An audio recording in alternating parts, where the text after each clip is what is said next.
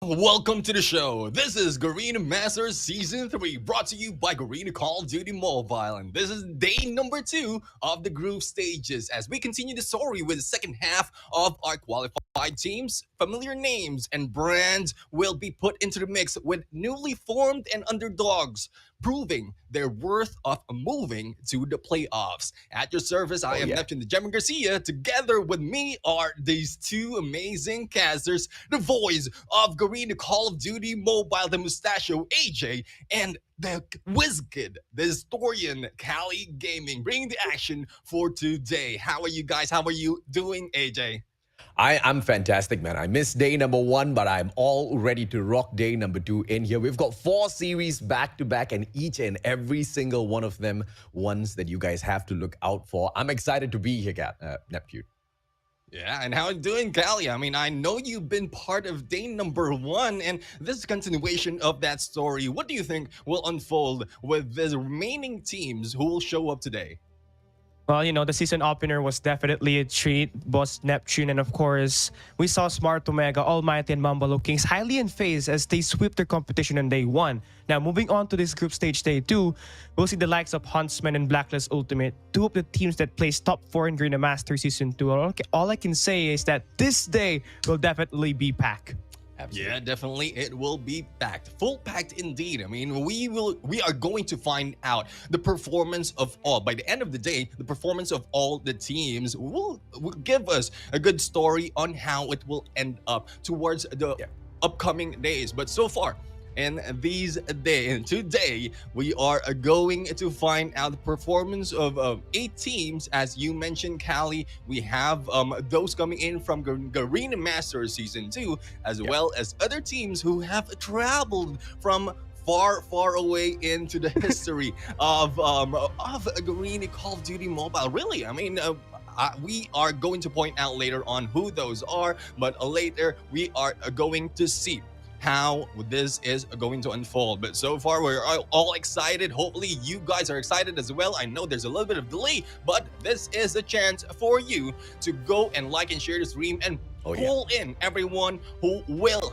be watching, who will be excited, and will bring more of the attention to these teams because a lot will be happening right now. So as we continue on, we are going to see how the format will be, because so far a lot of there's 1 day gap really from when we started day number 1, and this is just a review of what will be happening all throughout this Garena Masters Season 3. So as we start it of 256 teams from the qualifiers has been filtered out with only 16 teams in group stages. We have invited the teams, direct invites from these groupings, and then those from top 12 from the qualifiers will be jumping into the mix.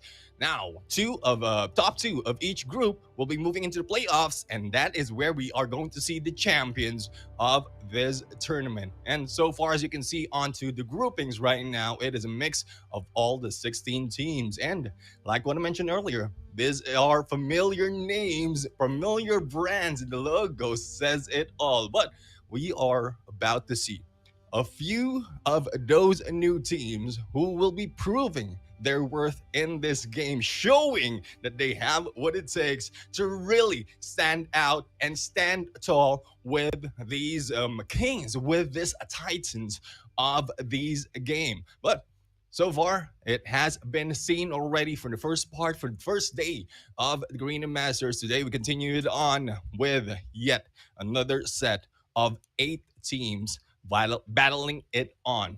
Who will that be? Who will take the win? We are going to see, because they are aiming not just for the prestige, but also for the prizes that they will be getting in this game. We know so far that this has been a great motivation for the teams right now. And as you look at those USDs, it will bring a lot of motivation for these teams. Starting it off at the bottom, 13 to 16 place. Even if you're at the bottom, you will still get those monies, 250 for them. 9 and 12 will be taking to $500.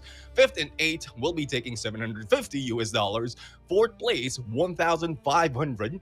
Third place will be $3,000, and it will only get higher. Second place, 4,500, and a whopping $10,000 for the first place, the champions of the Garena Masters Season 3. And I'd like to ask you guys, just in case you will get this 10K, AJ, what are you going to do with that? What would I do with it? I would set up a competition for MPNBR on my stream, and I'll give it right back to the community. Oh, that's great. That's a great idea. How about you, Callie? Well, since it's $10,000, and of course, convert that into pesos, that is around 560,000. You know, I'm gonna buy a lot of battle passes, so I'll give everyone a battle pass. I'll give you, AJ, a battle pass. I give you, Neptune, a battle pass. Everybody gets a battle pass if I get that 10K.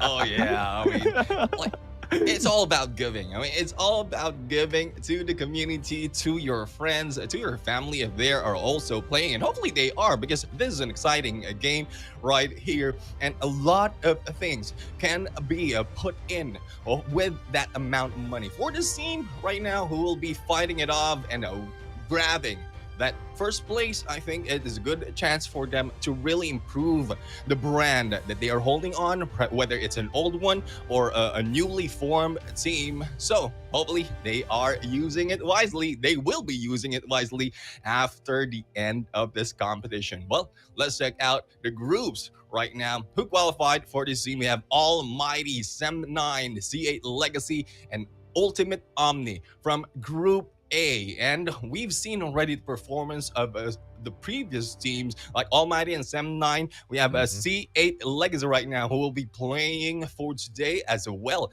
as Ultimate Omni. So how will they perform? Sem9, C8 Legacy, we've already known the brand, but Ultimate Omni, it's a new, I would say it's a new name jumping into Garena Masters. But Callie, what do you say about this team? You know what? The last time that we saw an ultimate organization competed in Garena or in any CODM Garena event, it was on 2021, where it was Ultimate ePro, who then transcended to be Blacklist International Ultimate. Now, curious to see how will Ultimate Omni develop and, of course, play as a team, because arguably they have one particular player that I've been eyeing out the most, Neptune, and he was a very big part of the Philippine competitive scene. And the guy I'm talking about is MJ, a returning competitor who's efficient with that SMG back when he was playing for VVV Conquerors. Definitely curious to see how will he perform today, and how will Ultimate Omni perform in today's schedule. Oh my goodness. Like I told you guys, like the historian, the whiz kid right here, showing us the history of the players. And that dates back from 2020. So that is a long travel. Hopefully, the movement of MJ in there from back then up until today will prove us that they really, really have learned as well as built that chemistry with that team, especially as we have big names in here. But AJ, we have C8 Legacy. We know the C8 brand right now. And what Oh can yeah. you say about C8 Legacy? But before we have that, I think we're going to switch over to the next group. We have Smart Omega, RTL Esports, NV Doctors, and PDR Esports. So we've seen Mhm. Smart Omega already and NV Doctors, and I'm going to change, AJ, the question to RTL Esports. Oh yeah. Any insights that you can say about this team? Oh, yeah, absolutely, man. I mean, who does not know RTL as a brand? But this particular squad, right, is Tyrant Esports rebranded. They were the winners of the Garena Youth Challenger Season 1. Garena Masters 2, they made it all the way to the playoffs, but got kicked into the lower brackets by Blacklist International Ultimate 1-3, and then later on eliminated by C8 United in the lower brackets, right? So this time around, I think they are going to go all out. They've also acquired a little bit more of backup on their side, right? Because two players from C8 Legacy, Seven and Freezy, joins the lineup as well. So if who they weren't already solid, this is a squad that is just ready to evolve onto the next stage. Acquiring Seven and Freezy, I think, is exactly what it's going to take them to move on there.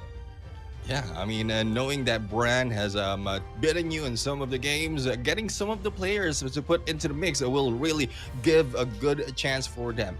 Now we have Group C. We have Huntsmen, West Point, Mambalo Kings. We have Sector Zero. I'm sorry, and Acno Finesse. And Callie, I'm going to bring it over to you because I know you wrote an article, yeah. if I'm not mistaken, about Sector Zero. What else can you say about this, or any insights that you have with this team? Well, obviously, for this group, honestly, Huntsmen and Lokings would be the front runner to advance in that playoffs. But then again, Sector Zero is in this group, has individuals that played in Garena Youth Challengers and Garena Master Season 2, and they were able to stand out. But then again, this team also have iPow leading the crew, and they could be the dark horse for this group, Neptune. Yeah, I mean, familiar name, iPower right there. It's really been in a lot of competitions already. But let's check out Group D, the last but not the least in this qualified team list. We have Blacklist Ultimate, C8 United, VVE Sports, and CKG Legacy. And so far, from this set of group, we are going to see Blacklist Ultimate, and who doesn't know the name, as well as Mhm. C8 United. So, Mhm. AJ, Blacklist Ultimate, they are jumping back into the fray. What can you say? This is just when you thought that Blacklist International Ultimate were already perfect, right? They in their own, I mean, not just them, almost every single squad out there, they want to make sure they're ready for the world stage. But Blacklist International Ultimate took it a step further, right? They kind of stole away FDX from Tyrant. Now we know FDX was a constant performer who managed to impress everyone during the Garena Masters too. So now absorbing him into the lineup, I think it's what's going to take them to grab the throne right back from the players of Smart Omega, man. Yeah, I mean, knowing the reign of Blacklist International Ultimate, and they have been taken down in some of the matches that they went in. And as you can say, AJ, I mean, it's a good move for them to really get in, import a player that will bring more dominance to this team. But there you have it, guys. We have all four groups right now, and we're going to check out the current standings of all these groups after day number 1 before we start the game for today. So far in Group A, we have seen the battle, and Almighty as well as Sem9 in there has already played in, and I would say watching the previous match, it was clean. So clean sweep, right? Dirty for those who lost 3 times, but it is so clean and so smooth for all who got all those 3 wins. And I'm hoping that there will be a lot of fairness in this game. I'm not saying that it's not fair, but how these teams will be playing, it will be a little bit more balanced and not a 3-0 sweep.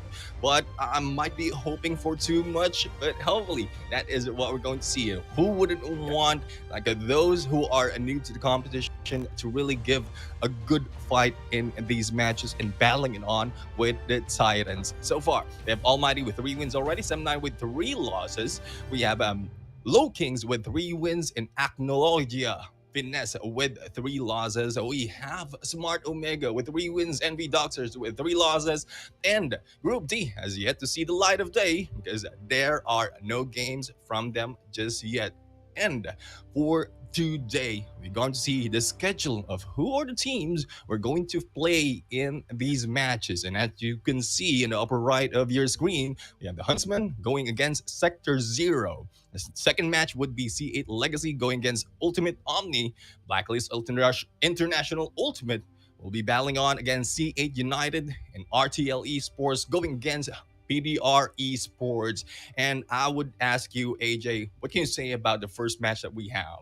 Oh, I think the first match is going to be a cracker, right? We are going to see exactly how does Notchi plays in here for Aries, because this was a surprise drop by the players of Huntsmen. I did not expect Aries to be removed from the team. We don't know the reasoning behind that because he was quite the solid performer. Apart from Azmal, he was the only player at the Garena Masters to have a positive KD by the end of the competition, right? So replaced by Notchi, a lot of questions in here from my side, and they take on Sector Zero. I mean, we've broken down this team already with the amazing iPower on their side. They also have, solid players in the name of Shifra, Mids, a lot of quality in the team, but we don't know about the chemistry. So changes on both sides, it could go into a 50-50, but if at all Huntsman brings in the quality, the exact same quality that actually kicked out the Mamba Low Kings from Garena Masters 2, I think we're going to see the Huntsmen, the Malaysians, take it all the way.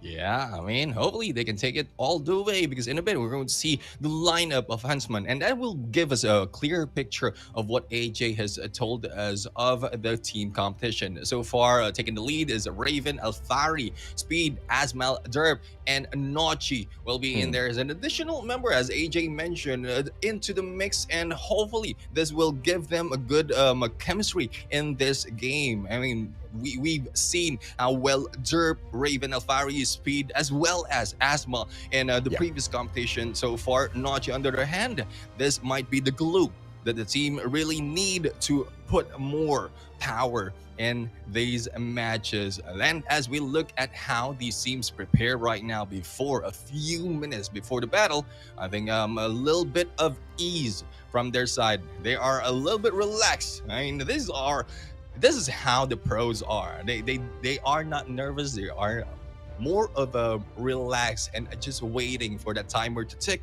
for them to fight it on. But in a bit, we're going to see. These are the Huntsmen right now. The first team that we're going to feature in these games next would be Sector Zero. And Kali, the performance of, you mentioned already Sector Zero, but this going against the Huntsmen, what can you say about this battle?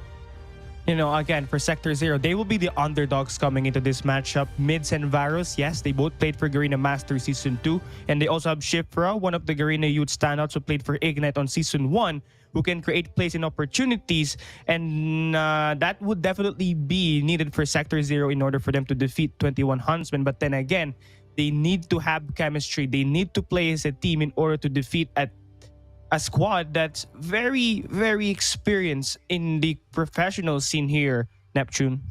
Yeah, I mean, and that is true. That is true, especially not only with the new combination of these teammates, we are also talking about a new sets of games, of modes into the game. And so far, we've seen that in the previous tournament, which is a Garena Youth Challengers.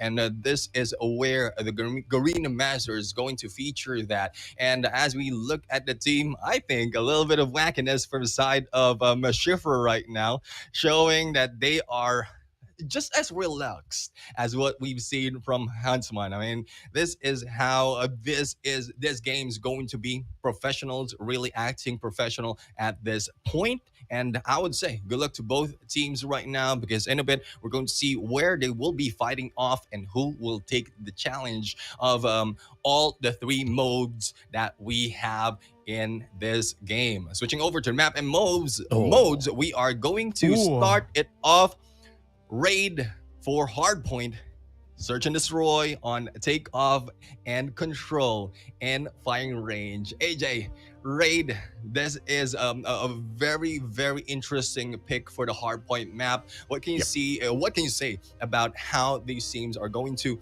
take advantage of those points? Classic map, bro, but then, you really have to take care of your rotations. The timing is going to be super important because, you've got those garage money hills. You also have, strong hills like the basketball court, but it is quite open, right? So those early rotations are going to come in very handy when you go in for the defense, but obviously a little bit too early, like what we've seen in the competitions of past, and you will allow your opponents to take advantage. Now, what is going to be key here for those solid proper rotations will be the chemistry that we've been talking about, and that's exactly where I see the players of Sector Zero just struggle a little bit, right? Because history tells us that although a player like iPow is super solid, we saw him in Phantasma, but they couldn't really go the distance because your individual high-ranked skill is going to mean absolutely nothing when you cannot function together as a squad. But thankfully, we do have, people like Shifra and Mids in the competition who bring on a little bit more experience in the pro scene. And hopefully that's the glue that helps Sector Zero all the way throughout this first match. Yeah, definitely agree. I mean, there's a lot of things that need to be considered in this first match, which is raid and hardpoint. I mean, a lot of power positions that need to be taken, especially with that first point wherein it's out in the open, and that gives a chance for a lot of team members to get both ends, whether it's gallery or the laundry, to be able to go and defend, as well as take that opportunity to clear out anyone coming in from this side. And that will start off really, really hot. And that is how I'm going to read this fight. But as we jump in onto the map, this is the first game. AJ and Callie, take it over. Thank you very much, Neptune. Appreciate it. Our dearest hosts and analysts, ladies and gentlemen, boys and girls, we will catch up with the great Neptune later on as we end this matchup. Callie, first game of the day, we get to see the players who go out there and take on the Huntsmen and see if or not their chemistry, like what we've been trying to analyze so far, is as solid as it needs to be. Let's see exactly what Sector Zero has, man.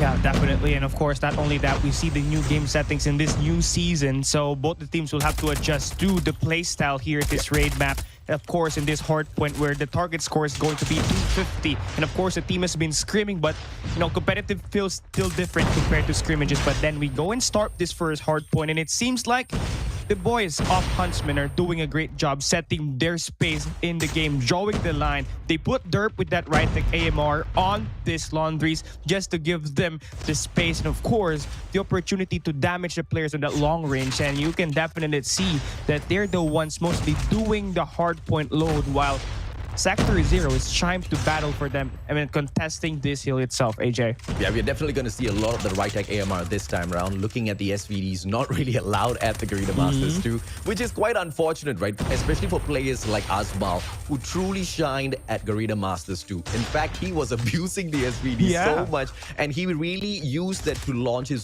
himself all the way up to the top. But now with the change and with the right-tech AMR being brought through, that most definitely will be affecting his gameplay just a little bit, but it doesn't really show out there on the points just yet. Still a little too close for us to say exactly how this match is going to swing. Both of these teams still very much warming up in that.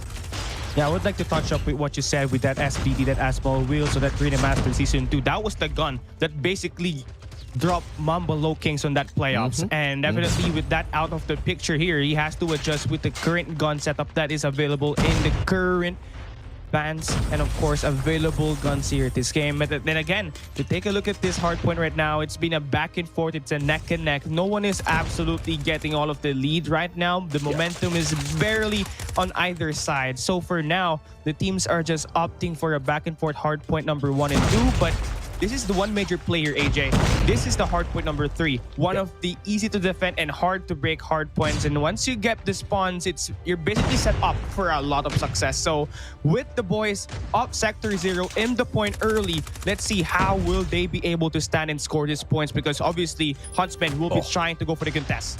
Oh, and the players of Sector 0 just doing a great job. Not only do they hold the defense at Garage, they notice the money hill. They sent out a couple of players for the overextension to take those backstabs at Central Garden as well. And all of that has been fine and dandy until their numbers started dropping. But instantaneously, you see the adjustments coming through here from Sector 0 as those players spawn out of Square Center, hop on right back in towards that P3 and continue the fight, but not taking it very aggressively at all. Holding the back of the blue when until they can get the numbers secured, and they hop on right back out. Solid defense coming through from Sector 0, making great use of that early rotation we saw them making.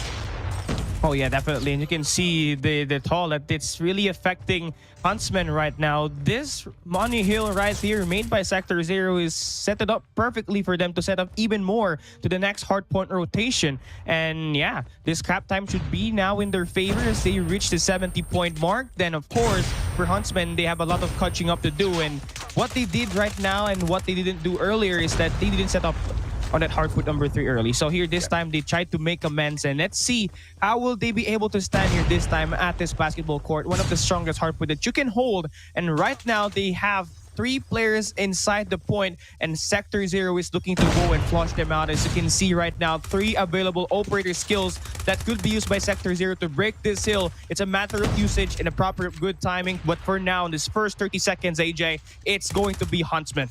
And this is exactly what we were talking about earlier on, right? P3 and P4, how if you string it along, you are going to be a big winner. But if one takes that first money hill, you need to make your best run for the next one. And that's exactly what the players of Huntsmen are doing, holding on the basketball court for the longest of time now. And if they can take out the one and only player number 4 in the name of Pepsi, they should be able to hold on to it a little bit longer. And that's the exact way it is. Basketball court fully dominated by the Malaysians, and the Huntsmen make a comeback right back in the matchup. It was quite equal earlier on. It's still equal all the way in here. We have got no way to tell exactly how this match is about to go, Callie. Oh yeah, definitely. You know, the first 2 hard points is back and forth, and now the teams just traded money hills on that garage and on that basketball court. But then again, we move into the 5th hard point, which is located at the mid map, and again, it's hard to control and it's hard to step inside because of the multiple entries that enemies could just take you down with. But for now, Sector 0 is doing a great job reducing the lead that Huntsmen built it up on that basketball court. And now they're starting to win a little bit more gunfights. But as soon as I said that, the yellow squad, look at the kill feed, 4 in a row. And now they're using all their operator skills to separate themselves away from Sector 0. And this is just perfect investment for Huntsmen, AJ. Oh yeah, absolutely, man. And the maneuver to take over that hard point, it was not a one-sided one. They split themselves up. They attacked from all 3 angles. We're talking about square center, kitchen, as well as the open stairs, all at the very same time. And into the hard point they went. But as quickly as that, Sector 0 manages to recover a little bit, although they were ambushed and bashed up with a couple of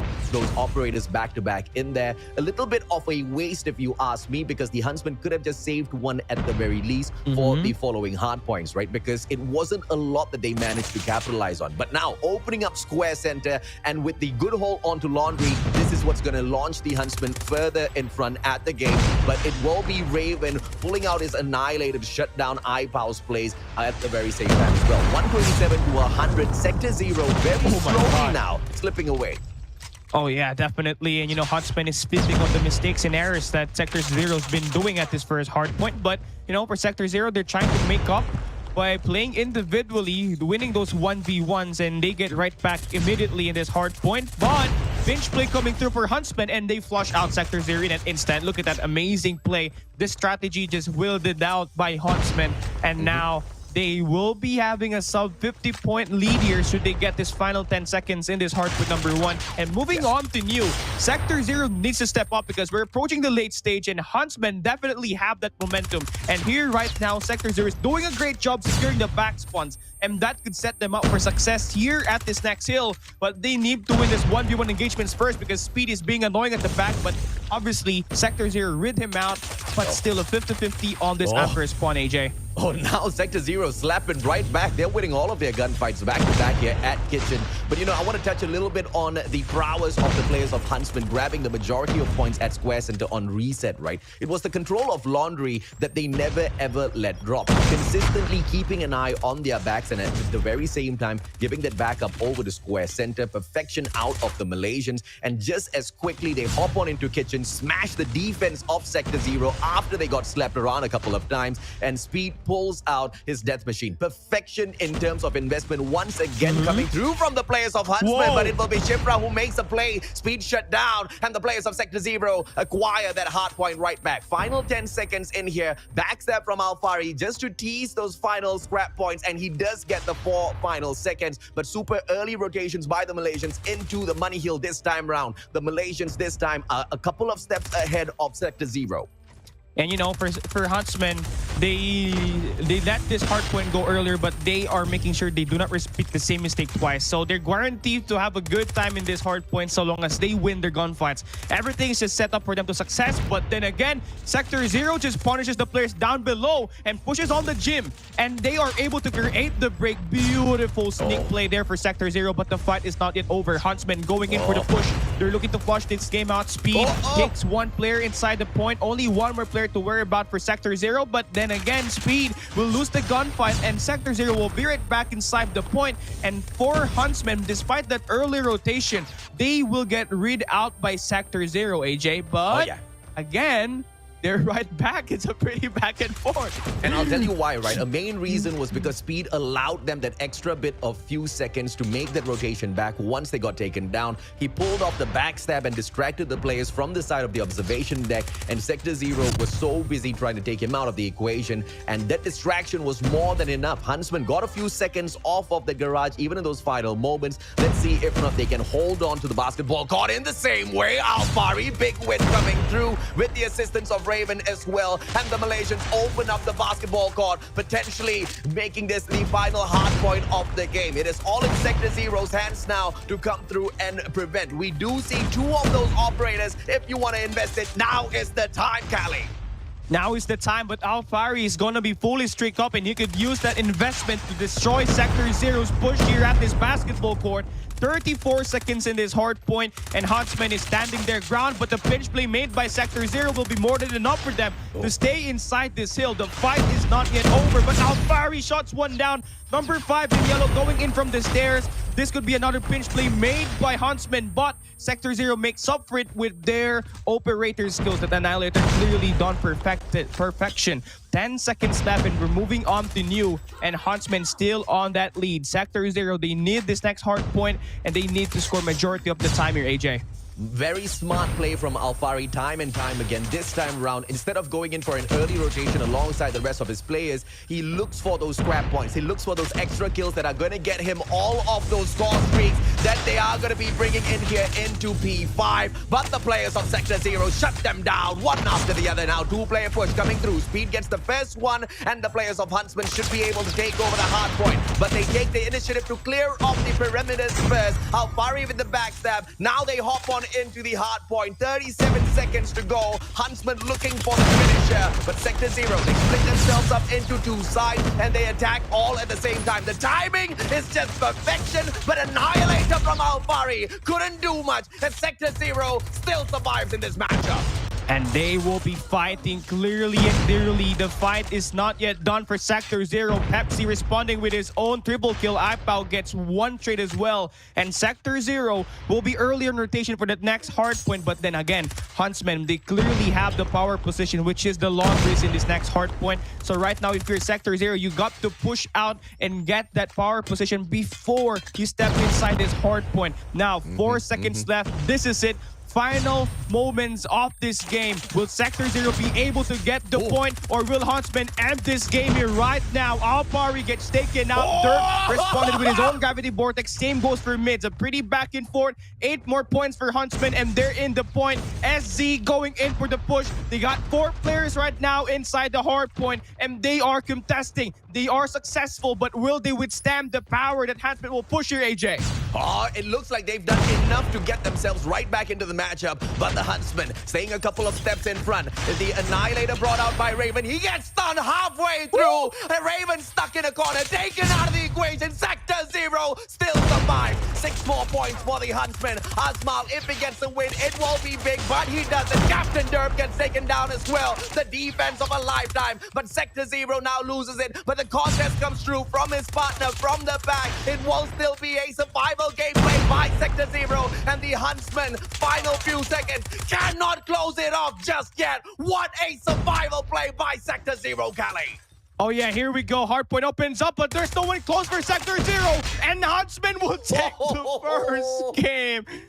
Valiant effort surviving that first hardpoint, but no one made it in time for that next seal. Thus, Huntsmen wins it very close on that hardpoint raid there, AJ. Oh yeah, man. Solid play from both teams. I am in love with Sector 0, and I am in love with how the Huntsmen have stepped up their gameplay. We thought it was going to be the end of this squad when they lost their captain. They didn't lose their substitute player. They lost their captain. They lost one of their best attackers in the name of Eds. And when you expect them to go down after losing 2 of their best players, they didn't. They went right up, which shows you the quality was always in this lineup of the Huntsmen, and Derp is doing one heck of a job making sure the team stays on path. It's high time they get picked up by an organization, but the players of Sector 0, what a survival lifeline they try to buy themselves. Neptune, your thoughts, sir?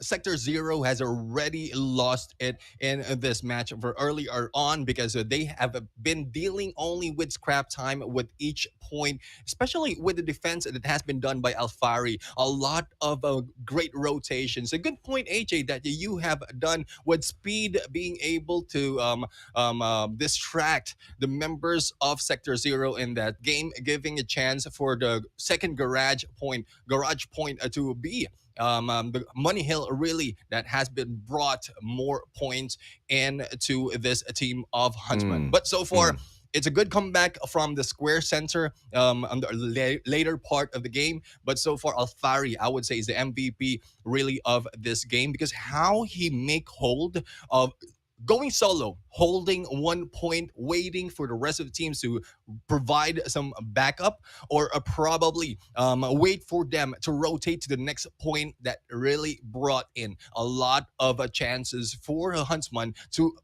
put in this game to a 250. But it is very, very close. Sector 0 has really shown great potential.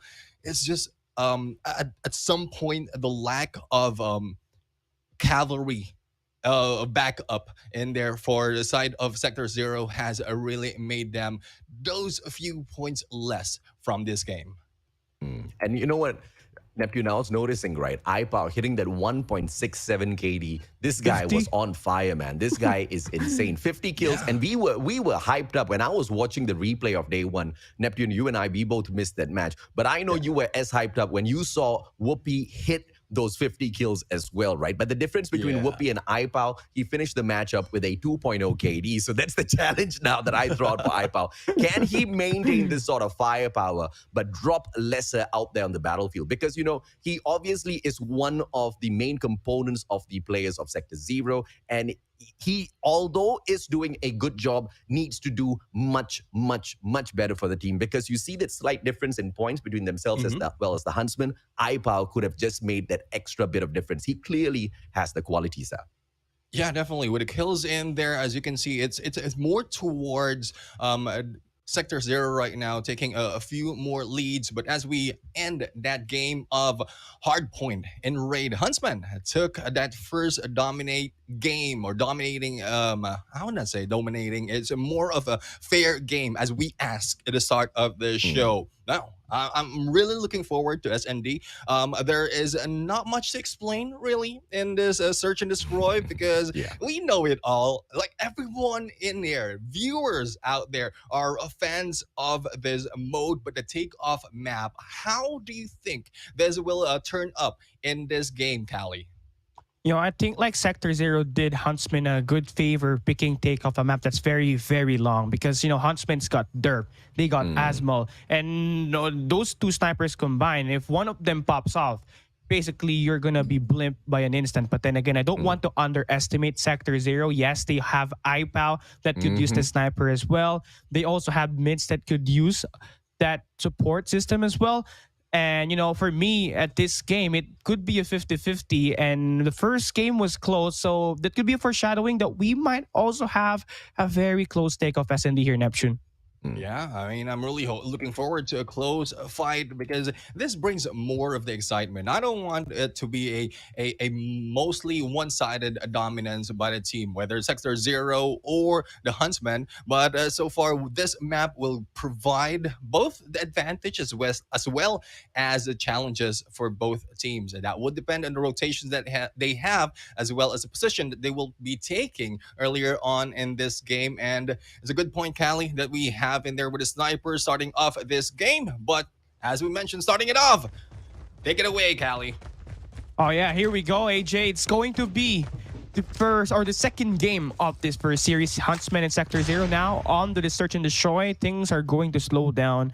Asmo off to a very, very aggressive start, positioning himself way behind enemy lines. Takes one down right off immediately as he pushed to the extent he slides for one more. He's hungry, but Pepsi shuts him down. Great trade coming through for both teams as we get an even trade of 2 Ps each for this team, AJ.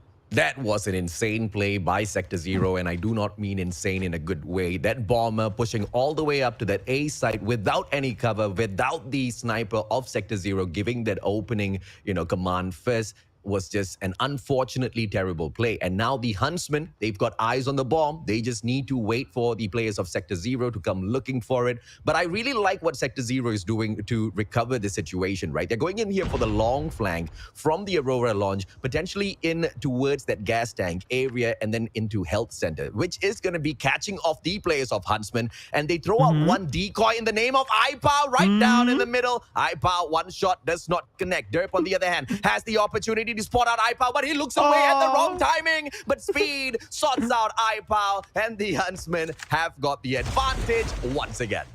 Oh, Derp gets one. Oh, Shifra turns him around. One more in the back, but Nachi gets it. AJ, Huntsman takes the first round, and I love the play there for Sector Zero. It was a good ideation. It just lacked the timing and, of course, the proper enunciation of the game. But then again, for Huntsman, great start for them. But for Sector Zero, they shouldn't push that bomb so far out of the zone. And Derp gets another kill. First blood here, this time dropping iPow, one of the key players of Sector Zero. Now we got a 5v4 moving into this one. Alfari going in aggressively, spots one player, and his teammate will back him up. Asmal takes Shifra down, but Virus trades, gets one. Alfari turns, takes that slide, gets it done. And Huntsman off to a very powerful start in the second round, 4v1. Yeah, I just disagree a little bit on, Sector Zero playing a great round one, right? I think it was always 50-50 between these two teams, but that one mistake made by their bomber earlier on costed them. Mids now getting that extra bit of information, sticky onto Derp, and the elimination as well. Mids with a solid play. You can thank luck for that, but Mids will take that as experience, understanding the positions of all of those sniper on the map. Speed taken out as well. CBR4 for the pop. Reposition by Mids. That's a fake, and he shouldn't have faked it. Alfari cleans it out, and Huntsman at 2-0, Callie. Yeah, Huntsmen are just relentless for these past 2 rounds. They've been comfortable going in for the attacks. And that's something that Sector Zero has to consider. They know that Huntsman is going in for the aggressive. So what Sector Zero could do is try to slow it down, wait for one of the players to push, and go and flank and attack the player. But here this time, they won't try and push for the A-bomb site. But here, they're going in for a different route. The B-bomb is where they would go, and Derp is quick to know that there's going to be remakes and, of course, attacks that will happen right through this B-bomb site. Shifra takes the first blood here. AJ, we got a 4v5 Asmal. This position right here, it's deadly. but then he gets caught out by Virus. Amazing spray coming through from the Virus's CBR4. It's going to be Shifra as well. No eyes on the target just yet, but the numbers gameplay all on the side of Sector 0. It's a 5v3 and the Huntsmen need to dock it down a couple of notches here as the defending side, they seem to be pushing it out a little bit too much for my liking. Speed takes mid, but quickly Sector 0 wraps things up. 2-1. This is that one round that they make their comeback through, and if the Huntsmen get a little cocky in this matchup, I have no doubts whatsoever that Sector 0 can very easily catch up. You did highlight iPow and his prowess on those snipes, but we just haven't seen those plays just yet, Cali. Yeah, right now for iPow, he needs to turn it around if he wants his team to win. You know, the 4 players are doing a great job helping carry the load of the team, but he needs to step up right now to pull away from Huntsmen. But then again, here we go, round number 4, and it seems like we got engagements coming through, and Huntsman's been winning most of it. And looking at the players alive right now, 3v2. Asmol though gets traded by mids, and that's going to be great opportunity for Huntsmen to be down in numbers, and Notchi right now here at the game waiting it out. The bomb has been dropped at the A bomb site, so for Huntsmen they just have to wait Sector 0 to pick up this bomb. AJ, I cannot believe the discipline being shown here by the players of Huntsmen. This is not the same team that I used to be very, very critical with in terms of all of my feedback for the performance out there on the battlefield. This is a whole new team. I don't know what sort of magic Derp has been working with them, but it most definitely seems to be working. And this is that matchup where Notchi gives me the direct answer as to why he came in as the replacement player, right? Ares was dropped. He was a stellar player, but Notchi seems to be holding his own as well. And Derp cleans up round number 4. It's a 3-1, and the Huntsmen are so impressive, Callie. They're really so impressive here right now. Just looking at the kill board right now, every kill is distributed, but one thing that really stands out the most is Derp's impact here at this takeoff map. You see that long range map is where Derp can really shine the most, especially with his scope. Really good at creating the opening picks, getting the engages, trading blows. And here right now, we got some engagements happening at the inner base of the launch base. Alpari gets one as it looks to reposition. He's getting double chow and he gets taken out, but good trade coming through with speed, taking down 2 players. Virus and Shipro officially out, and it's down to iPow. Finally gets his first kill, but he has to worry about 3 players in this round itself. It's going to be a total tall order for him, and he has to make sure that the impossible be possible. iPow gets eliminated. Asmo with the turn. Huntsman gets round number 5, 4-1. AJ. I'm just blown away by Huntsman's performance right now. But of course, it does also kind of bring back some talking points as to how iPow, although is a very dangerous player out there as an individual in regular ranked games, in the pro scene, he can be as snappy, he can be as powerful, but only if the backup is as solid. Oh, what a god nade now by Pepsi, taking out my man Derp. Mid shuts down Asma. Alfari tries to recover. The numbers all equal already, just like that. And back there, Alfari and Notchi drop players at the same time. Huntsmen, they should be able to take this round, but iPow still alive and kicking, has got the DLQ in hand, but nowhere to run out to. Yeah, iPow can still turn this around as long as he gets this first engagement, but no! Notchi takes him out, and Huntsman just continues to pound Sector 0. And AJ, you know, one thing that I have observed from Huntsman when they are going in for that aggressive before we move into this switch of sides, you know, Huntsman can play it fast, they can play it slow, and they know when to combine both. And I think that's why Sector 0 is having a rough time here taking rounds, because Huntsman, they're just really good at playing the pace and the rhythm. He'll take off SND. And now, as we switch up sides, Huntsman will be the attackers, and they will push for A, but Asmal and Speed will combine for 2 kills. Pepsi will get 1, a 2-for-1 trade favoring Huntsman. But here, this time for Sector 0, they get to get 1 more, dropping Shifra here, AJ. We got a 3v3. The bomb will get planted here at this A-bomb site. And you know, I absolutely agree with you, man. The timing that's coming through from Huntsman here, absolutely impeccable. But I have to say, Callie, this was not something that they they produced overnight, right? This is the kind of quality that we see as a result of multiple failures from the Huntsman squad to be able to pick up such a clean game against Sector Zero. 6-1 so far, match point on the Malaysian side. I have never seen Huntsmen so dangerous out there on the battlefield, albeit it is against a team that was just patched together. They do not have the chemistry that Huntsmen has been focusing on building for such a long time now. But Huntsmen, like what I've pointed out, they've lost their captain, they've lost Eds, one of their best players on the team. So this team is going through the transformation as well, but they're just not going and devolving. In fact, their evolution is one that everybody else will admire out there. Speed as well as Alfari does a quick number on two players on the side of Sector Zero. The numbers are on the side of Huntsman once again, and this match point should be wrapped up here now, unless Shifra makes a golden run, but Speed out of nowhere from the second floor takes him out. Yeah, so fast right now. Speed takes one player out, and unfortunately for him, he gets taken down. But, Huntsman only needs to take care of one more player, and this should be done and dealt with. And there you go, God. 21 Huntsmen. They take this map number 2. And again, as you said earlier, AJ, 21 Huntsmen, now they have been making quite solid impression on everybody. They went from a team that barely made the playoffs and the Garena Master Season 1 to a team that transcended and placed fourth in Garena Master Season 2. And here, this time at Season 3, they're definitely improving even further, AJ. Yeah, I absolutely agree with you, man. But, shout out to Derp. I know the man is listening. Just keep your heads down and keep performing. They know exactly what went wrong in the past whenever they started showing a little bit of signs of life in the competition, and they cannot risk such an attitude once again. These boys need to stay humble all the way because they have a lot of responding to do. They've got a lot of responding to do for all of the haters out there who have doubted what they can bring into the competition. And I tell you, man, what a statement to make. This is the introductory game of the Huntsmen into the Garena Masters 3. And I feel like they are just putting the whoop on the players of Sector Zero. 2 matches back to back now. The hard point may have been close, but SND is just a one-sided map. And nobody, and I'm very confident, nobody from the Philippines would have thought this was possible, because at SND, for the Philippine side, you have got the almighty iPow there, but the Machan only scored 2 kills this time round, Gally. Oh, yeah, definitely, man. And it hurts to see iPow actually underperform here at Search and Destroy when his team is actually stepping it up. We did see that on the early stage, but then again, their their strategy lacked. And compared that to 21 Huntsmen, who knows when to play aggressive and when to play it slow, they have the total package here. I think you have to agree on me on this one, AJ. When they would love to play aggressive, they rely on Asmal's speed.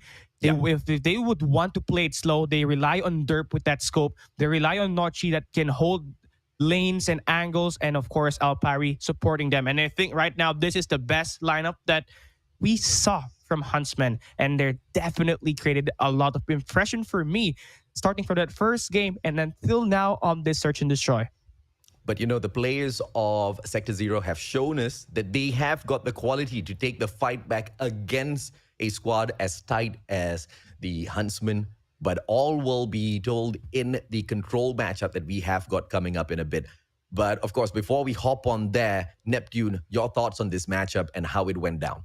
Yeah, I mean, I really love the combination of Alfari and Speed, always rushing and always backing each other up in those pushes. And I think that's that step up of those 2 members really brought in the win for this game. Early in the match, they have been taking out key players from the side of Sector Zero. And as you mentioned, Callie, I mean, the support that has been proven given by Asmal as well as Nochi in there, taking the good hold in angles, and Derp giving out all the information to Snipe, like just keeping the distance but not too far to give out all the backup that they need. Though the scores right now, the kills right now, is not that far from each other, apart from what you pointed out already of iPow.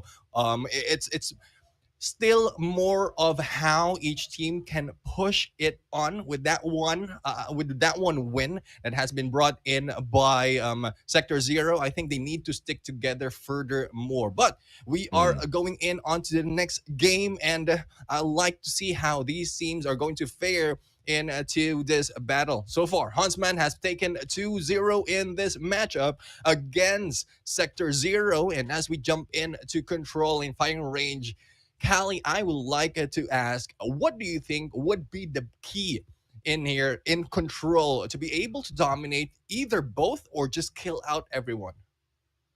For me, it's actually if you're starting as the attackers, you obviously would want to set up one control point successfully in your favor first before you go and play for kills. Because honestly, at firing range control, there's only 2 points. And the 1 point is in the trailer, which is going to be the harder point to contest. So obviously, if you're the attacker here, you would want to get the B flag first, which is located at the B bomb site. But for me, though, I think it's better you play firing range control like TDM, just like what Smart Omega did yesterday, because they were so successful with it. They were able to blitz everybody by playing for those trades, Neptune. Yeah, and there you have it, guys. We are about to see the control map, the first control map for today, and this will be played in a firing range. AJ and Callie, do take it away. Thank you very much, Neptune. As we hop on into the third matchup, this is going to be the final chance for the players of Sector 0 to pull a single point back from this series, or will we see the Huntsmen off to one of the best starts of their career in the world of esports? We will soon see, because at firing range, like you pointed out already, Callie, 2 of those points to conquer. One at the warehouse number 4, which is the B point, and your A point is going to be at the white warehouse. As you see the players from Sector 0 spreading out into 2 groups in here, and that's the worst thing that you can do for yourself in terms of getting that information, because those 2 players that did go out and spread out first are not rotating even after the players of Huntsman had all gone down in here and rushed out that B site. But, you know, honestly, for Sector 0, I think the reason why they're splitting up is trying to go for that spawn trap here, AJ. So you can see, you'll notice how number 4, number 3 earlier for Sector 0 is positioned at the barns and, of course, at that wood house. So they're anticipating Huntsmen to spawn right there at their spawn base. And eventually, they're so successful at it right now. 25 blind count for Sector 0, Huntsmen with 17.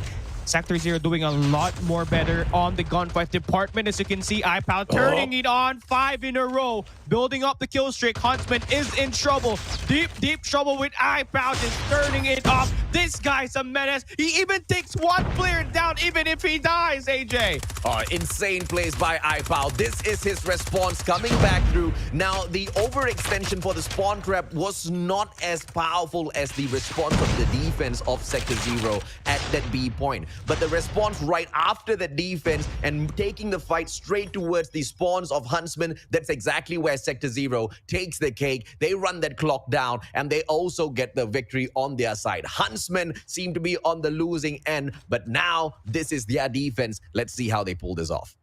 Okay, Sector 0, I love what you did on that defensive round, but you gotta show Huntsmen what you could do on the attack response. And for now, for Huntsmen, you know, they will be retaliating back for sure with their own defensive round as well, but they're opting for a more passive route here this time. And Mid's able to create 1 gets the second. Beautiful play right now for Sector 0, as they will completely mess with Huntsmen's positioning and rotation. But then again, the control flag has been successfully defended for now. And Huntsmen, you know, I just love the default defense that they're doing, covering all of the grounds available here at the control flags right now, AJ. iPow just using the Dragonfire to get all that extra bit of information so that the rest of his team members can go in here for the push. But I have to say, Mids, what a beautiful highlight reel for himself. Managing to get those 3 kills, but the response from Huntsman with that double challenge into this white warehouse was as solid as Mids' earlier play. Amazing stuff coming out from both teams in here. And just like that, 18-17, although I have to say the defense from Sector 0 was a little bit smarter, taking the fight straight towards the home of Huntsman. Huntsman, on the other hand, they haven't been able to hold on to that A flag for long, but Swede hops on back in there to make sure that final sector is not taken over. 40 seconds to go, and if the players of Sector 0 now go in here to push this A site, they should be able to extend the timer for themselves, Callie. Yeah, this is going to be a great opportunity for them, especially when the clock is dwindling down to the final 30 seconds. But slowly and surely, Huntsman is going in for that spawn trap as well on that wood house. And the defense for Huntsmen at the A flag is completely secured. And Sector 0 is running out of time. They gotta create the move. Will they be able to take down this final 12 players in this game itself and in this round? Or will they be able to capture and extend the rounds? Virus, he's the first one to move in and is going to create the opportunity for Sector 0 to be inside, but the damage has been done. 4 players left for Sector 0. Asmal will claim one more life, make that 3. Sector 0 on death's door. They will be taken care of here at round number 2. Great defensive round for Huntsmen. Yes, solid response coming through from Huntsmen, and they're not following the exact same strategy as Sector 0, but going in for a massive defensive round instead of offensive. But they've already seen an offensive Sector 0. Will Sector 0 drop in for the exact same play once again? Let's see how the Huntsmen deal with this. Setting out 3 players in towards that A side first, and they will see multiple gunfights being won over by the one and only Speed. iPower with the backstab, extension through the barracks hut, perfection in terms of play, gets the second one for himself as well, and he controls this side. And out of nowhere, the white warehouse taken down through the Annihilator. iPow on fire, 15 kills already, and this guy is not slowing down any moment now as he continues annihilating. No way. iPow just turning the game around. iPow! Are you insane? Are you insane? AJ, what's going on? Oh, the guy fully streaks himself out. That's how you use an operator. But Alfari trying to hit right back. 16 lives left in here for the Huntsmen, but they're almost done and dusted with that A flag already. And as they go in here for the push, a desperate survival play by the players of Sector 0, sending in 3 players for the defense. Asmal, can he go in for the grab? He manages to put his marker on their Speed, secures the first site, and it's only left now to the B flag on the defense for the players of Sector 0. This is where the Huntsmen can turn this up into a team deathmatch now, Callie.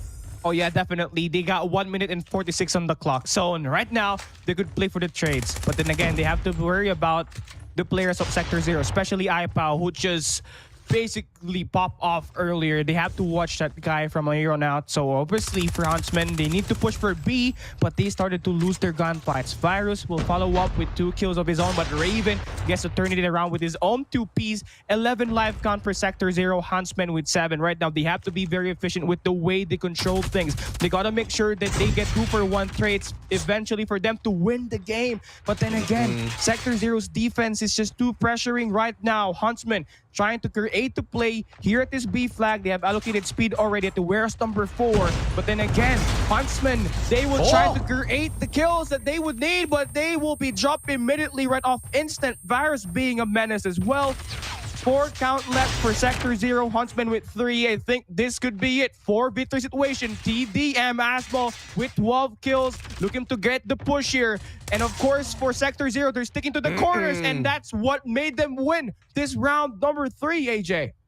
This one was a terrible play coming through from the Huntsmen because they weren't keeping an eye on the actual facts of this matchup. Now, the one beautiful thing about Control, unless you face a glitch in the game, is that you don't have to focus on multiple spawns. All of the players spawn out from the exact same spot. But the players of Huntsmen weren't really keeping their eyes on their auto repair. They weren't really going in for the backstab through the white warehouse, through the shooting range. And that was the biggest failure coming through from the Malaysian side, right? But let's see how we see Sector 0 now get a quick capture of that A point on a speed run here coming through from that hole of Virus as well. And that A point should be now secured within the next few seconds. Speed trying to come in here for a prevention play, but that's not going to be successful as Virus wins out his gunfight, streaks himself up, and the players of Sector 0 should be able to take this Control matchup because of all of those score streaks that can be played now. And right now, Virus, that's just a crucial play that he just made for Sector 0, truly infecting the win percentages of Huntsmen here at this round number 4 as they continue to rally up all these skills. They're going to use iPow yet again, another Dragonfire to be used that will reveal the player's general location here at this firing range location. So for now, Sector 0's got the game in their favor. They have all the advantages. It's just a matter of execution. 20 lives left for Sector 0. Huntsmen with 14 right right now, Huntsmen is just basically hanging on. Asmal on the top floor has got that power position, and they're trying to turn down that pace that Sector Zero's been pushing with, and it's so fast. And Huntsmen is just slowing it down. This is nice play for them. The players of Huntsmen need to not only slow it down, but win a couple of gunfights out there. They are allowing Mids, Pepsi, iPow all run circles around them. And now Mids with the Annihilator. Beautiful on the aim. Asmal taken down as well. One more shot, and he does that as well. Finally, only to be taken out by the one and only Speed. But the damage has been done. Huntsmen, 6 more lives on hand. Speed loses the 6th one, leaving just 4 more. And the Huntsmen, as strong as they started off this series, they are gonna lose this one out. There's no way Sector Zero now drops the ball after putting up a fantastic comeback fight at control. Oh yeah, definitely. You know, for Huntsmen, the first 2 games is just utterly impressive, but Sector Zero shines here at this game mode. And you know, I did some interview for Sector Zero before, since I made an article about them. They really hate S&D because their team plays individually, but they really love to play control. And I think the personality showed here against Huntsmen as they take their first win here at Garena Masters Season 3 Group Stage Day 2. And of course, for Huntsmen, they will be ranked second to Mambolo Kings on Group B. But again, for Sector Zero, they will be ranked third at the current ranking so far here in today's group stage. And I love the effort placed for Sector Zero. And you know what, AJ? I think this was the iPow show for me on this game. I mean, after a disappointing run at that S&D matchup, iPow obviously desperately needed to make a comeback, and he did exactly that, right? But even after pulling off 24 kills, he does not snatch away that MVP role. Virus, alongside iPow, was doing a lot out there on the battlefield as well. In fact, each and every single player on the side of Sector Zero played their hearts out, with 5 each coming through in terms of the objective captures from Mids as well as Virus. You saw exactly who was putting out all of that work at those points themselves, which is why we saw iPow most of the time roaming around and being such a menace out there on the battlefield. The players of Huntsmen were not ready for Sector Zero, but more importantly, they were not ready for control. And after showing us how much they have improved, this is exactly where they have to step things up as well, because this is the first warning bell that has been rung for them. The players of Huntsmen need to go back to the drawing board in order to find a way to secure the control mode for themselves. Definitely. And you know, just go back to the drawing board, just see what happened here at this control firing range, and just make sure that the same mistakes doesn't happen twice the moment that they step into another game mode. But then again, in this game, Sector Zero just obviously had a far better strategy, AJ. We did see it right from the start of the first round, where they were splitting up and trying to control the spawns of the opponent right off instant. And they had plenty of strategies, and they know what to do exactly here at this control firing range. So again, love the play for iPow, but Virus, Mids, Shifra, Pepsi, and you know, this was a total team effort. You know, everybody did their role. They did it perfectly, and that's why they stand out here at this control firing range.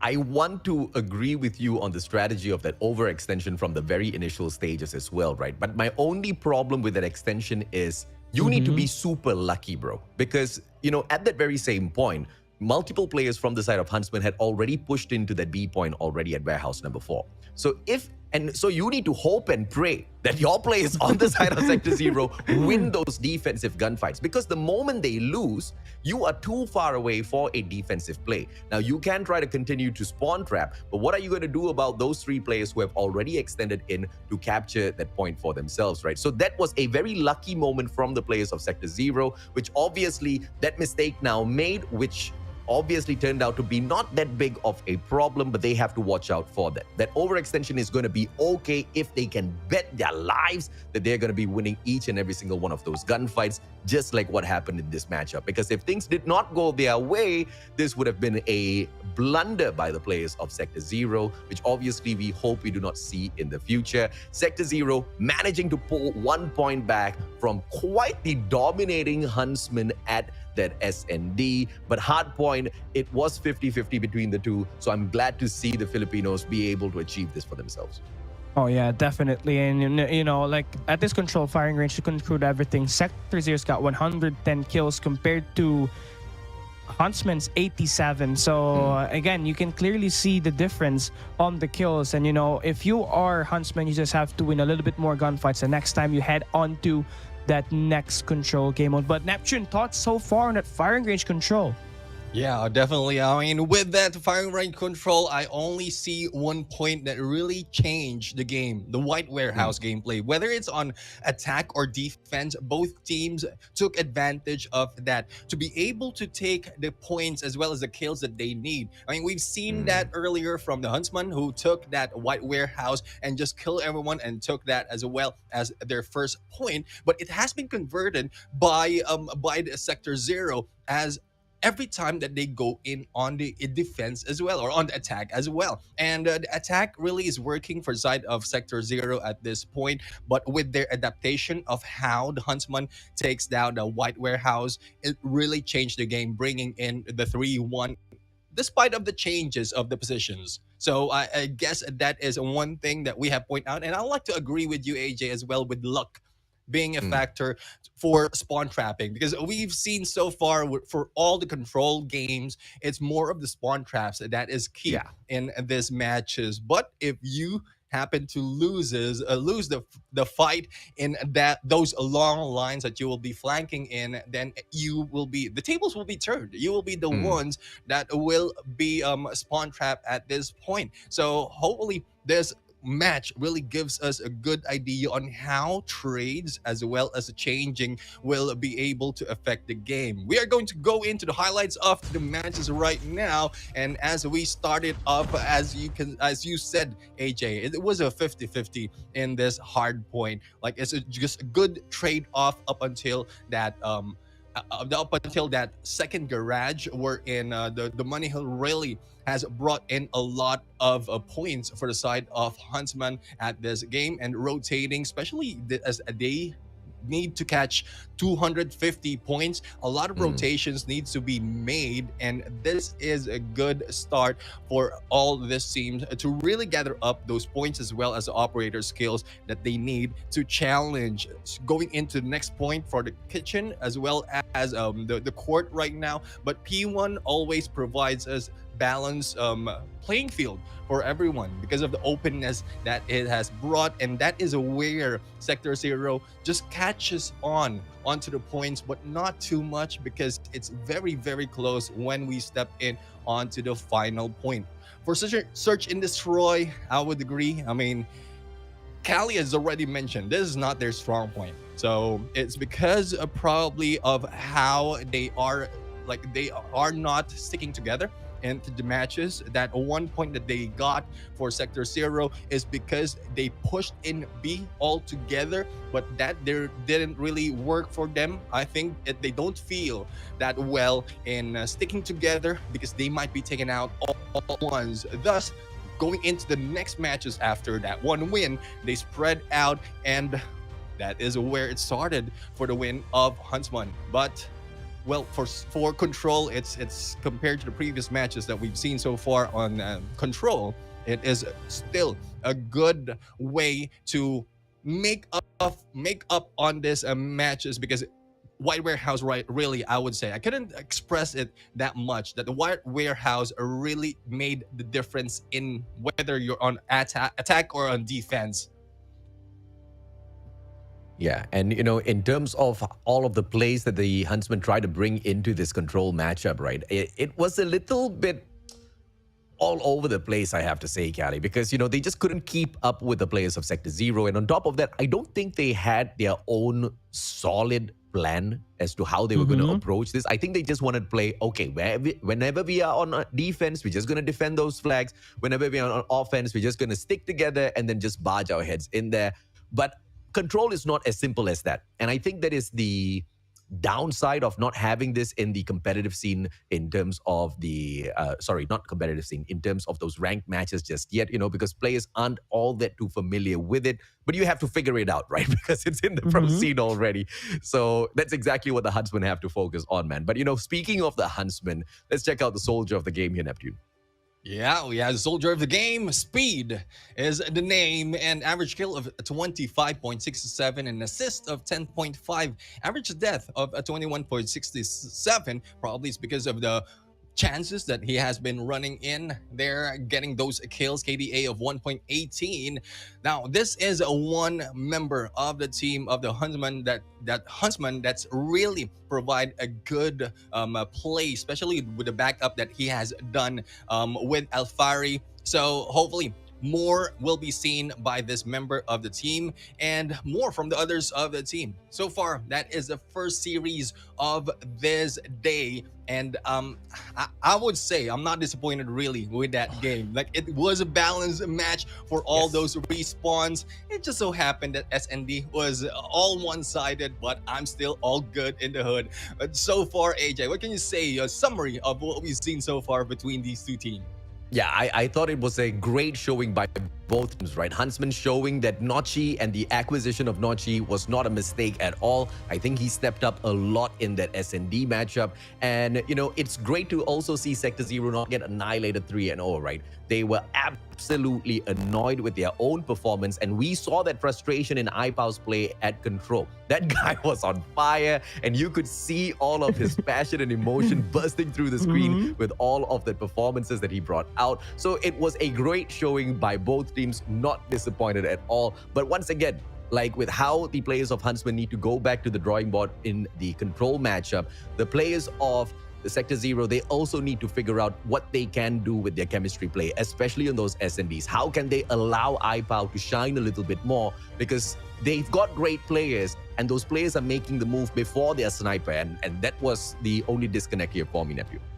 Yeah, I mean, you've seen already great gameplay wherein the sniper really show and provide us a pace on a search and destroy. And like, even if there's a great ratio of a response versus search and destroy, it's still they need to manage SND so that they will have a good stride against everyone who might be better in some of the respawn matches. We've seen Yeah. that already from these games, but it's a good point as well that Huntsman really needs to work out their control, going in for the splits as well as the respawns and the spawn traps that they can utilize in this game. But Callie, any thoughts about this game that we've just seen? I think like I would agree with Mustachio AJ. It's a matter of adjustments for both of these two teams, and obviously, you know, there's just a lot of days for group stage, and it's just a matter of adjustment for these two teams. And Neptune, mind if you do the closing? Alrighty, so we have just closed the first series of this day. Two matches, or two teams showed us great matches for all three rounds. We are going to be back in a bit as we go in for a break. See you in a bit.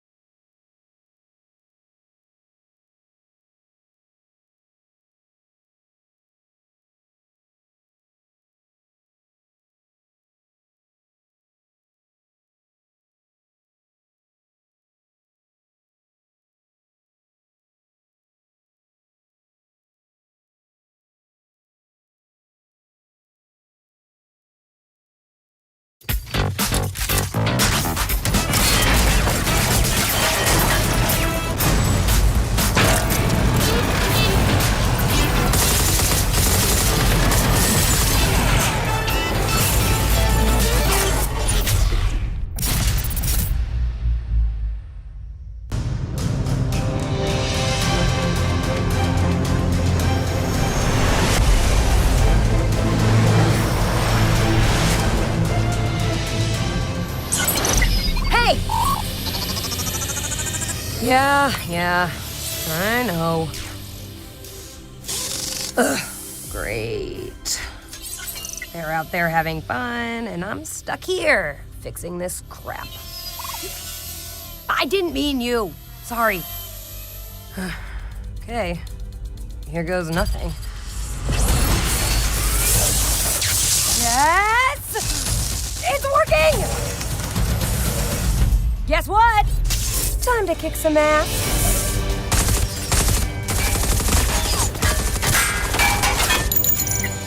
Nailed it! Nice! Yeah!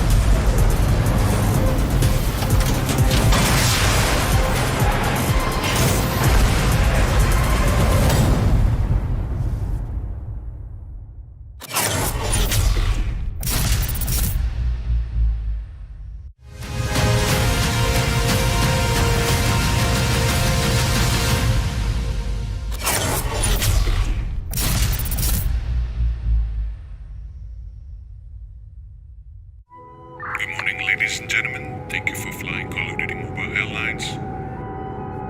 Beware of enemy fighter jets. We got a lot of those today and expect the chance of anti-missiles. Most importantly, stay safe and enjoy the new season of Call of Duty Mobile. To the skies.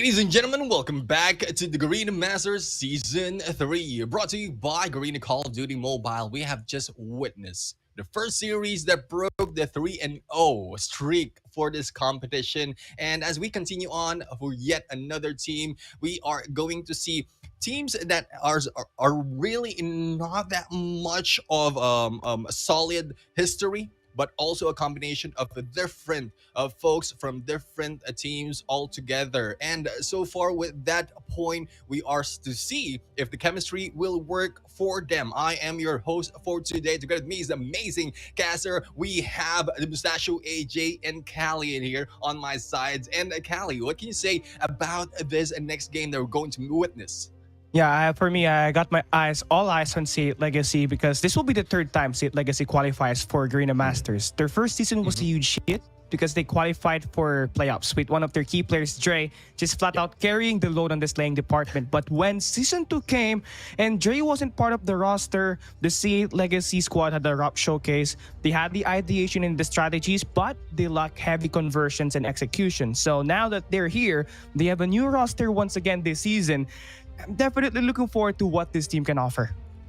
Yeah, definitely looking forward to it. And AJ, we have already seen one team that has been put together and like from what we've seen from Sector Zero, but this time going into Ultimate Omni, which is also like different members from different teams all together. Do you think they have what it takes to be able to go against C8 Legacy?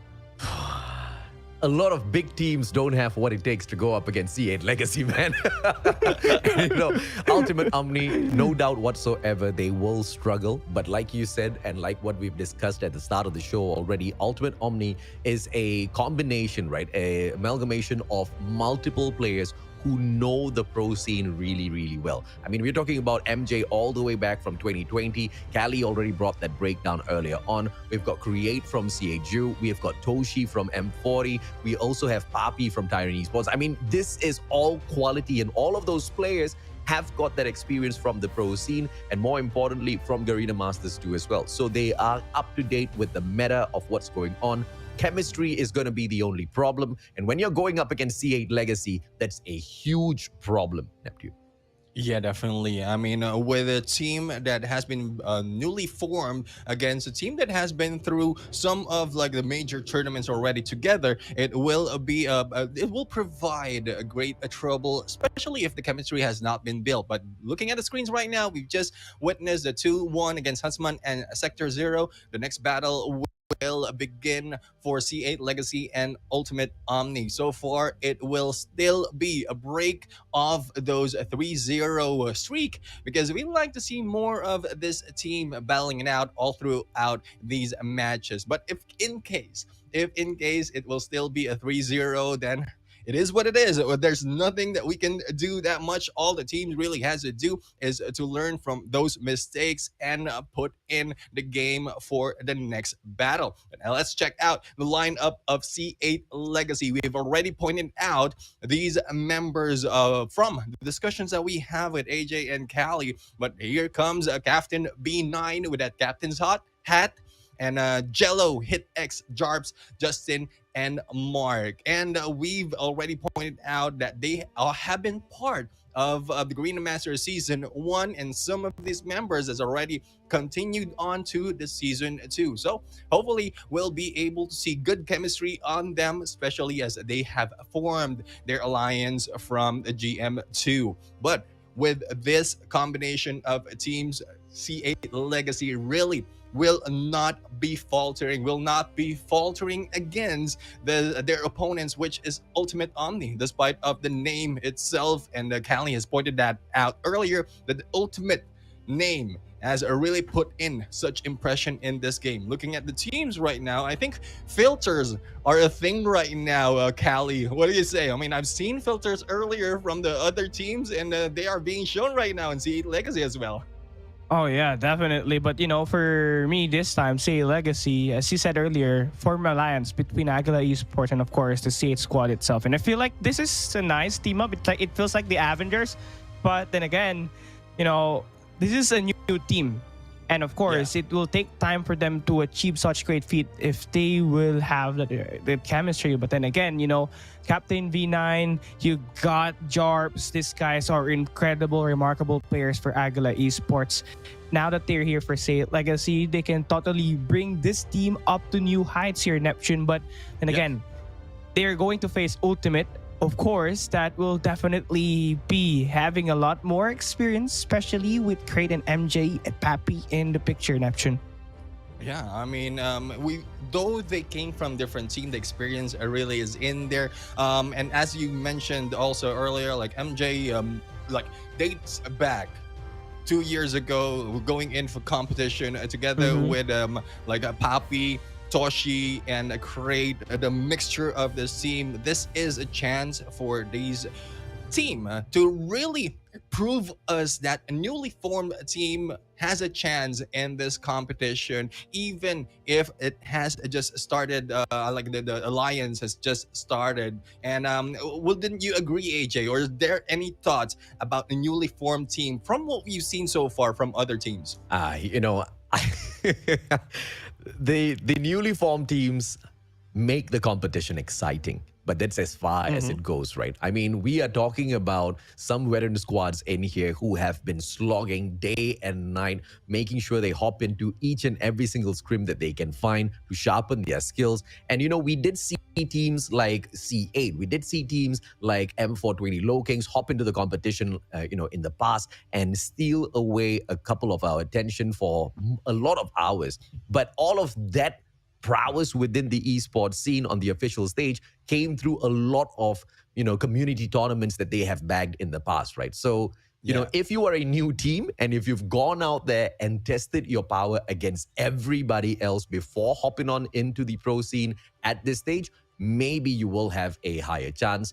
But if you were put together very specifically for Garena Masters, very specifically for that road towards that world championship, the odds that you are going to see it all the way through, unfortunately, is drastically lower than the other teams who have been slugging all throughout those months and years. Because at the end of the day, right, those hours truly matter, Neptune, Yeah, definitely. I mean, the way you communicate as well as walk through each of the games that you go into together with all of those months and weeks of scrimmages as well as tournaments really makes a difference. But making a difference will not be happening here because we start our hard point once again in Raid. And well, we've already talked about this. Hard point in Raid, it's more of how the team is going to approach each of the hard point and how will they be taking the Money Hill, firing range on search and destroy, and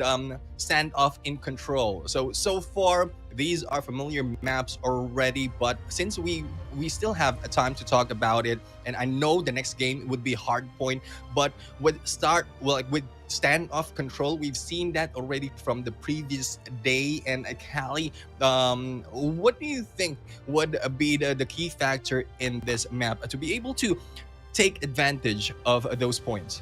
Obviously, for this standoff control, it has separate flags, of course. You got the A flag, of course, in the boxes right beside the bakeries, and of course the B flag in these mid-square garden at the first hard point.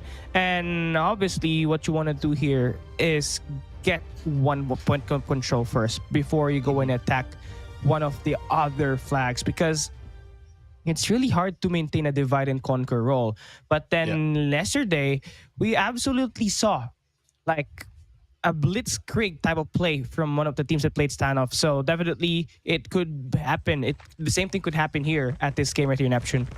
All right, so as we start off, this is Hardpoint in Raid, and AJ and Callie, please take it away. Thank you very much, Neptune. Ladies and gentlemen, boys and girls, as we hop on into match number one, it is of course opened up by Ultimate Omni, who have a lot to prove in this matchup against C8 Legacy, a team that has been tried, a team that has been tested on the official stages of Garena. They know that they can take it the distance, but Ultimate Omni now steps in to throw all of those assumptions into the trash bin to snatch this match away. So far at this hard point, it seems like they're doing one heck of a job, Gally.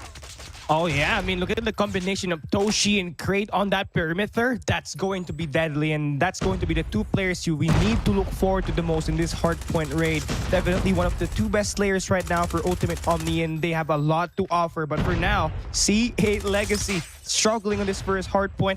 final 12 seconds. They gotta make sure that they set up for next to make amends, and that's what they would do. But then again, AJ, they need to win this gunfight because looking at the game right now, the current state, everything's ultimate Omni. It's going to be Ultimate Omni with the first hard point. But what about the second as they move on through to string their plays in? It will be the players of C8 Legacy that put up a strong fight. But Papi is right back in there for the response. And it is Ultimate Omni that unlocks the hard point number 2 in such a stellar manner. Here comes Captain 9. He is going to go through for that backstab. But Captain V9 himself gets traded out by Toshi. Back and forth. Hard point number 2 will go. But Ultimate Omni seems to have quite the dominant play out there on the battlefield. C8 Legacy, I think they haven't warmed up in here today, Callie. And yeah, right now they're trying to kickstart their engine, trying to rev it up even further after that very slow start. They're looking to turn it around now here as they accumulate a lot of the time at this hard point number 2 at the kitchens. But then again, not only they do have this point, but they have also set up for the next. And this is what I love, the strategy from C8 HitX with his operator skill. He makes it possible for his team to have this early rotation, and this will be more than enough for them to bounce back coming into this hard point raid, because you obviously know, I said it was earlier, at hard point number 3, this is a money hill. And if you can get this early setup, you're guaranteed to have a very good time. But despite that early rotation, Crate is just too much. Toshi adds in a bit more insult onto that, and now Papi this time looking to get the attack, but Great on the gyms as well, creates the push, and he's so annoying that he already has his Pyro turned up, bullet streak as well. C8 Legacy having a rough time going up against Ultimate Omni's question mark that's slowly turning into an exclamation point. How did that guy with a almighty run create just absolutely bashing down the players of C8 Legacy? But C8 Legacy now have got 30 seconds to run down on this money hill, and it looks like catching up with Ultimate Omni isn't going to be too much of a problem for them at all. Hit X holding on to the blue when the access coming through from the players of Ultimate Omni, but it's nothing in the hands of Hit X to recover. 66 to 64. C8 Legacy makes their way right back into the matchup, and here comes yet another exciting series for us, Callie. Oh yeah, definitely. If the game 1 is better, this one could highly be even better. Justin turns it with a 2-piece. And now we're moving on to this next hardpoint basketball court. Right now, Ultimate Omni is stacking their defense at that staircase. And Jello, quick to know, he gates the push. And now this is going to be a pincer maneuver. The operator skill, he gets one, he takes the second, and C8 Legacy, they break the point, and now they're gathering all the time in the hill. Solid plays by C8 Legacy and perfection in terms of timing from Jello to invest that Sparrow, but unfortunately gets dropped. And Ultimate Omni, they snatch away the basketball court. Now they want to score those 3-pointers, but the backstab from Hidex, he reloads at the wrong moment. No 3-pointer for them. Ultimate Omni gets the rebound. Call of Duty Mobile timing at its finest. Heat X only needed one more bullet right into that man's face or body. That could have been a break for C8 Legacy, but Ultimate Omni, you know, they're still deadly. Not only they do have that lead, but moving on to this hardpoint number 5, they got a cluster strike ready and available for Crate to use. And if he uses that here, it's a perfect opportunity for them to even expound and pull away against C8 Legacy. But let's see though, how are they going to invest that score streak later on? For now, it seems like the hardpoint will be contested. MJ gonna get one with that CBR4, and his teammate will back him up with his operator skill. And right now, this mid-map is a neck and neck. But now we are starting to see C8 Legacy bounce back even further. They're going to use their score streaks as well. That could reveal the enemy's general location. And that's totally giving them wonders in this game. But for now, Ultimate Omni still in the point.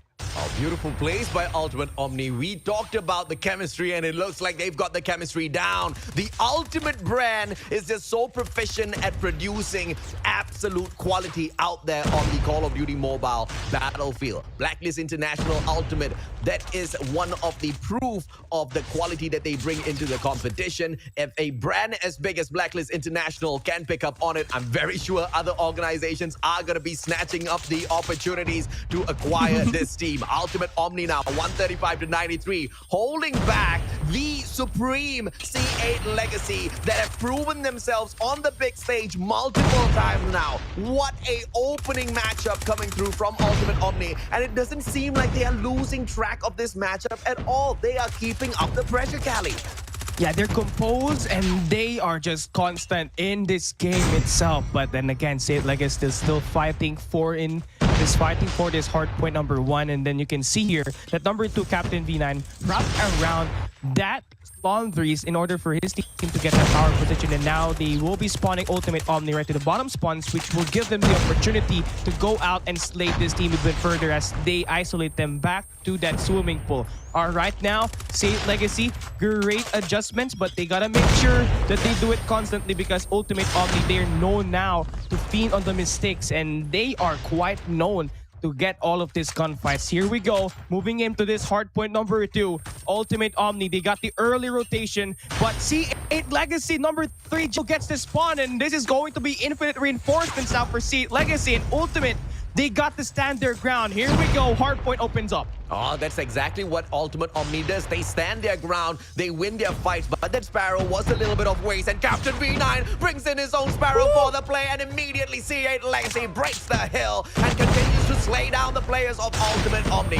Captain V9, but unfortunately gets caught in a blast. There comes a Sparrow response coming through from Create as well, as Ultimate Omni take back the one and only kitchen to cook up a great meal for the players of C8 Legacy.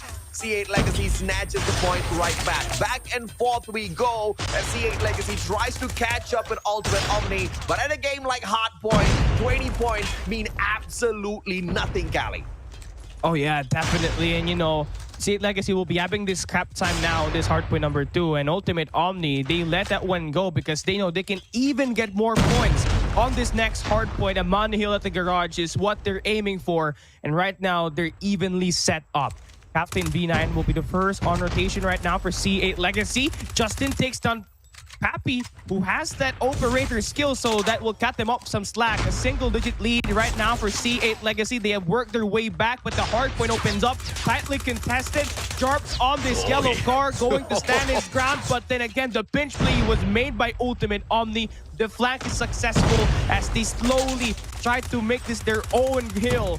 It's going to be a tough challenge, but Toshi, great timing with that operator skill, AJ. Ultimate Omni still spawning way back at the square center, has got a little bit of an issue trying to catch up with the players of C8 Legacy, who have already set up through the observation deck, and they continuously push from one side. Hit X, unfortunately, hops on at the wrong moment, but gets a God nade as before he dies. Amazing play by Hit X, and if they get this, it's all because of him, but no, they don't.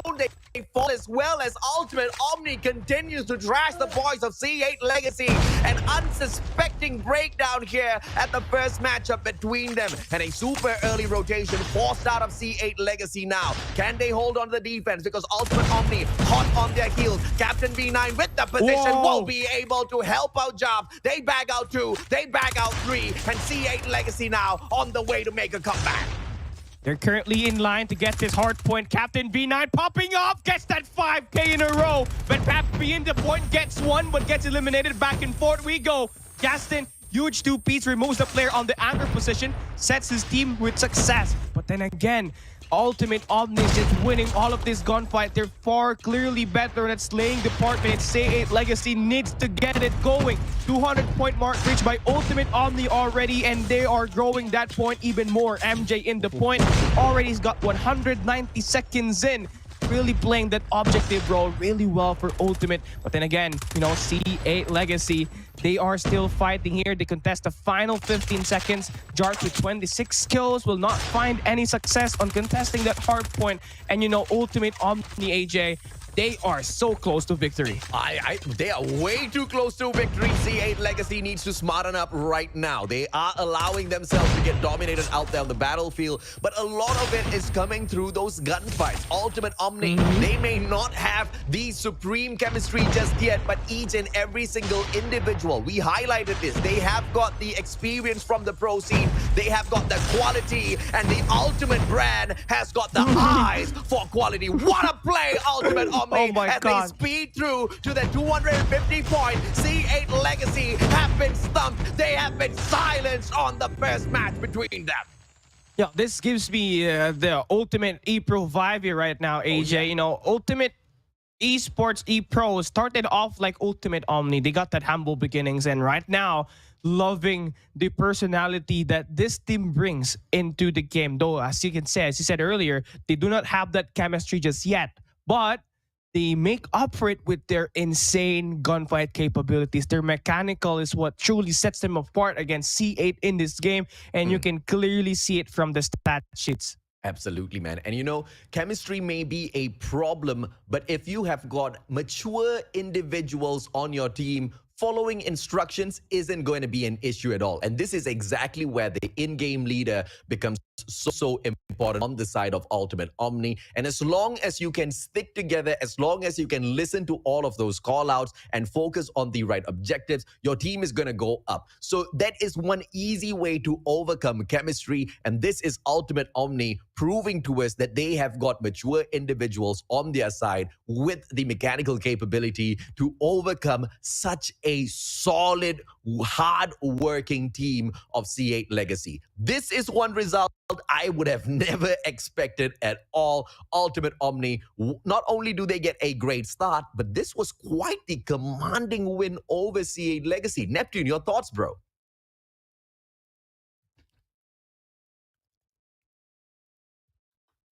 The lead in there against a C8 Legacy. And we mentioned earlier before the start of the game, or in C8 Legacy really have the advantage of knowing each player, but I'm seeing a pattern as well, AJ and Callie, wherein newly formed teams has great mechanical skills that really works in a ratio of 3-1 on respawns versus SND. And I think this is where they are taking advantage of that because of the mechanical skills that these teams of Ultimate has really shown. The Toshi Crate combination, especially on the P1 and P2, but it was a challenge by Jello in there from the basketball court, but like a lot of follow-ups as well as rebounds. The only thing that's missing is an alley-oop in the basketball court earlier, and it has been continuing on towards the next points, taking letting go of the scrap point and moving towards ahead against C8 Legacy. That is where Ultimate Omni really took the lead. Now, Garage has been a critical factor because that is where everything has been tied. But the cover that has been made by Ultimate Omni on that gym compared to the observatory deck, it's very crucial for them to they take that point because they can hide out and then jump back in onto the hard point, and that made that Money Hill really up for grabs for this team of Ultimate Omni. But still, a good way to fight it of is a C8 Legacy to read more of the coordination that they have against Ultimate Omni, because so far it's more of the ultimate gameplay right now. As we move in onto the result of the game, we all know is Ultimate Omni 250 to 176, and respawns is done. And first respawn is done and dusted. We are jumping into Search and Destroy Firing Range, an OG map for this game. Callie, your thoughts in this match?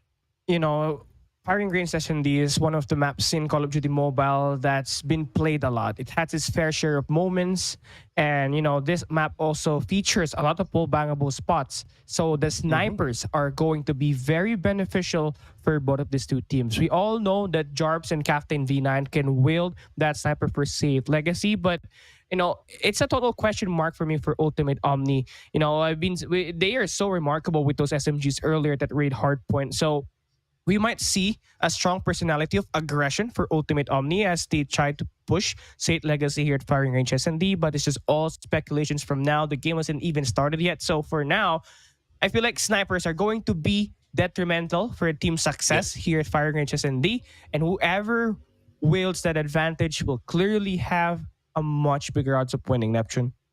Yeah, definitely. Like the mid lane as well as a shooting range or a long really proves a good spot for the snipers out here, as well as the LMGs will be working, or probably the ARs will be working towards that those wall bangables areas to be able to take advantage in this game. And so far, I'm really excited on how this will turn up in this match. Jumping in onto firing range, Search and this Troy. This is game number 2 for this series. Number 2, Callie and AJ, do take it away.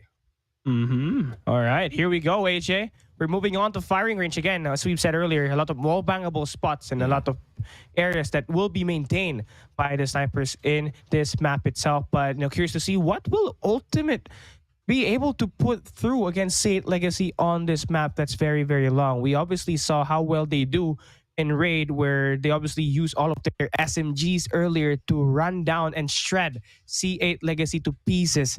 So here at this game, will we see that aggression?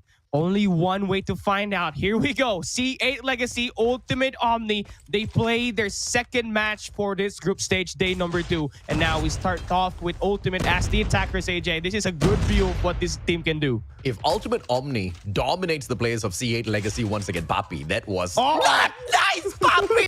What a play, back to back! The guy lights those players up with a KRM. As I was saying, if Ultimate Omni dominates C8 Legacy right now, I am buying shares in the Ultimate brand. No doubt whatsoever, bro. I will obviously do the same thing as well, AJ, because the last time we saw an Ultimate org play in a boys competition, they obviously had Ultimate E-Pro, which transcended to be Blacklist International Ultimate. They also have the girl counterpart in Ultimate Divinus, which absolutely was the champion of CGI 2022. And now they're formulating another team, AJ. You hear that? Formulating another team. But then again, they have to perform here first. They take the first round. We're moving into the second, and it seems like they're looking to play this one slow compared to that first attack that they initiated. And this is going to be a great view of what they could do. I think they have the strategies to back them up here at Search and Destroy. C8 Legacy needs to watch out. Yeah, they most definitely need to watch out right now because Ultimate Omni, they came out of nowhere and they beautifully shut down the one and only Jobs. Create, he did get taken out just seconds before Jobs got removed from the equation. So it's just a 4v4 now. The numbers all equal. Ace sets up the shooting range. One quick flash will come through, but he does not see a hit mark and therefore doubles back down. Very careful approach here by the players of Ultimate Omni. Hit X with the information, and C8 Legacy scrambles for the defensive settlement as they call for a little bit of backup. 3 players from the side of Ultimate Omni. Hit X, great strike onto Papi, but MJ wraps him up with a beautiful headshot. Toshi shuts down Captain V9, and C8 Legacy will go ahead to continue struggling against Ultimate Omni. It's a 3v1 now, and with Justin out, Ultimate Omni are up 2-0. What in the world has the Call of Duty mobile world seen unleashed in the scene? Are we seeing another superstar team in the making? Ultimate Omni. Impressive hardpoint game mode. Really better search and destroy playstyle. They pushed in that first round with that aggression. They slowed it down on that round number 2, and here this time they're looking to change the pace even more. They know what to do, but Mark shuts them down. Crate gets eliminated, looking to get one more piece, but that bomb will get planted playing on a 4v5. Ultimate Omni from the first 2 rounds, we clearly know what they could do. Toshi trades that first blood, and we got this 4v4 retake, AJ. Toshi, Papi, everybody driving me nuts out here on the side of Ultimate Omni. Toshi once again catches the butt of Justin, and he will snipe him right back out to wait for the next round. It's gonna be Ace that takes out Jobs, and once again the numbers advantage to Ultimate Omni as they pick up round number 3. Ultimate Omni, my oh my, this is why I love Call of Duty Mobile, Garena. This is why. Earlier, before we even started this game, they were a question mark. And again, I have to re-emphasize that they are starting to become that exclamation point. And in the first 3 rounds, it's going to be Papi with the multiple kills with that shotgun, or it's going to be Toshi and Ace just dealing a very huge blow in C8 Legacy's sides. And, We need to see some adjustments here. Mark missed the shot, but he makes up for it for that second trigger. MJ gets eliminated. Still a 4v5, but C8 Legacy, they need to push the pace here even more. Ultimate Omni, they dropped the bomb. So this is opportunity for them to get the win. Captain V9 responds with 2 kills. And I think that should be more than enough to steal a round away from Ultimate Omni, AJ. It was a nice try by MJ earlier on, but that prone wasn't going to catch out anybody at all. Hit X as he tries to equalize. The numbers will be shut down by Papi, and the numbers are not enough for Ultimate Omni to go all the way this time round. C8 Legacy brings in the adjustment finally at round number 4. And as we head into round 5, it is all in the hands of C8 Legacy to pull one more back to their side before they pick the bomb up next. Oh yeah, definitely, man. C8 Legacy, they're looking to defend heavily at the B bomb site, opting for a free plan at this A site with your boy Mark, patrolling that A bomb site. Now, here we go. Engagements are through with the sniper, and Crate wins it this time, getting his first kill after 4 rounds. The bomb has been planted.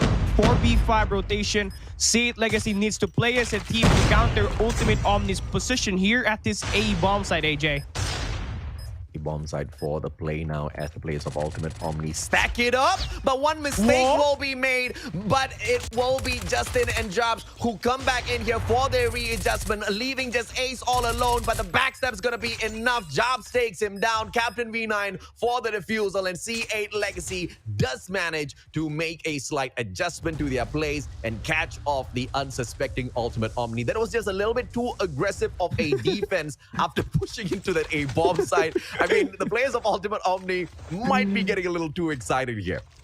Yeah, I mean, after winning those 3 rounds, I think they got a little bit more cheeky as usual. But C8 Legacy in the last round, AJ, you know, they slow it down and they went in as a team in that bomb site, and that completely threw Ultimate Omni off guard. But now here this time, Jarps with that RPD, 100 max on that sucker, looking to get one piece before it gets taken out, but great with a huge kill on the scope. And now Ultimate Omni has created an opening at this B bomb site. They smoked the entrance. They're looking in for the plant, but Papi hiding around the smoke. Here we go. The bomb will be planted. MJ can do that. 40 seconds left. Number 3 Mark will scout around. He gets one. Needs to reposition even faster here, as he will get flanked from the back by Papi. One more player left for C8 Legacy. 1v3 here, AJ. Odds are stacked against Captain V9, but let's see what he can do as he moves around the back of the firing range. Well, unfortunately for him, Crate meets him. He takes him out, and Omni responds back with the round win. Omni, shocking development here at the Garena Masters 3 as they step on in and look to take over. They look to command all of our attention, and Mark punishes Create for the opener. The C8 Legacy tries to squeeze their way right back into this matchup. SND, C8 Legacy, they can hit hard. Mark gets the hit mark. No finisher coming through just yet. At the top of the auto repair, Ace escapes with his life. All right, here we go. Ace not gonna get down immediately, but Mark opening up this round is an opportunity for C8 Legacy to take back what's theirs, but they get dropped 2 players down, and now MJ creating the difference. And of course, for Jarps late on call, he gets one, but the damage has been done. His teammates are all down, and he will be pushed by MJ, who takes 3 players down in the round. Omni is just standing tall and above C8 Legacy at this point, AJ. They have managed to pull away. I mean, C8 Legacy, I have no idea exactly what's going on here, man. I mean, I expected more quality out of them, but Ultimate Omni is not allowing them to shine at all. The rotations are perfect, the pressure is perfect, and Ultimate Omni, once again, they move on down like a beeline they make in towards Branch Road to take over that B bomb side, and now all of the players of C8 Legacy to be caught out. Toshi bags a double. Can he bag the third one? He goes in for the slide, but a reposition by Mark will not help him out as Toshi bags a triple. Ultimate Omni on match point. Yeah, back-to-back triple kills there, made by Ultimate when it past 2 rounds. MJ with a 3K, and of course, Toshi with the 3K on this round number 8. Now, moving along, this round number 9, we are definitely going to see C8 Legacy try to play it a little bit more cautious. Well, I guess not. They're pushing in as a team at this A-bomb site. And number 4, Papi, going in for that flag. That could be deadly. Uh-oh. Oh no, the Uh-oh. timing is not good for C8 Legacy. Number 4, Pappy takes one down on the kill feed, but good trade there by C8 Legacy as they remove the player to flank, but there's one more player coming in there, and that's going to be MJ, but great. Gets eliminated on that mid-map. Toshi still very much alive. He takes one down. They know that the player will be inside that trailer, AJ. Captain V9, 1v1 against Toshi. Toshi now has got the advantage. Captain needs to go in for the plant. So Toshi can play with a lot of time here unless he gets caught out. Both players have got the exact same idea. Command center. They play around it for a little bit, but Toshi is not getting overexcited. Hops on into the white warehouse. Great decision making coming through from Ultimate Omni. Captain, on the other hand, does not go in for the straight plant. Through the back door, acts out on white warehouse. But Toshi repositions. Ultimate defense. Ultimate plays by Ultimate Omni. And Toshi now just needs to continue being patient. He moves on through. He will be able to continue catching off the players of C8 Legacy as long as he waits for them to make the first move. And here comes C8 Legacy straight into Toshi for Ultimate Omni to pick up a clean victory. It's confirmed. I'm buying some shares in the Ultimate brand. Can you drag me along with you, AJ? You got the money, boy. Let's go. I got the money, bro. Let's get some fat stack of cash, man. But hey, Ultimate Omni, great impression on that first game. Yeah. But looking solid and better than ever on this search and destroy. Everybody was doing their own thing. I mean, Pappy getting the first blood, Toshi following up, and of course, making sure that the team will be withstanding the lead right from the start of the game. Ace with that scope, MJ propelling his team by planting that bombs and of course creating big plays. We did see him go in for that triple kill earlier. And I think this is just a total team effort for Ultimate. Though Crate did have a bad time here at this search and destroy firing range, Toshi, MJ, Pappy's performance clearly covered it up, and thus they win this map, AJ.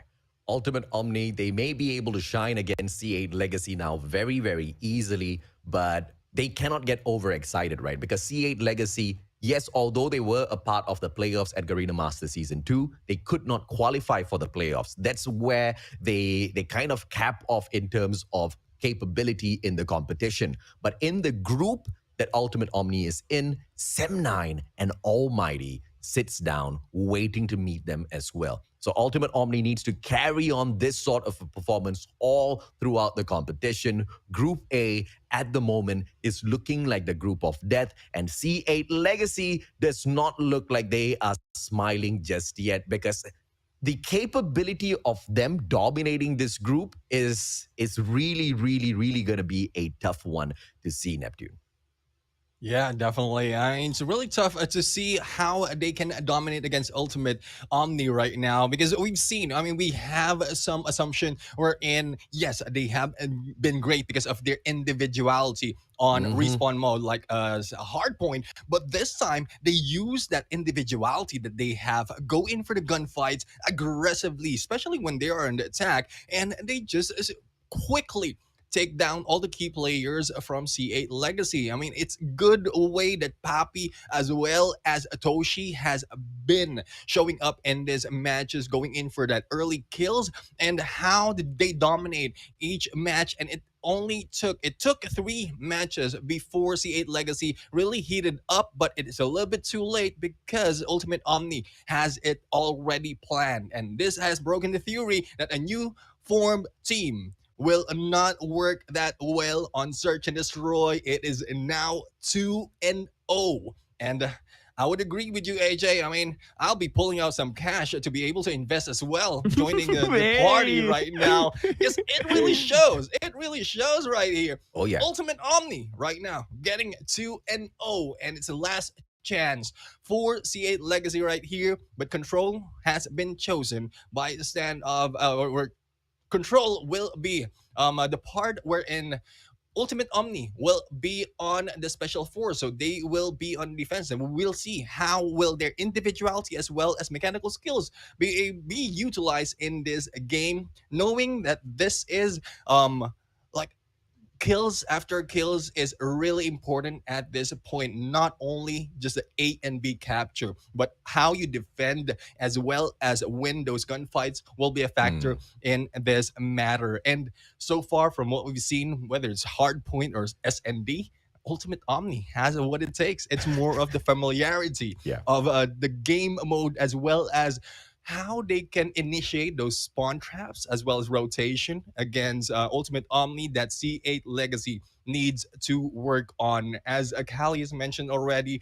like 2 points are critical, but one needs to be captured and move everyone to another point. We've seen some who made some splits, but it is very risky, and knowing that we don't want to take that much uncalculated risk, they might be going in one-sided first for those on the attack. So we'll have to see if that will be the case. But so far, I'm excited to see how control and standoff will be happening for this instance, because we've seen that from previous days, from day number 1, and I'd like to see if there will be any changes right here. And your thoughts on this game, AJ?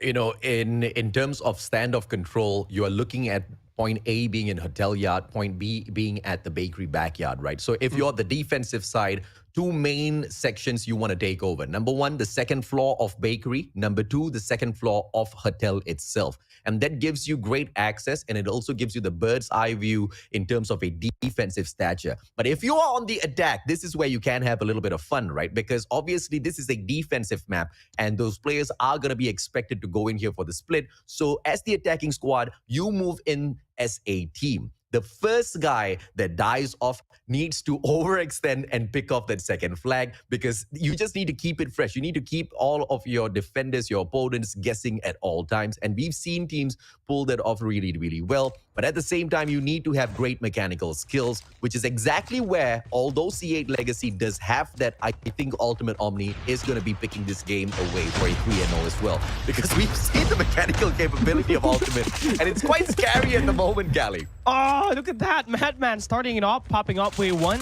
And again, this is a mapping by C8 Legacy, AJ.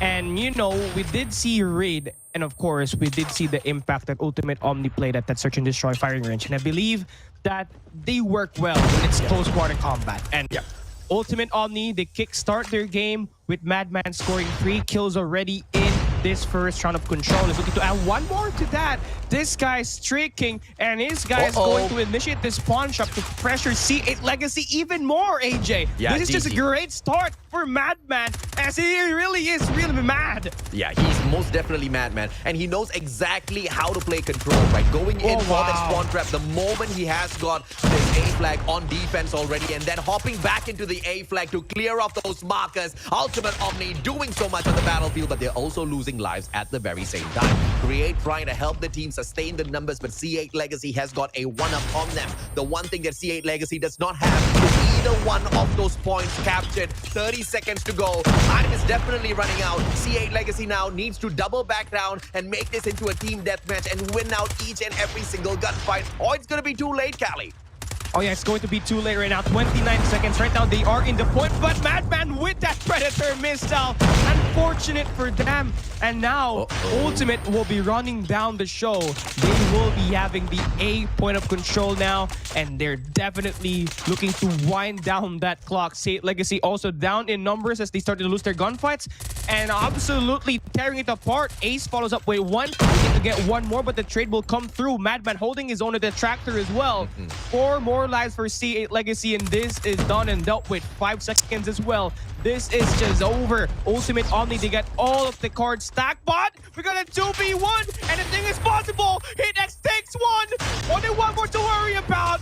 Ultimate Omni, C8 Legacy needs 1 kill here to end this first round. Oh, that's it. C8 Legacy gets it, AJ. C8 Legacy playing the game the way it was supposed to be played, because as they were running out of time, they switched it into team deathmatch mode, right? And they went in there for the slays, playing the game of chance against Ultimate Omni and winning out those mechanical fights out there on the battlefield. Amazing adjustment coming through from the side of C8 Legacy once they their own attacking side. But now, on the defense, what can C8 Legacy pull out? Jello goes in for the spawn trap with the Sparrow, but messes it up, unfortunately. And Madman hops onto the van, shuts down Jello. Madman saves Ultimate Omni. 21-26, C8 still have the advantage in here. And as the defenders, you are going to be smiling year to year if you've got the numbers advantage as well. Yeah, great start for this team. Not only that, they are now investing the operator skills, and it's highly efficient. They have pushed so far to the enemy spawns, and this is just giving Ultimate Omni trouble. Jarps, Heataxe, Captain V9 getting involved in this gunfight, and Jarps is making sure things will go south for Ultimate as they are obviously down to the 11 players. Jello looking to get the trade. Justin, I mean, look at this play right now. Look at the kill feed. Look at the map. Ultimate Omni is getting spawn trap at their own base. C8 Legacy just too strong when it comes to defending here at this control. Yeah, but Ultimate Omni now running out of time as C8 Legacy continues to farm all those kills. Ultimate Omni is left just with 5 more opportunities. Make that 4 courtesy of Hit X. And now he's going on in. One quick grenade towards the right path, but he gets stunned. He can't move out, but defense is there for C8 Legacy as Justin finishes off Create. C8 Legacy pick up win number 2. Ultimate Omni, this is the first time we see them tested, and C8 Legacy bringing them the distance. One more round for C8 Legacy to snatch back a single point. Yeah, this is going to be C8 Legacy's chance of obviously getting the game now, as they will be attacking. They'll look to stack the players all across the tanks and push for the B flag side first, or they might go and hit the route and get this A flag. But one thing that Ultimate Omni has been doing is pushing 3 players across the spawns of the enemy already. Take it to the top right side of the minimap. You see there was 3 players at the blue side, Ultimate Omni, in the spawn of C8 Legacy, but they will not succeed at taking down any players whatsoever. But for now, it seems like Ultimate Omni is winning a lot more gunfights, but this is just the start. Crate with his Sparrow could use this to absolutely reduce the life count of C8 Legacy even more. And Omni now, right now, AJ, as the defenders, they're pushing the spawns of the enemy, and it's currently working to their perfection. But C8 Legacy knows how to trade, and it's definitely giving them the chance to hang on and, of course, have what it takes to come back in this game. This is what the players of Ultimate Omni did in that first round, but it backfired instantaneously as C8 Legacy went to town with them, taking kill after kill. But the numbers seem to be on the side of Ultimate Omni this time around on their defense, leaving C8 Legacy now with just 5 more lives. Trying to create a lot of pressure here. Goes in, but takes on 3 players at the same time just to get snuffed out. Ultimate Omni cannot get too cheeky. They have to wait for C8 Legacy to come straight into them, and it is Papi that shuts down Jello. The numbers thinning down. C8 Legacy have 3 more lives to get out, but the time just not on their side. Yeah, the time is not on their side, and they have only 1 more life, and Ace just gets the final 3 kills, and Ultimate Omni finally gets their first defensive round. And, you know, if this is a comeback, that's a great way to kickstart the comeback. Ultimate Omni taking their first round after 3 rounds off gameplay at control, but, you know, for C8 Legacy, they will not waste the opportunity to end the game here at this round number 4. Looking at the game right now, Heataxe will have that operator skill brought out. That Sparrow is going to be deadly on that long range, but there's going to be skirmishes happening around the tractors, and it seems like C8 will go head-to-head. Evenly trades right now. 25 live count for Ultimate Omni. C8 Legacy with 26, and the defense so far is definitely good for C8 Legacy here, AJ. Yeah, C8, the Sparrow on that play, unfortunate there as they got shut down, and Toshi did it twice. Jobs unfortunately takes himself out of the equation. 21-22, C8 Legacy has got a 1-point advantage, 1 life advantage, I have to say. And on for the spot as Ultimate Omni, they go in for those gunfights. They do not focus on those points. Not a single one ripped away just yet. Ultimate Omni trying to make a beeline for that A point. One challenge comes through from Captain, and he does a stellar job equalizing the numbers and shutting down that attempt from the side of Ultimate Omni. As Create brings out the KRM once again, the lives all stacked up equal against each other. Ultimate Omni needs to just perfect this strike a little bit better if they want to lead this into a round number 5 here, Callie. Oh yeah, definitely. Ultimate Omni right now will be going in at their spawns, and they have to break free because right now State Legacy is intact to play and attack the spawns. And you can see Captain V9 having eyesight on 2 players, takes them down. Chico Plow, 8 to 10. C8 Legacy in control of the game, but still anything is possible. That A point of control is getting captured by Ultimate Omni, and now they only have to worry about that B flag. And again, AJ, I have to reemphasize what you said earlier. Play this game like a TDM. Right now for C8 Legacy, they currently have the power positions at the B flag site, so they have the opportunity to win this game, but anything is still possible. But Captain V9 is making things a little bit worse for Ultimate Omni with the way he impacted. With him taking out now, we are going to see a 4v4. AJ, here we go. And Madman brings out the Sparrow as well. Madman, can he finish things off? It's a 3v3 as Papi puts out Jello as he takes 3-8 out of the equation. C8 Legacy have got the man advantage in terms of deaths. Toshi, he gets stunned at the wrong moment, and Toshi taken out of the equation as well as C8 Legacy secures a single point against Ultimate Omni. I take back what I said. I'm not going to buy those shares just yet, Neptune.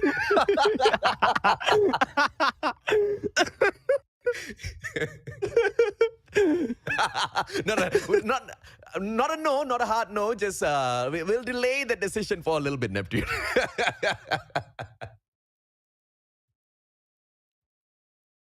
Streak, I would say all cash will be on them, but this time, I mean, it is really good play for both teams, I would say. Now, how they started off on a 1v2 on a game number 1, and then aggressiveness went in all throughout, and then every time they just balance it off. The trade-off from game number 2 to game number 3 that we've seen how Ultimate's aggression has been exploited by C8 Legacy, that is really a turning point by this team of C8 Legacy. So hopefully we'll be able to see more of that in the future. But that ends it. Another 2-1 in this game, and it's not really an ultimate domination. C8 Legacy still has a chance to go in and break off from this turn down that Ultimate Omni has shown earlier in the first 2 rounds. So far in this game, I would really like to see more of what C8 Legacy has to offer, but I cannot point enough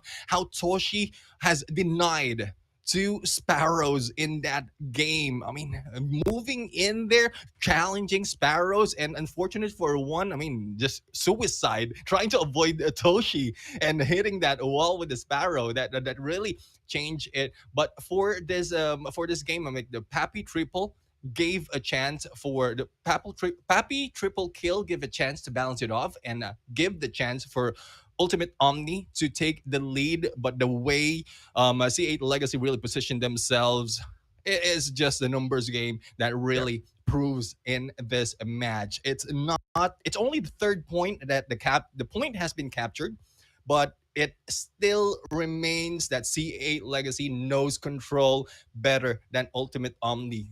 Proven that mechanical skills without complete coordination will really take down a whole team at this point. And there you have it, the end of standoff control, and yet another change in scenery right now in this game. We're thinking it was in a 3-0. So for those of you guys who are trying to invest and get the investment from Mustachio, AJ, and Callie and me, make sure that you go for a 3-0 sweep so that we will be convinced. Am I right, AJ? You know, Neptune, in this game, it's so surprising to see the final result, because if you compare the number of kills that were taken, C8 Legacy overall only got 107 kills. And you can see, you know, even the numbers, roughly looking at it, it's almost similar, right? There's a difference of 9 kills. Only 9 kills between these 2 teams at that control matchup, because Ultimate Omni managed to pick up 98 kills. So when you look at the mechanical capability of 2 teams, it's almost equal out there on this control map. But what was different was C8 Legacy knew how to play control really well. They knew those rotations. They knew where to focus all of the pressure on. Ultimate Omni, on the other hand, got way too aggressive for me, right? And I don't know if this is a result from a little bit of overconfidence after dominating that S&D, or is this just one of those things that Ultimate Omni need to look into? once again, this is a game mode that wasn't even thrown into ranked just yet, but we see it at the competitive scene. So it's a lot for these players to go in and try to adjust themselves on. Because if you talk about hardpoint, if you talk about S&D, domination, bro, we've been playing that ever since Call of Duty Mobile came out. I mean, everybody knows those game modes by now. So Control is that curveball, and Ultimate Omni needs to figure out exactly how to throw it. Yeah, definitely. I mean, it's a good thing that, well, I'm waiting for it to be put in on to the ranked matches so that a lot of teams, really for those in the leaderboard, will be able to show how well they can work on it on ranked matches, like with the legendaries and all. But with this, it's good. I would say it's good that a curveball has been thrown in this. So that it will be a little bit balanced from what we've seen, chances for other teams to exploit that knowledge of this mode, really give them that fighting chance in this battle. But I would agree as well as the aggressiveness of Ultimate Omni has brought them to their knees on that final match. It's just because of how close it ended on game number 1 on Control. It doesn't mean that how aggressive you are will turn that around. And from game number 2, like imagine that was 17 lives remaining for C8 Legacy. Though they reversed it on game number 3, they still know that how Ultimate Omni is aggressive. They can exploit that, go in for those angles wherein they would know that Ultimate Omni will be pushing. It's a little bit too close for that final match, but it still goes in one-sided for C8 Legacy. Looking at the highlights right now, this is a great trade-off, really, on the search and destroy. But so far, we've seen how well Ultimate Omni has utilized their individuality. Individual gunfights that they win every time, taking down everyone in play. Pappy in there going in for that initiation, and Toshi right now with the patience. But this is really how each team need to work on and study. Control is a different mode. It is new to our to this game. Well, not that new because we've seen that from the previous competition, but how it will be played by pros needs to be studied very, very well so that they can have a dominance against other teams. Looking at the soldier of the game, we have Toshi with an average of 22.33 assists, average kills of 22.33, average assists of 8.5 and 1.16 on a KDA. And as you can see, the objectives are really for this team takes that in the bag. But so far, it's only 2-1 against Ultimate Omni and C8 Legacy. There's still chance for them to be able to recover for the side of C8 Legacy on the next matches that they will be jumping into. But this time, Toshi has really showed us that the game can be played, especially against sparrows. I mean, we've seen that. It's very difficult to really go against that, but we've seen that up close for the side of Toshi. Kali, any insights on how this ended up? I know AJ has been like surprised because it should have been a 3-0 domination, but what's your point on this, Kali?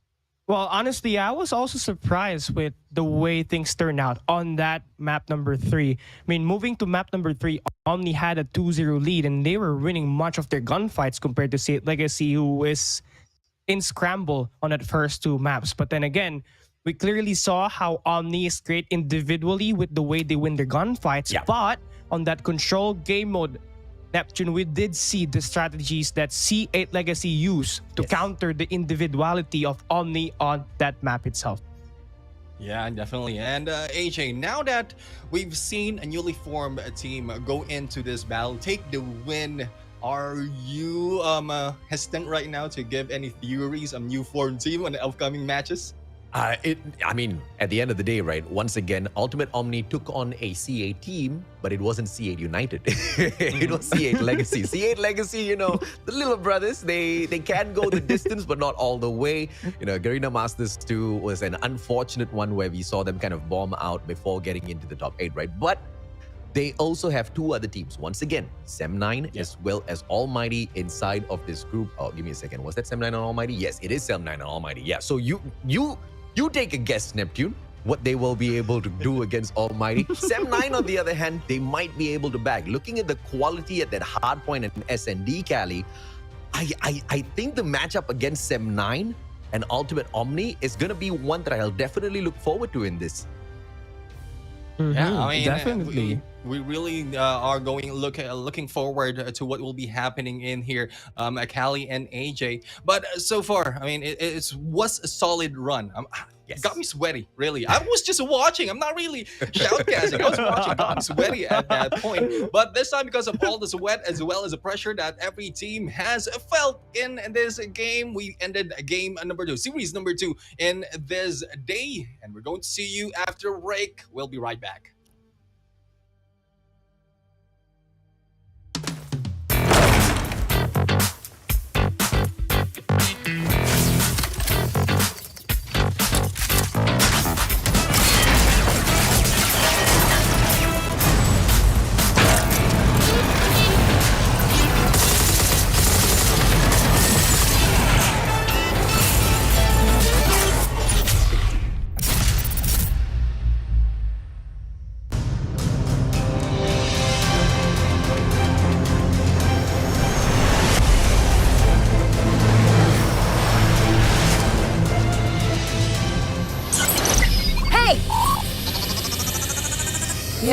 Yeah, I know. Ugh, great. They're out there having fun, and I'm stuck here, fixing this crap. I didn't mean you. Sorry. Okay, here goes nothing. Yes! It's working! Guess what? Time to kick some ass.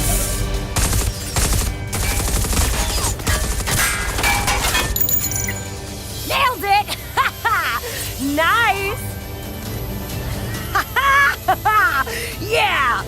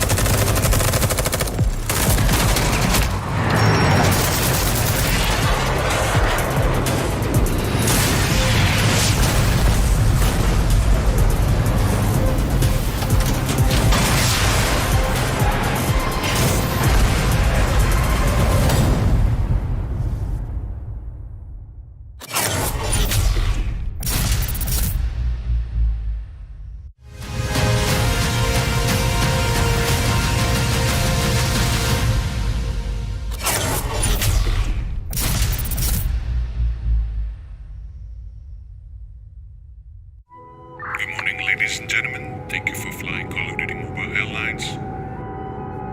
Beware of enemy fighter jets. We got a lot of news today and expect a chance of anti-missiles. Most importantly, stay safe and enjoy the new season of Call of Duty Mobile. To the skies.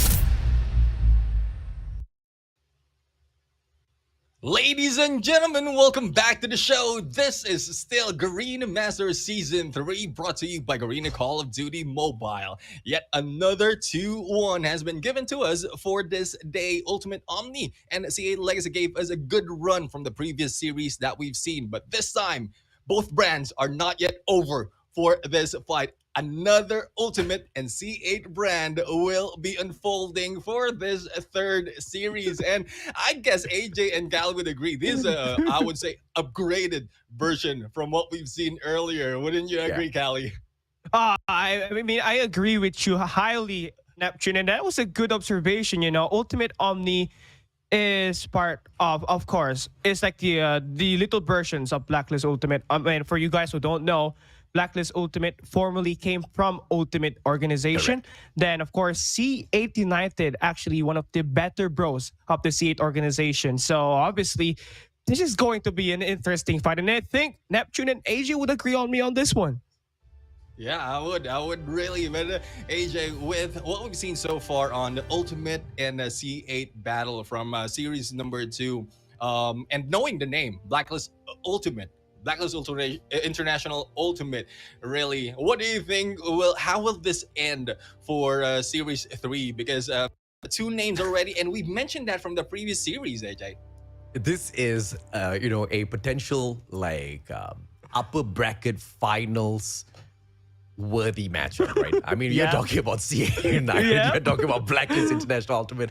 I don't want to see grand finals worthy. I don't want to say grand finals worthy because there's so many teams now that are capable of taking it all the way, with Smart Omega hitting those big games once again. There's just no telling exactly who can go the distance. Almighty with Jeff Pro, they were smart because they acquired Jeff Pro so early on so that they can build the chemistry, so they will be ready for the world stage by the end of things, right? And the one thing they did not expect was for Smart Omega to hit back. So going back to what these two teams can do against each other, a lot. At Blacklist International Ultimate. Great points, Callie. Great points, Neptune. This is the main reason why I wanted to buy those shares in Ultimate first off, right? They had the team that got acquired by Blacklist International, and now they've got another team out there just making so much of noise in the Call of Duty mobile scene. I absolutely love it, and I think that this game will go the distance. If it was a best of 5, it'll be a 5-match series, no doubt whatsoever. But, between these two, it's just so tough to pick. But we know Blacklist International Ultimate is pissed. They are mad that they have lost the throne. So this is the match where they will be able to show us exactly what they are capable of doing at Garena Masters 3. So C8 United needs to watch out, guys.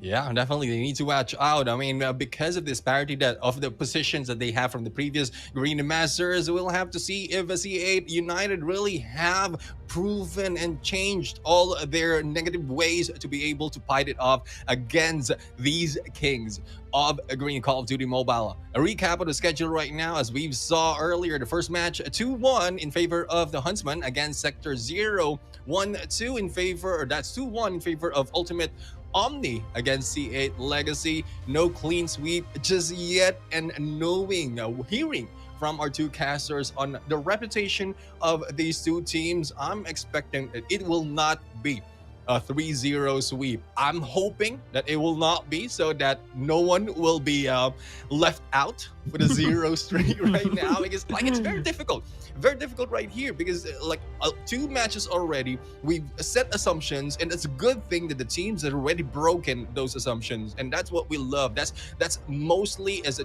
a caster as well as a host, that is what we want to do, because some assumptions really has been made in previous performance. That only proves to show that this team has been improving in their game, breaking those assumptions that has been brought into these matches. But I would agree as well with AJ that Blacklist International Ultimate are mad, because from the previous Garena Masters, they have been taken out on second, and this is a chance really to take back the crown. C8 United really has a good chance ending and in fifth from the second season and still moving up compared to the first season they have. And with the team right now moving, like taking some of other team members from same brand like Cookie. If I'm mistaken, they came from C8 Stealth, who was able to jump in on Garena Masters 2, as well as is it Angie from Tyrant Divinity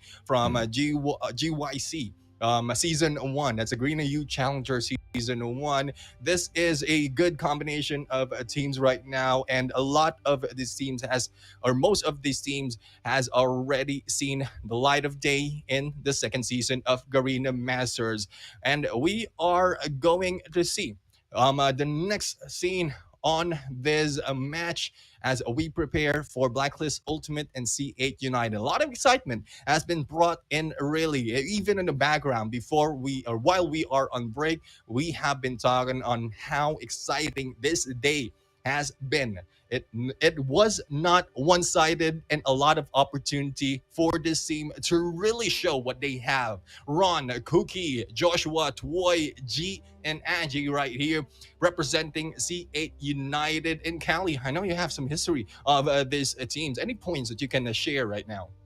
Oh, well, definitely. I think this is a combination of like the best players of C8 itself. I mean, you got Cookie from C8 Chooks, you got Angie as well, you got Joshua, you got Toy, you got Ron. But one thing that really stand out the most here for me for C8 United is acquiring G as an individual. And of course, this guy bagged a lot of opportunities to show himself out at Garena Youth Challengers when he played for J1 Cynic, and we can totally expect G to create an impact immediately for C8 United, especially on that response. Hopefully for him, though, he has a good day today so he could kickstart C8 United's odds of winning against Blacklist International Ultimate, who would definitely opt in for that 3-0 in this game just to make sure that they will create a statement for themselves. But then again, you know, for C8 United, this team plays top 8 on the Garena Master Season 2. So definitely they would find a way to climb themselves back and of course produce an even better result here at Garena Master Season 3. And honestly, this lineup itself, I think it's solid enough for them to give Blacklist International Ultimate a very rough time. But then again, you never know what will Blacklist Ultimate will do, because that team is just a different breed, Neptune.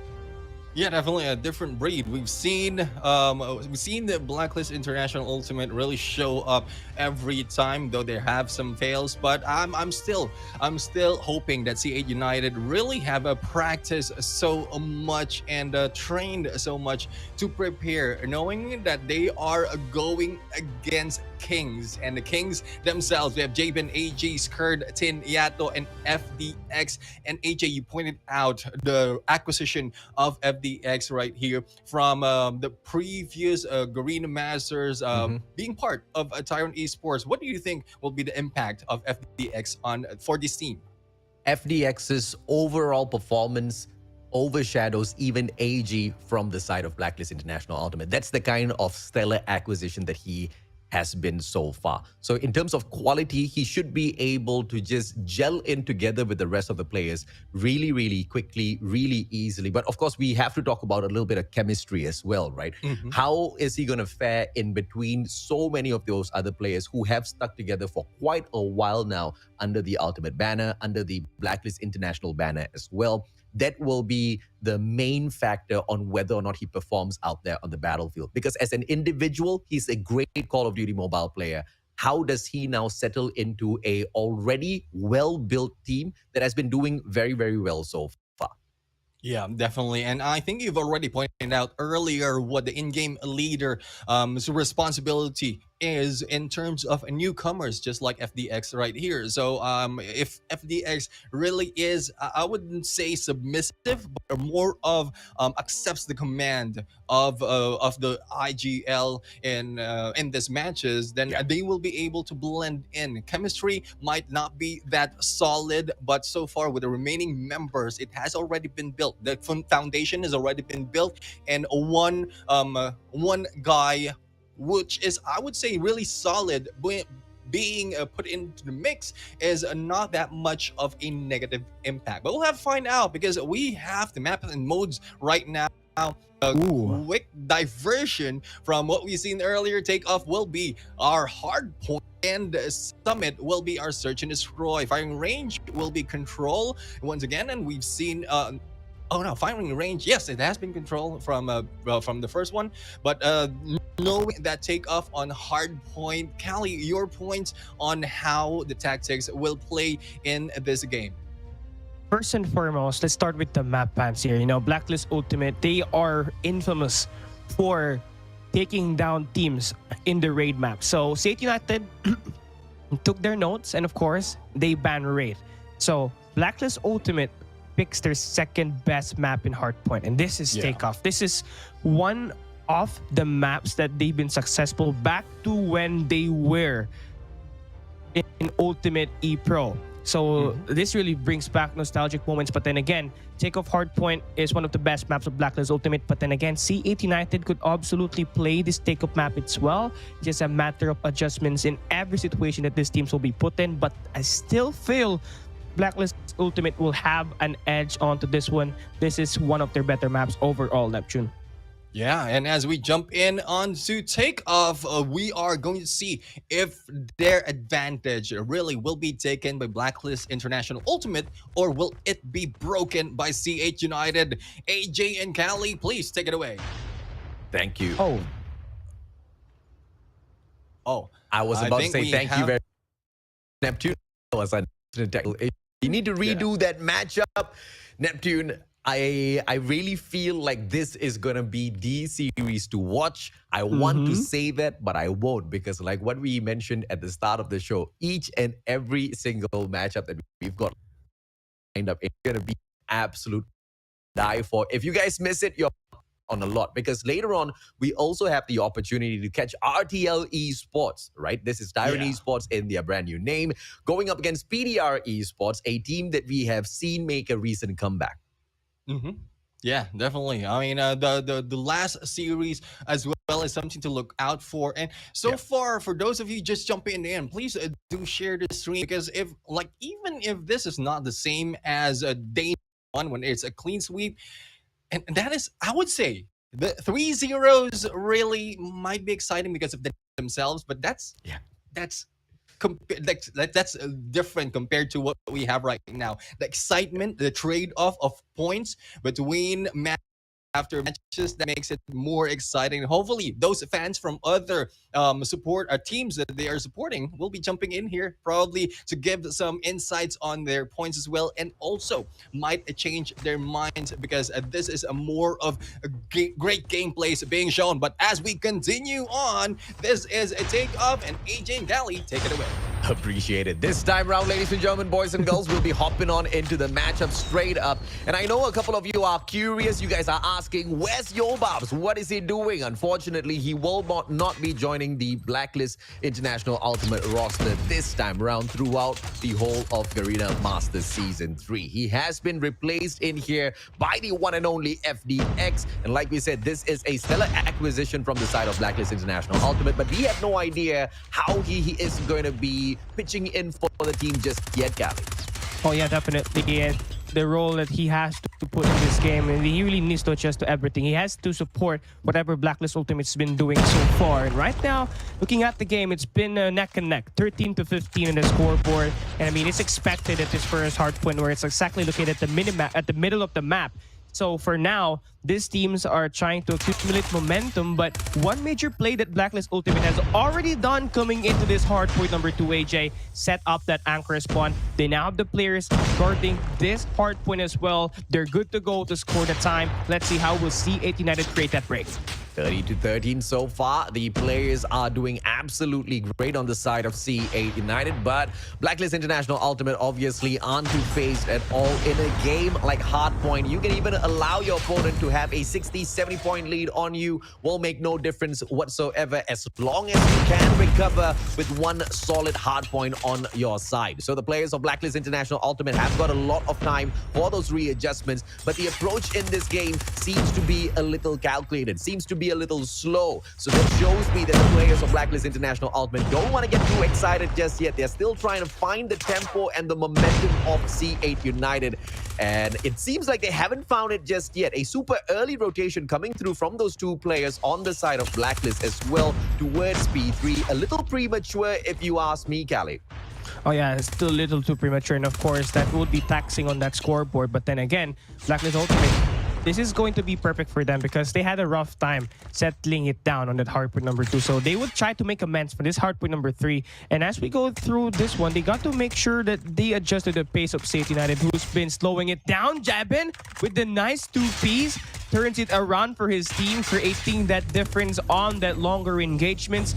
And that would be more than enough for Blacklist Ultimate to cut down and bully C8 out of this hardpoint perimeter. But then again, this team is just so persistent. Just looking at the map itself, they went in for an early multiple attack capture, but they were not able to successfully get it done. So Blacklist Ultimate, now they are standing their ground. They finally have the lead here, AJ, and this is just the start of what's more to come. And C8 United takes over their spawn, but as quickly as I say that, Blacklist International Ultimate removes their anchor player from the spawn. So the favorable spawn still in the hands of the Kings of Old, I have to say. Blacklist International Ultimate, 76-49. Yes, they are playing this slow, but they are cool, calm, and collected to take this match away from C8 United. No doubts whatsoever. But as, of course, all of those players go on in for that early rotation once again on behalf of Blacklist International Ultimate, they give away those scrap points to C8 United, which is quite a surprise. But spawns, that is the most important thing. That's still held on by Blacklist International, and they hop on into P4 with no trouble whatsoever. They hop on just pretty easily here right now, but you know, C8 United, they're gonna have the favorable spawns, but Tin will be able to counter that with his Annihilator. So for now, Tin is holding his ground with his own Annihilator, but his team will get proven to be dismantled by Ron with that huge 2-piece with that Annihilator. But then again, Blacklist is just too good, reinforcing players inside the point. They've been buying up some time. Yato is now fully streaked out, and that's going to be even more deadly for C8 United. 21 seconds left. C8 United, they got the break, but Blacklist Ultimate, they will be settling down for the next reset. And of course, this is just the start. There's still plenty of more of rotations and actions will be gone through by both of these teams. But for now, here at this first set of fails, Blacklist Ultimate, they take it now 102-84. Great backstab by Edge, constantly repositioning himself to make sure he catches out the players of Blacklist International Ultimate. And C8 United have managed to command quite a bit of this P4. But on the reset, once again, Blacklist International Ultimate a little early to the spot, and they pick up those first few initial points. FDX takes Edge out of that power position that he was trying to take over at control room, but Generator still has got another distraction. FDX sorts that out as well. One by one, they take away all of these players from the side of C8 United, from those nice power positions that they try to slide on into. And the objective players on the side of Blacklist International Ultimate are not phased at all, as they're not disturbed, picking up points on their own accord. And of course, they are not disturbed because they really trust that their slayers are going to be able to take down the players on the perimeter. And that's what FDX has been doing. That's what Yato has been doing. And it's just perfect setup right now for Blacklist Ultimate. They got the hard point. They get the second floors. Jabin with that SKS, really dealing the damage on that long-range engagements. And not only that, this team already reached that 150-point mark. They only need 100 more points, and this game will be over. C8 United, despite that pretty neck-and-neck start, they are slowing down, and Blacklist Ultimate is finding all the mistakes that they have made. Every gunfight is won through by Blacklist Ultimate, and it gets even worse here. Blacklist got that operator skills to take them down in this hardpoint number 2. Scared winning huge gunfight. Tin FDX follows it up. C8 United is just getting dropped one by one here, AJ. I love how you say C8 United is slowing down, because it's so surprising. Blacklist International Ultimate started the match off slow, and because they were cool, calm, and collected, they are now forcing C8 United to think twice before hopping on into the hard point. Blacklist International Ultimate has been so good at shutting down each and every single one of those approaches, especially at those crazy money hills and the crazy Annihilator plays coming through, courtesy of Blacklist International as well. As Tin gets shut down, the point is lost to the players of C8 United, but the rest of the Blacklist International players are already out of that. They are already setting up P3, and And the most important point of P3 to hold on to is the anchor spots at spawns. And that's exactly what the Gems of All are doing. Blacklist International Ultimate, they are not underestimating C8 United by any points whatsoever, constantly keeping an eye out for all of those rotation points, and it is the most important to hold on to all of those power positions and shut them down. And C8 United are looking for those power positions, but Blacklist International Ultimate are shutting them down before they can even get there, Cap. Yeah, prevention is key for Blacklist Ultimate, and this is just textbook for them. This is one of the maps that they really mastered, and it's definitely showing here right now in the game. Scared popping up with that Annihilator. 2 more for that cluster strike, and is going to be fully streaked up. Gonna find 1 more, and there it is. Full streaks for Scare. It's got 29 kills as well. And the hard point is going to be maintained by Blacklist. C8 United, despite the multiple angles that they push, they just seem to get caught down. And the only points that they get from here on out are the scrap points, AJ. Blacklist Ultimate has been feeding all of them scrap time to C8 United in order for them to set up for the next hard point rotation. And I agree, that's a great bait, and Scared continues to follow up that skill streak that he's been having 8 in a row. With that cluster strike, they could potentially end this game here at this next hill. 100-point lead Blacklist International Ultimate has over C8 United, and as quickly as C8 United rush to the front, they fall as well. Cluster Strike will be brought out courtesy of the players of Blacklist International Ultimate, blocking off the spawn area of C8 United. Nobody there for the backstab. Perimeters on control by the one and only Jabin, and it has to be a frontal assault by C8 United, which is handled well by Yato. Grenade for the pop, and he secures the kill with the CBR4 as well. Ron steps on in. Ron gets taken out. Yato is on fire. Oh, 28 kills in the game. 237 points for Blacklist International. 13 more points and they win this game. C8 United hanging by a thread. Blacklist, here comes the second push. Tin, first one in, gets 1, gets 2, and now the break happens. We got 5 seconds left in this point, and they're going to soak up all of the time. Next hard point opens up in 6 seconds. C8 United, they gotta maintain the high ground. They gotta make sure that there's going to be a player in the point. Blacklist International needs 5 more points. The hard point opens up. Tin is inside the middle. No one near. C8 United, final contest. They are successful, but can they withstand? No, they will not. Blacklist, show who's mighty. They take map number 1. Oh, solid plays coming through from Blacklist International Ultimate. You know, very little room to go in there and bring the hype on because of how slow that matchup was. But, you know, if you are an analyst in Call of Duty Mobile, you would have been able to break down so many of those stellar plays coming through from the players of Blacklist International Ultimate. And it's so surprising, right, that they flip the roles of those power positions. Instead of playing the power positions, they focus on eliminating the players of C8 United who move towards that spot. And very effectively, just through those plays, have managed to throw off C8 United from all of their strategies, from all of their plays. And look at the number of kills. Overshadowing the players of C8 United is the side of Blacklist International Ultimate, with Tin picking up a massive 3 minutes and 32 seconds at the objective. That makes him a monster to fear once again. I touched a little bit on Tin and his performance at Garena Masters 2. I talked about how he had just gone off the edge a little bit. We saw him,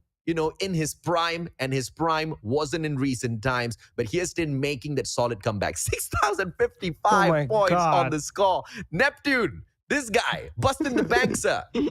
Yeah, I mean, it's great performance for Tin right now. When we had the initial focus on FDX, on how he will jive in this game, Tin really don't want to be overshadowed in this match, though we didn't see that much on Tin on our perspective. But so far, that is because he has not been he has been rotating when getting those kills, but staying in those points really prove that he can be a good anchor for those hard points. FDX has initially showed us great potential from the start of the game. 3 kills already just from the few seconds. That is one thing that FDX really has proven in these matches. And with the combination of Tin's Curd as well as FDX in there, getting all those lays and early rotations as as well from Jabin and Yato, and really gives us a clear view on why Blacklist International Ultimate really has this in the bag. So far, the scores is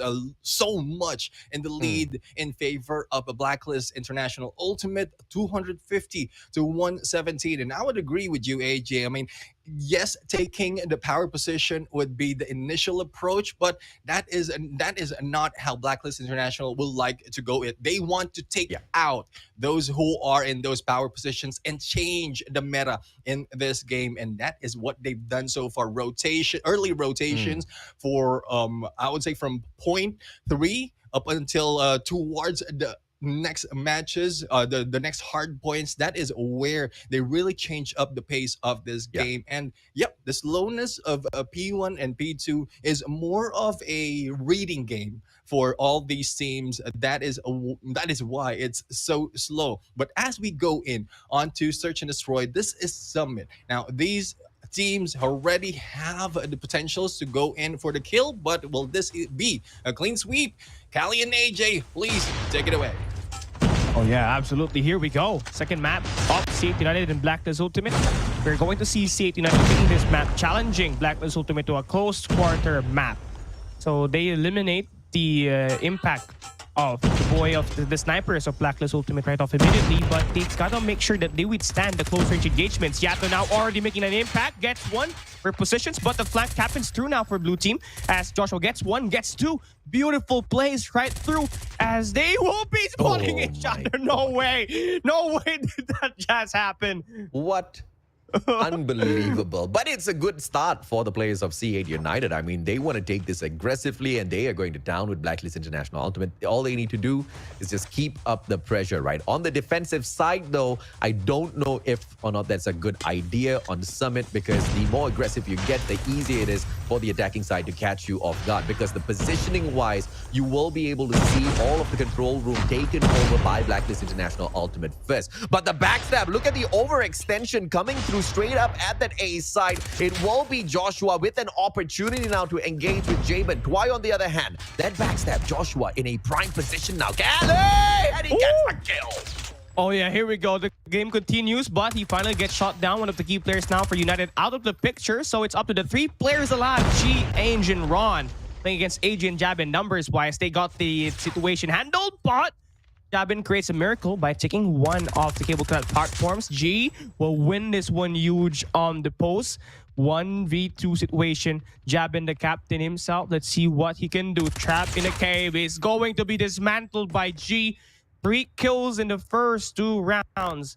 C8 United, they control everything right here on out. But Blacklist Ultimate, they got to tighten up that attacking position that they've been using, AJ, because right now, C8 United they get it easily done. They can sneak through it right off immediately.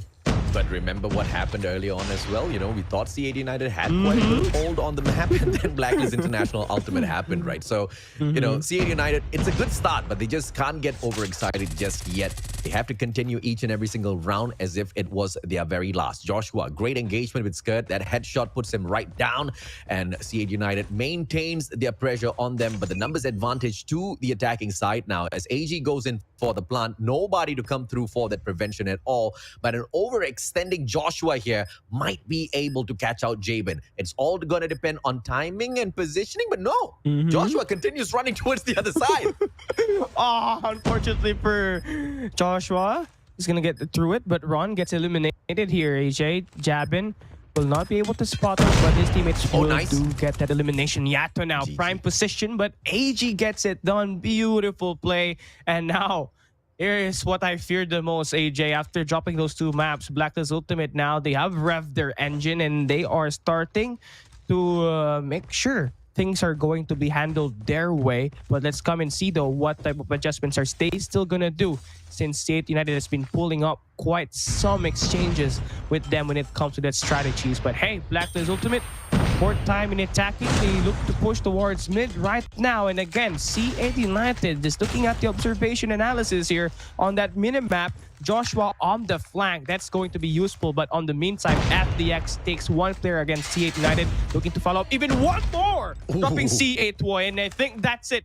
That could be the dagger for this round. This should be a round win for Blacklist. Yeah, I mean, this is what we were talking about, right? Like, the players of C8 United, they've managed to grab 2, but it means absolutely nothing against Blacklist International Ultimate. But Joshua trying to make a stand here. Opportunity, spots a player, but it was Yato, and Yato happened to him. C8 United now stuck in a equal position, 2-2, as Blacklist International Ultimate squeezed their way back in. All right, here we go. The game is now tied, and it's going to be the turning point of the game. C8 United, they need to extinguish the momentum that's been lighting up in Blacklist Ultimate side. And for now, at this game, FDX with that huge 2-piece at that last round truly created a lot of opportunities for Blacklist to attack. But then again here, this time, looks like there's going to be 3 players from Blacklist pushing at the enemy lines, AJ. It's just a very interesting setup coming through here. Now, the players of C8 United, all they need to do is just hold on to their horses, not overextend at all, and wait for Blacklist International Ultimate to appear. And here comes the bomber. It will be an opportunity for Joshua, but he's all tagged up. Needs to back away. Jabin doesn't get to strike him down just yet. But Joshua not backing away too far. He still can respond in terms of giving that backup. Toy shuts down Skirt. Great play, but Toy needs to reposition. That backstab by FDX can prove to be lethal if he does catch it. Oh yeah, here we go. Moment of truth. FDX, what should be the move? He spots the player, but he's not pulling that trigger. No! Finally connects it. Removes Joshua out of the picture. 2v3 situation. Game in favor for Blacklist. Will they be able to close it out now? FDX follows up with one more. He's deadly with that scope, AJ. I'm telling you.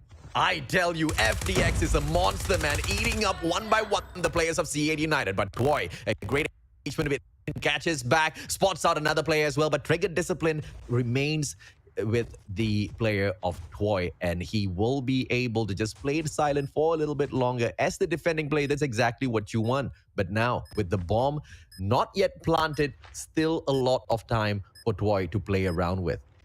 Oh, it has been planted, my apologies.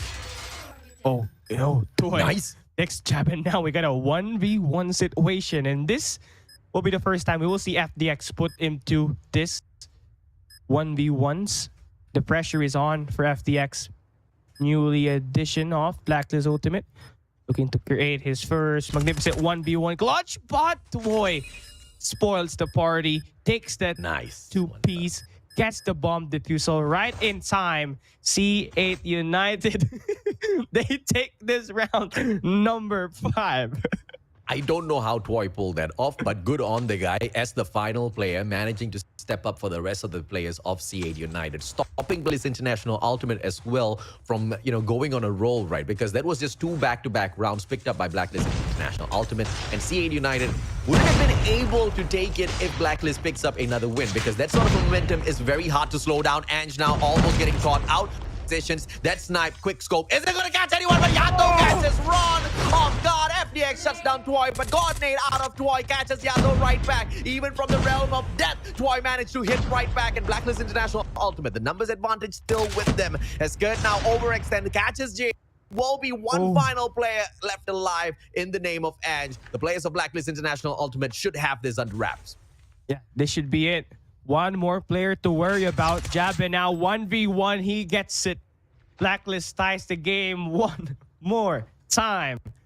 And now for Blacklist, there's only one thing that they need to do. Get that lead, because for this past 6 rounds, it's always been C8 United having that front seat. This time it's time for them to steal it. But let's see though if how will C8 United respond and adjust to the play that Blacklist Ultimate did on that latter round. Here we go. Looks like we are going to see C8 attack here this time, and their point of attack moving at the A side. But Jabin takes G, and this is opportunity for Blacklist to get the round on their favor. But even exchanges, we got a 3v3. FDX just killed someone with a flash. He hit him right in the face. Toy, poor boy. It's going to be Ron now as he makes that recovery. It will be the numbers advantage to C8 United. Bomb in hand. Joshua shuts down FDX. Looks like he's not going to be too much of a problem for him. Plays the save game. Drove his system down on the ground as Joshua goes in for the plant. Fine. My God, AZ still shuts him down, preventing that bomb plant. And the players of Blacklist International Ultimate still alive because of him. 2v1 now. AG shuts down Hanj as well, making it a 1v1. Bomb plant coming through from the side of C8 United. AG, can he make the play as Ron doubles back down into a defensive position? Oh, here we go. Ron just counting it on. 1v1! AG wins it! They finally take the lead on this S&D. And when they say patience is virtue, patience is really, really a virtue for AG. He just slowed it down, tried not to rush things. And when he was calm, cool, and collected, he was able to deliver. And Blacklist now 3 rounds away from winning this game. But taking a look at the kill feeds or the kill board right now, Ainge surprisingly has 0 kills, and this guy needs to turn it up for this team to win against Blacklist, because right now they're hanging in there without the performance of Ainge. What's more, if he adds a bit more flavor and impact to C8 United, they could have that lead. But then again, never know what might happen here. Blacklist Ultimate defending here at this A bomb site. They stack it heavily, but the bomb plant actually is on the A side. So this is just a fake play for C8 United. But then again, you never know what's happening here right now. It's kind of a 1v1 scattered gameplay, AJ. Toy threw that grenade 2 years ago and connected right after, man. What in the world? And he managed to get a lucky shot with the CBR4 because another player was standing out there. No response coming through from the player on the side of Blacklist International Ultimate. And that's when the connection of that grenade came through for Toy. Surprising play out of C8 United, but the numbers will be thinned down. Toy, the final player left in here, needing to deal with 3 players. Trigger discipline was maintained for just a few seconds, and then he let it all out of the bag, and Skirt with that information wraps it up. It is Blacklist International Ultimate almost at a match point now. 5-3. C8 United needs to back Toy up a little bit more because this guy is on fire. Yeah, this guy is on fire. Same goes for Joshua. Both of these 2 players combined for 19 kills. And right now, Blacklist Ultimate has started to pull away, and C8 United needs to cut down that lead. Maybe get this round win, but Yato takes Ainge down with that God nade. And that sets Blacklist top with a number advantage. AG holding its ground, double challenge. C8 United will get the job done, but no, Scared drops 3 players as he swings to the right. Joshua shuts him out. We got a 1v1 with Yato. Final player, Blacklist United's got Joshua. Joshua currently leads all teams in kills. Yato has 6. Matter of timing here. Call of Duty Mobile at its finest, AJ. No connection yet. Oh, Yato spots him out and gets the kill. Blacklist International Ultimate 6-3 match point now. And it looks like C8 United might just be bagged out here 3-0 unless they make some sort of a change, because Blacklist International Ultimate has been solid from the time he started. Cool, calm, and collected at that hard point, played it slow, made that solid comeback for a dominating win. Same thing at S&D as well. Nothing can stop Blacklist International Ultimate when they go into this mode. And yeah, definitely, the moment they took the lead is the moment that C8 United will start to drop maps. But now we're seeing some response. But it's kind of a glimpse of what they could do. And there we go. C8 United. For some odd reason, they end the round fast. And Ainge finally taking a player down there with that pistol. So now, here at the game, it's 4-6 for C8 United. Can't play with mistakes. They have to be perfect or have to play with little to no errors, because Blacklist Ultimate, they're known to feed on those mistakes, and they are only 1 round away from taking this match. Number 2. Scared takes 1, but Ron, beautiful trade. 2-man Chal, and Scared gets taken out. One of the key players officially out for Blacklist Ultimate. We got this 4v4, AJ. Yeah, Skirt almost bagged that double there earlier on. And if he had did, that would have been the end instantaneously for C8 United. But the player of C8 still trying to keep things alive. Ron as well as G. Ron hits that double for himself in this round. The numbers don't look like side of Blacklist International Ultimate. Jabin all alone now. Catches sight of the player, shuts him down, and Jabin still alive. Turns around, takes Troy out of the equation as well. It's a 1v1 against J. Oh no, here we go. G versus Jabin. Who's it gonna be? G, he spots him, he takes him out, and CH United will force another round. And I love this take on G. He is not afraid to scout any sort of angles, AJ. He's just relentless, and now that he is able to create that play, C8 United on pace to force at round number 13. But then again, Blacklist Ultimate only needing one major play would give them this map in their bag. But there we go. Yato takes the first player out. Boy eliminated. We got a 4v5. What could go wrong for Blacklist Ultimate? This was that strong play you were talking about, that the players of Blacklist start off with. And Yato just going in for those pre-sprays, does not find anyone.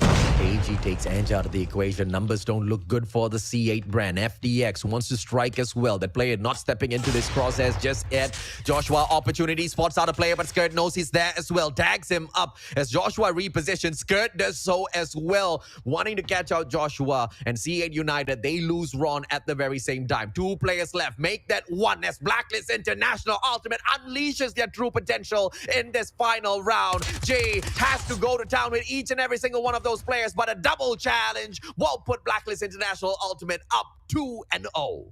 Yo, that's just impressive for Blacklist Ultimate, but too close for my liking. They could have done a lot more refine on those strategies that they take. But hey, a win is a win. And Blacklist Ultimate, they bring home that map number 2 after trailing 2-0 at the game. Massive turnaround for them. But what I really love from this team is how FDX impacts the team itself. The guy could play long range even though the map is a close quarter combat. And he was able to score 9 kills, though he's going to be top by Scared with 15, AG with 8, and Yato with 10.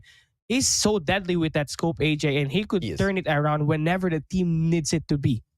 And, you know, you got to be a team like Blacklist International Ultimate for it to not matter having a player at number 5, right? Because the amount of impact FDX had in that matchup was truly stellar. And I absolutely agree with you, man. Long range, mid, short, this guy dominates everything. And that is the main reason why he was picked up to be in this main roster of Blacklist International Ultimate. C8, on the other hand, they have got the quality to take this all the way. But against Blacklist International Ultimate, it was always going to be a challenge. And it is most definitely a challenge, right? We can see the difference in terms of game coming through from both teams. C8 knows they've got the quality. If they've got a set number of strategies that they execute on all of these rounds without thinking twice at all. Blacklist International Ultimate, on the other hand, has been playing the start of these games so slowly, sussing out their opponents, figuring out exactly what their strategy is before applying that adjustment, before taking over the matchup, before getting the win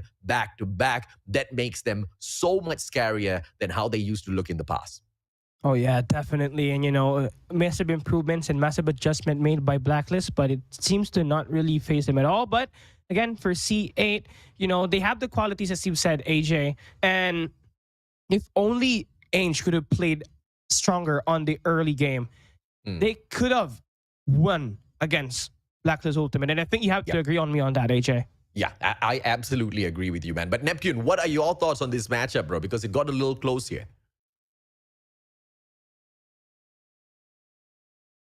Little aggressive in the first 2 matches, thus they took the win. But as you mentioned, AJ, they like Blacklist International Ultimate is so calm, composed that they, even if they take it slow, they started rolling in towards the win. On the game number 4, they were able to tie it up 2-2, and FDX Snipe going in for that double snipe was able to change it for the side of Blacklist International Ultimate. I would agree with Cali as well, because Ange has a potential to go for the kill. He also made a double snipe on game number 10, making 4 to his name, but unfortunately towards the end, like because of how calm Blacklist International Ultimate has taken it, the denial of that 1v3 clutch from Jabin really doesn't matter, even if we've seen a 1v3 clutch by AG. So that is how Blacklist International Ultimate really handled that game of SND, wherein that should be the case. I mean, it's not all about aggression, fast movement, and all. It's all about tactics and learning where you have to go before you go and rush in. But speaking of rushing in, we are rushing in onto our game number 3 of the series. This is Control in Final Range. AJ and Cali, please take it away. Thank you very much, Neptune. We will catch up with you in a little bit. Let's see exactly how quick this one ends. It's all in the hands of C8 United. And you know Blacklist International Ultimate is not in a rush. They have been so slow in taking over the commanding side of these matches. We can anticipate the exact same thing this time around as well. But the defensive side is C8 United. So Blacklist International Ultimate has to bring up all of those questions. And Yato does one heck of a good job doing so. And he gets those back-to-back kills on his side, but gets rated out by Joshua. Number of lives all equal between the two as Blacklist International Ultimate hop on into the White Warehouse. We know things are not going to be easy, but it looks like C8 United is off to a great start here, Cali. And I think we are also definitely seeing the same personality earlier from Saint Legacy. Saint United is bringing in the strategies to counter Blacklist Ultimate's gunfights and mechanical abilities. But so far, they're really hanging in there. 20 life count to 20 life count. It's basically on par. But then again, they have to step things up even further because they're the ones that's defending. Right now, FTX created an opening at this trailer that will be able to be used by this team to, of course, extend more time in the game. Then now, obviously, looking to get the trailer control is going to get one. And there we go. The B flag, second segment in. And this should be Blacklist Ultimate's favor, AJ. Oh yeah, absolutely. Some people are wondering exactly why did Tin not get added into that SND matchup. Because Blacklist International Ultimate knows the strengths of their players, right? Constantly swapping between AG as well as Tin to make sure they bag the most out of all of these rounds. And look at Blacklist International Ultimate make a run for both of those points here at the same time. 2 markers placed at the B point. 2 markers now completed at the A point as well. 45 seconds to go. They can secure either side. So C8 United is going to be absolutely confused as they try to clear off all of those markers from that A point. It will be a solid play. 5 more lives left onto the side of Blacklist International Ultimate. They have to be careful onto the approach as C8 can all shut them down back-to-back. 3 lives left now. Ooh. Things are getting harder, and Blacklist International Ultimate on the verge of losing this now, Cali. Oh yeah, right now 3 versus 2. Yato wins one more to worry about for Blacklist, and they take this round. And of course, for C8, they're hiding around the bush. Toy on to the Americans. Blacklist going in for the push. Toy takes Jabin out. 1v1. Yato spots the final player. Oh my God. He gets it done. Blacklist takes that round number 1 in a close manner. But, you know, love the ideation and the execution made there by both ends. Blacklist Ultimate, they try to divide and conquer, and they're able to close it out. But Saint United, that defense looking stacked at that A flag, and they were also able to win and engage with Blacklist head-to-head with the gunfights, AJ. And I think if they could do that consistently, they could take rounds against Blacklist on this control map. I absolutely agree with you, man. Very aggressive on the defense. C8 United has most definitely impressed me. But now, Blacklist International Ultimate holding on to the 2 flags. Ange hits a double. Yato and Skirt taken out of the equation already. And on to the A flag now for the capture. And C8 United really putting on a lot of pressure out there. Blacklist International Ultimate, I did not expect them to lose a flag so early on. But it looks like that's exactly the result here, as nobody on the side of Blacklist International Ultimate is at that White Warehouse. They are giving this away.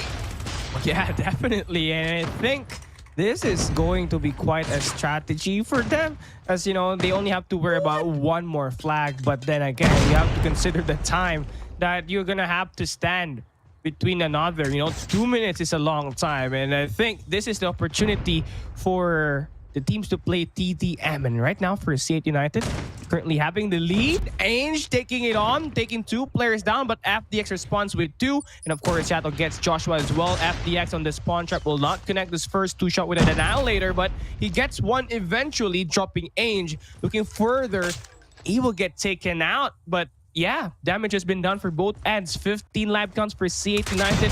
Blacklist got 12. And this is another close match that we will see. A foreshadowing of what we saw from that first round here, AJ. Right now, we're currently tied, and Blacklist has officially taken the lead on that live count, 11-12. All right, things are looking good for Blacklist. Let's see how will they maintain that, especially with C8 United's unique and, of course, unorthodox quality of strategy. Yeah, C8 United, they are all scrambling now. And you are absolutely correct, man. Blacklist International Ultimate, they have taken the lead.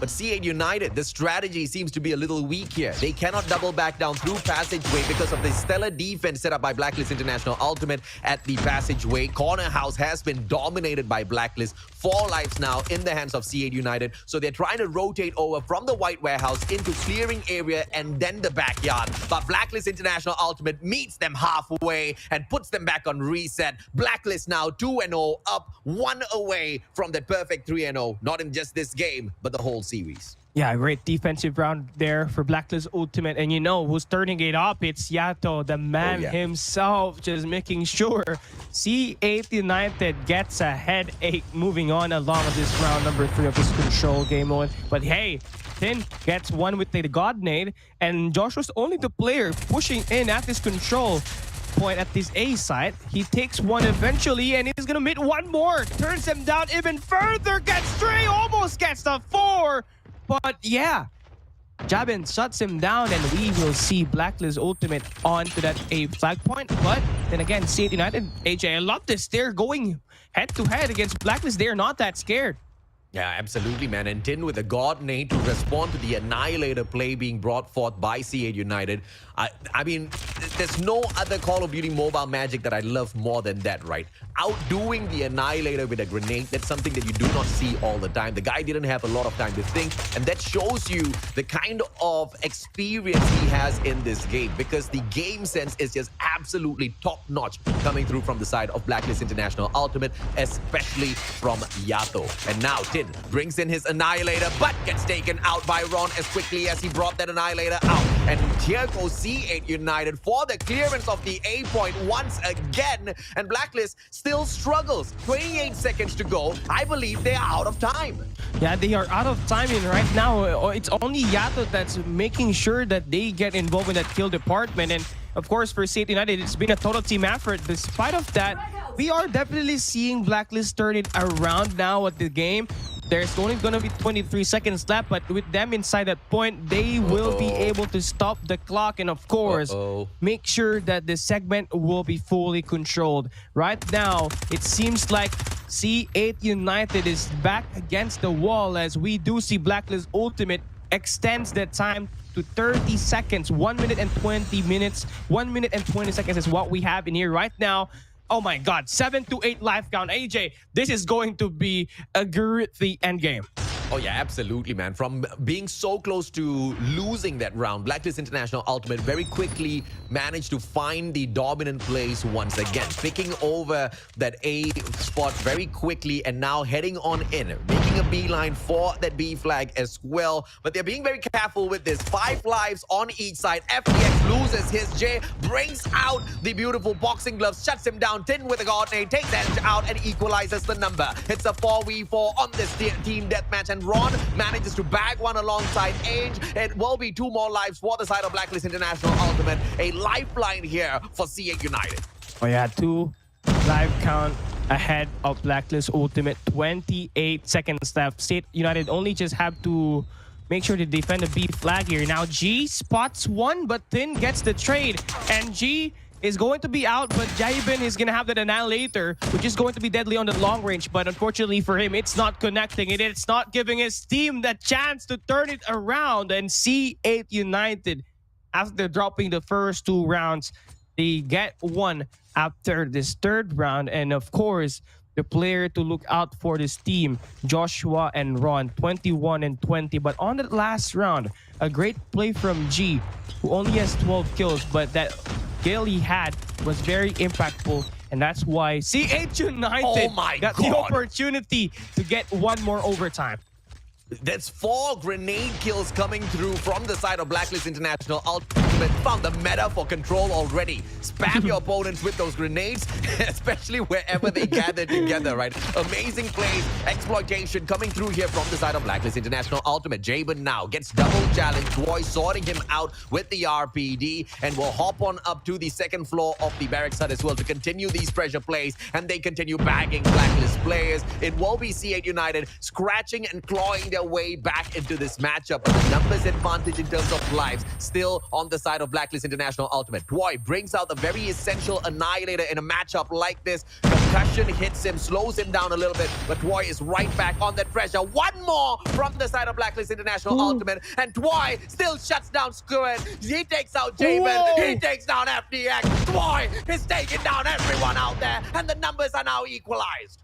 And now, yes, here we go. A beautiful turnaround there by Twoy. But Blacklist Ultimate, they will respond back with their own. But Twoy gets another kill streak. 3 with that spread. And that will be able to give them the chance to make sure that the life count is going to be close. But then again, FDX going to get taken out. 8-10. Joshua gets 1 player eliminated on the trailer as well, and they will be stopping the time, and they will be containing themselves inside the 8-point control to extend the time to 30 seconds. But hey, we got a 5v6 live count here. Now again, AJ, here we go. Moment of truth. C8 United, they will be having the numbers in their situation, and Blacklist down to 2 players. They have to make sure every kill and of course every position is going to be efficient. 1 minute and 12 seconds left right now. Ron spots 1, removes Scared, and he's bringing in the Annihilator. This is deadly, but Jabin gets 1, gets 2 with the 5-15. Oh my goodness, this is just gritty, AJ.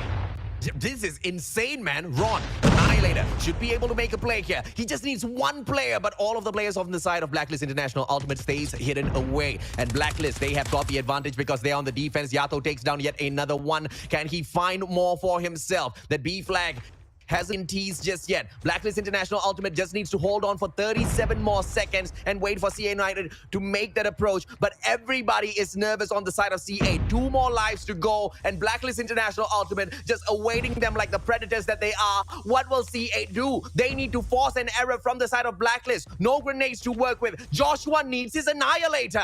Oh my god, this is going to be huge. Joshua 1v1, he gets it! Gavin gets out of the picture. C8 United forcing the overtime, and I love risky play for Joshua. High risk, high reward. They still have that 1 life advantage against Blacklist Ultimate, so he took that risk, and eventually he was able to make sure United gets to force this overtime. Now, whoever wins this gets the map.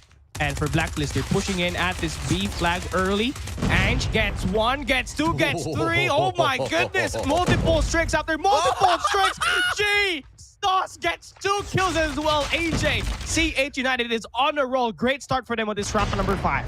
Oh yeah, absolutely, man. And one of the biggest risks taken by C8 United was by Joshua, as he chose to not use that Annihilator. We'll be able to bring out that Annihilator in this round, but unfortunately not able to go to town on Blacklist International Ultimate yet. But the fighting range set up by Ange was absolutely perfect. Got nade by Skirt. The numbers advantage to C8 United still, but things can turn around very, very quickly. So C8 United just needs to play this super carefully. The advantage here is they are on defense, so they just need to stay put and wait for Blacklist International Ultimate to bring the fight to them here, Callie.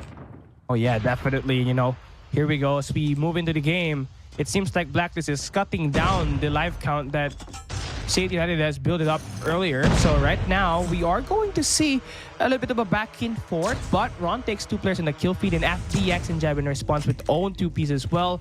And here, AJ, I think I have to emphasize that score streaks and operator skills are going to be useful, especially at the late stage of this current game. We have Jabin makes up for 1, but he's going to get eradicated by Twoy. And again, I don't know who's gonna win this game, but C8 United is definitely giving Blacklist a run for their money. 11 live count to 9. C8 United on the lead.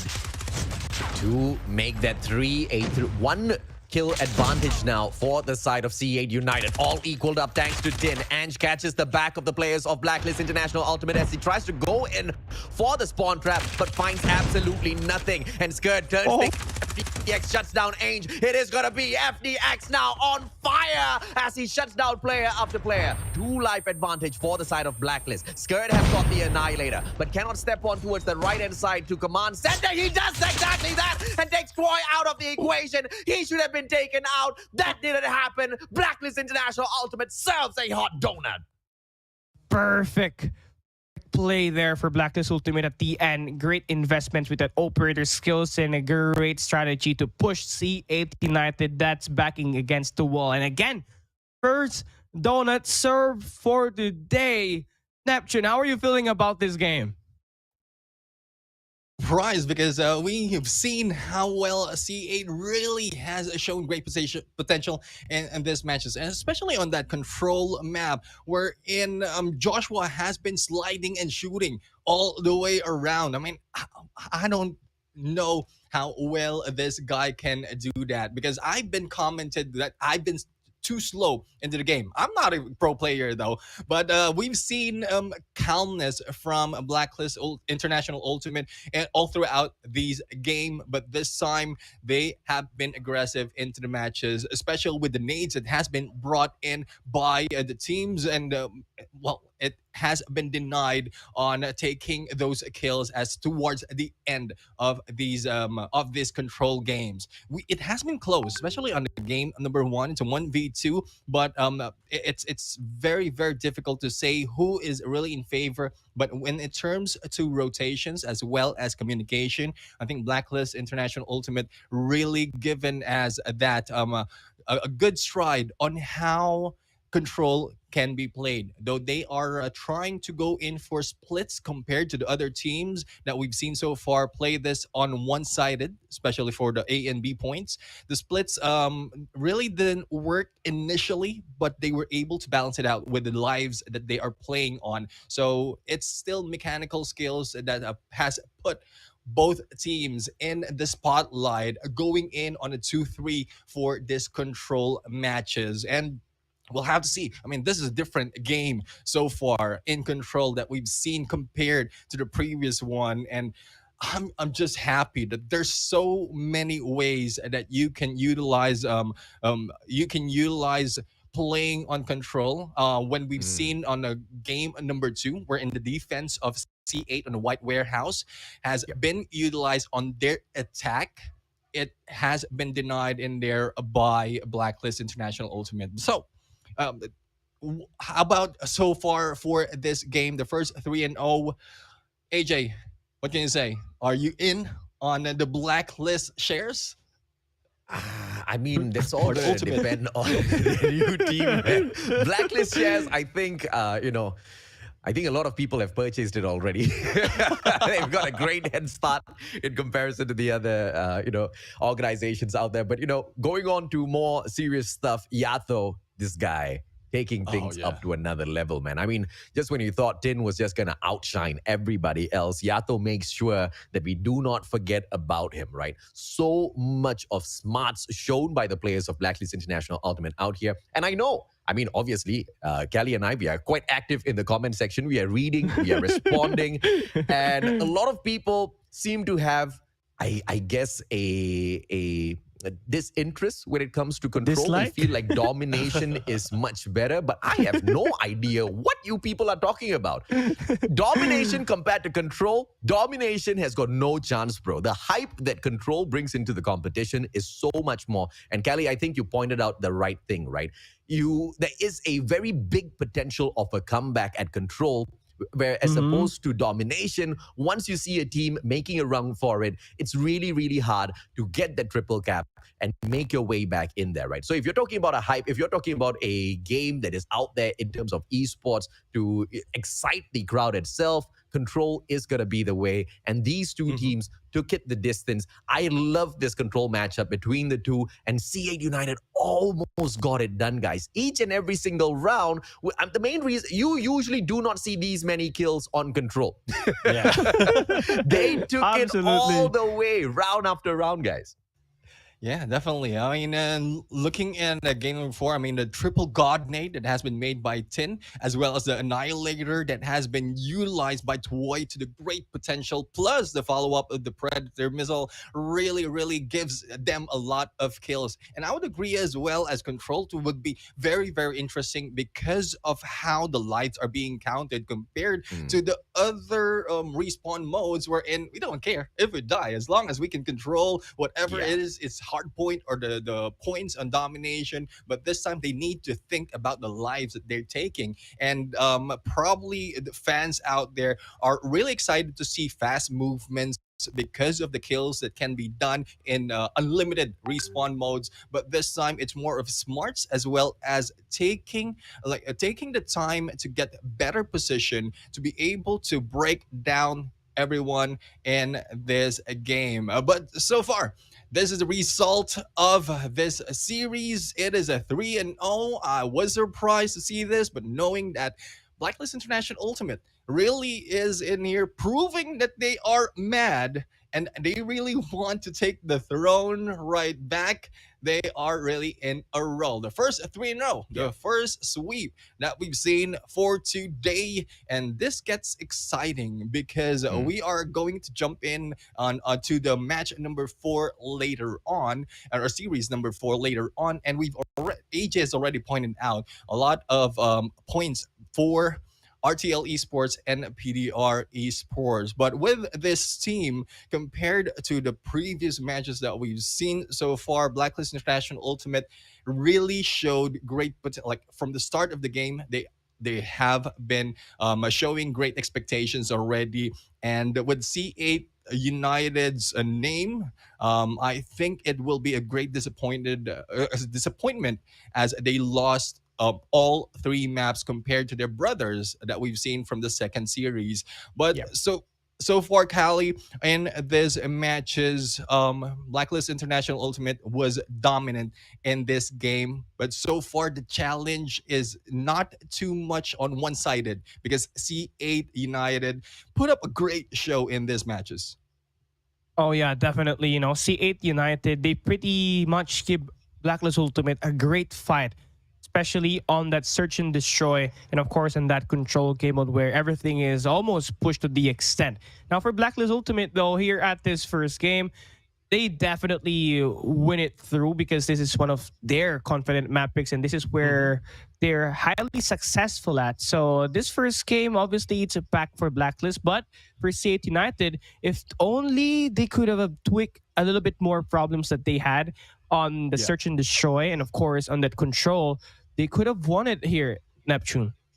Yeah, definitely. I mean, it's more of how they really approach this match. Aggressiveness, yes, it worked, but it doesn't really play too much because when you move that fast, your position as well as your rotation all throughout the map will, or all throughout the matches, will be read by the opponents, and that is what Blacklist International Ultimate did. Despite of taking the 2 losses from the start of this game, they were able to slowly recover, and the clutches really, I mean, that is very awesome to see from this game, especially for the side of AJ in there. But them jumping back into control, like the splits right now that has been done in here, I would say this is one thing that is questionable, or probably not to my liking, because it's more of going in onto the direct approach and then trapping the opponent. That is one thing that really shows great dominance into the games from what we've seen from the previous matches. And probably AJ, if that is the case, this might not have been that close in terms of lives. Every single prior to this hard point as well as SND, it was C8 United playing their strategy and Blacklist International Ultimate countering each and every single one of their strategies, right? Yeah. But in this game, C8 United switched it up. They knew what Blacklist International Ultimate were doing, and they were trying to keep up with their pace, keep up with their strategies, and play their own counters as well. And that is the main reason why we see so much of a difference in control as compared to SND or Hardpoint. And C8 United, although they did manage to find those adjustments, it was a little bit too late. And that just shows us the quality that the C8 brand has in them, right? They just were playing the strategies a little bit wrongly earlier. If they had been a little bit more patient, if they had slowed down the pace, I'm very sure Blacklist International Ultimate would have been shaken. But this just wasn't that matchup where they were going to shake. And hopefully in this double round robin setup, C8 United proves to us that they can learn from this and dominate the champs of all, Blacklist International Ultimate Neptune.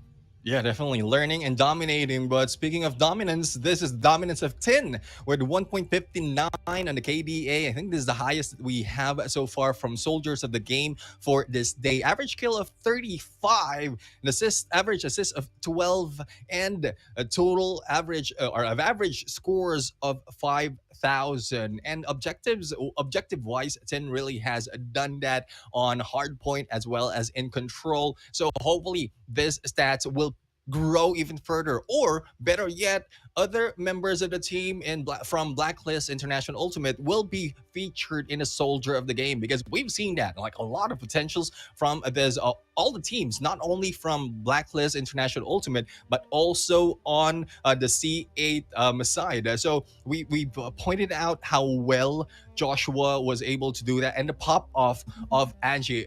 I think that is what Cali has been waiting for so long, but it has been late in their on the control game. Oh yeah, definitely Neptune. You know, I love that point out, because the moment Ange was able to step up on that control game mode is the moment C8 United put up an even greater fight. Who knows, if he could have played like that on Search and Destroy, the team could have had expected a different result. But then again, Blacklist Ultimate, they just did what they do. They in business and they just power through C8 United in 3 games. They win it all straight. Fully Neptune. Yeah, definitely. I mean, this proves to show really what dominance Blacklist International Ultimate really shows in this game. I mean, yes, there are a little bit of struggle within the game itself, each mode, but when winning it and taking that 3-0, they will not be letting that go. And there you have it, the end of the 3rd series for today's Garena Masters. We still I am Neptune the Jammer Garcia, together with Mustachio and Cali. We'll be right back after the break.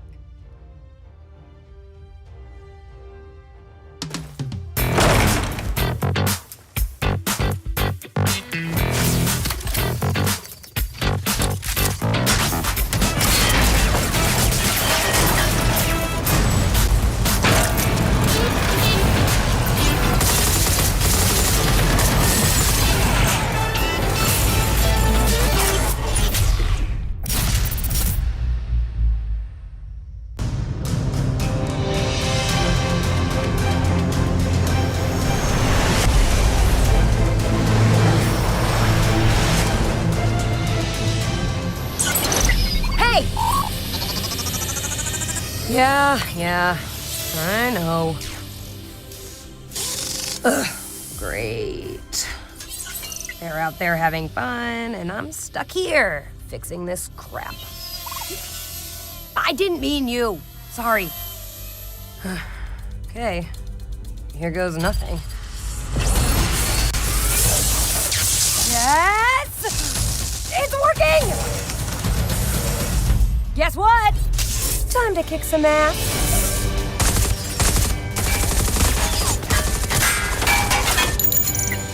Nailed it! Ha ha! Nice! Ha ha! Yeah!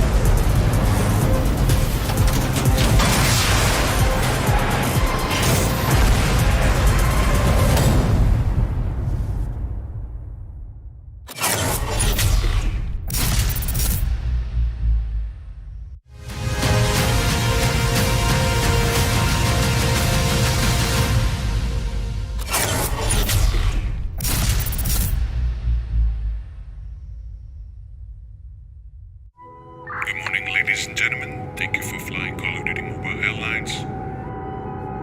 Beware of enemy fighter jets. We got a lot of news today and expect the chance of anti-missiles. Most importantly, stay safe and enjoy the new season of Call of Duty Mobile. To the skies.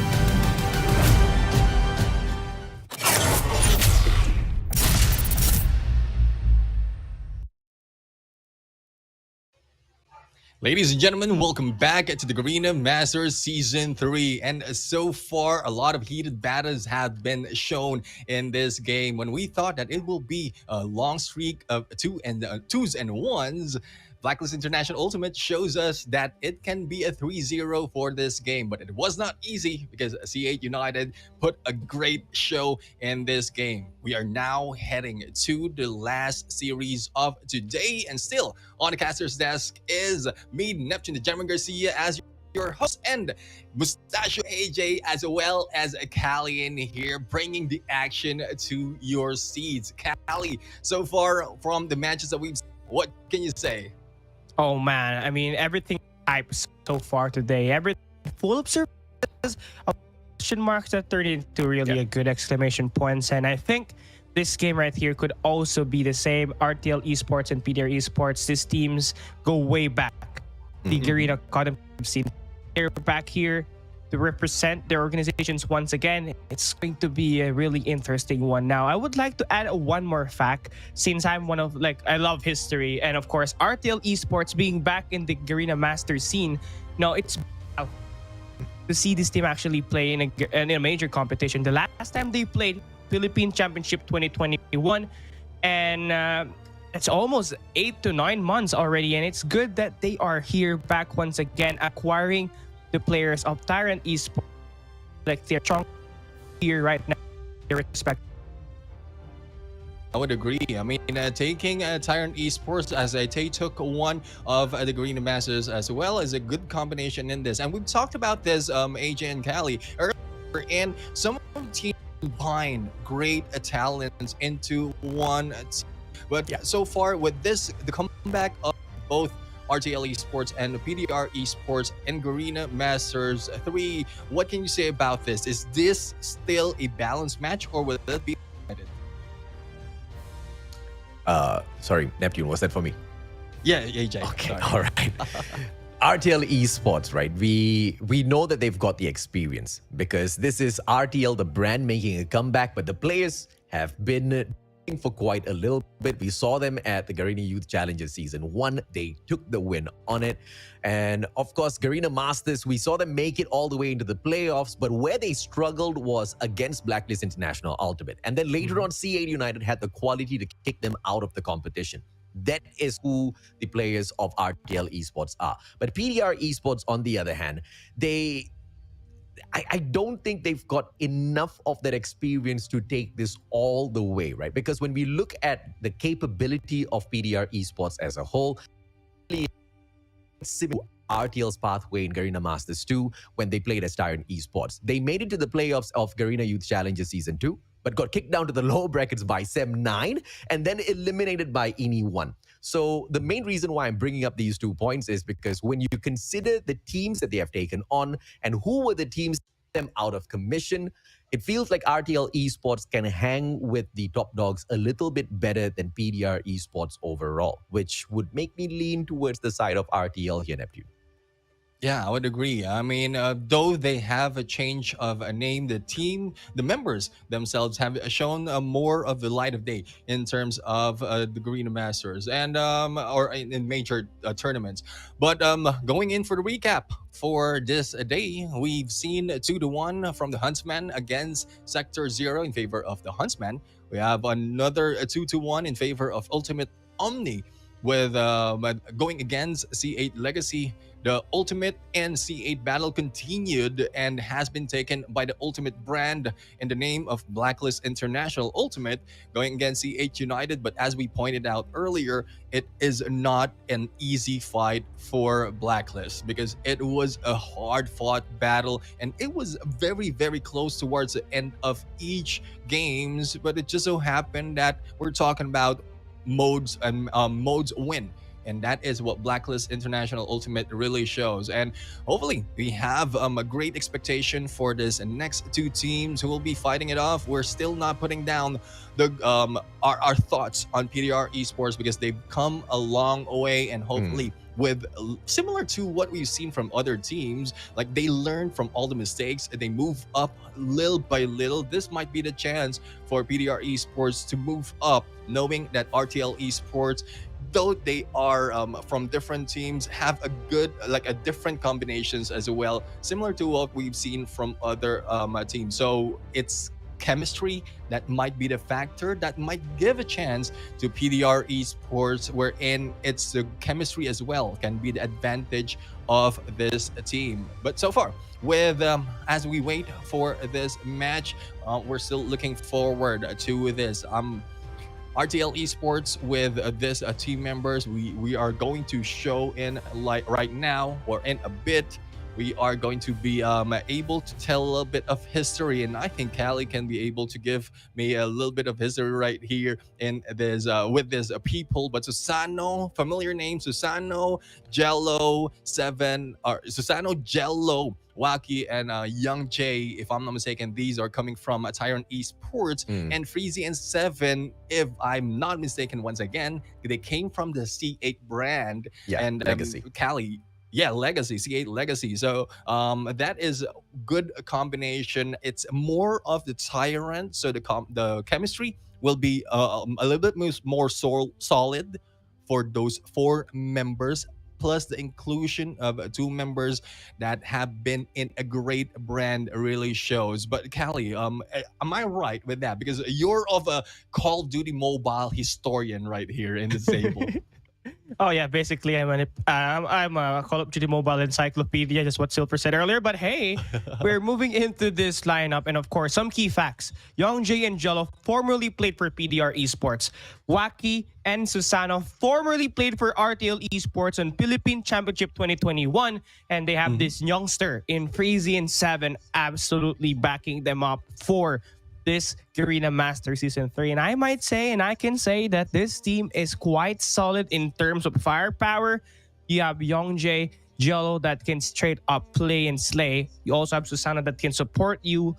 Wacky with his OBJ play will definitely be very handy here for RTL Esports. But, you know, Susana, Wacky, Young J, and Jello, they're quite known in the community scene. But, you know, since there's going to be youngsters here in Freezy and Seven, this guys right here is one of the key points. If they play well here for RTL Esports, they will definitely make it deep into the group stage. And of course, they might be one of the teams that might accomplish themselves to play for that playoffs. But then again, RTL Esports, their lineup is stacked right now, Neptune. Yeah, I mean, it can be seen because of what the details that you mentioned earlier, and we're just hoping that it will be, or it will not be, a great challenge for the side of PDR Esports, because I'm still hoping for yet another 2-1 in this course.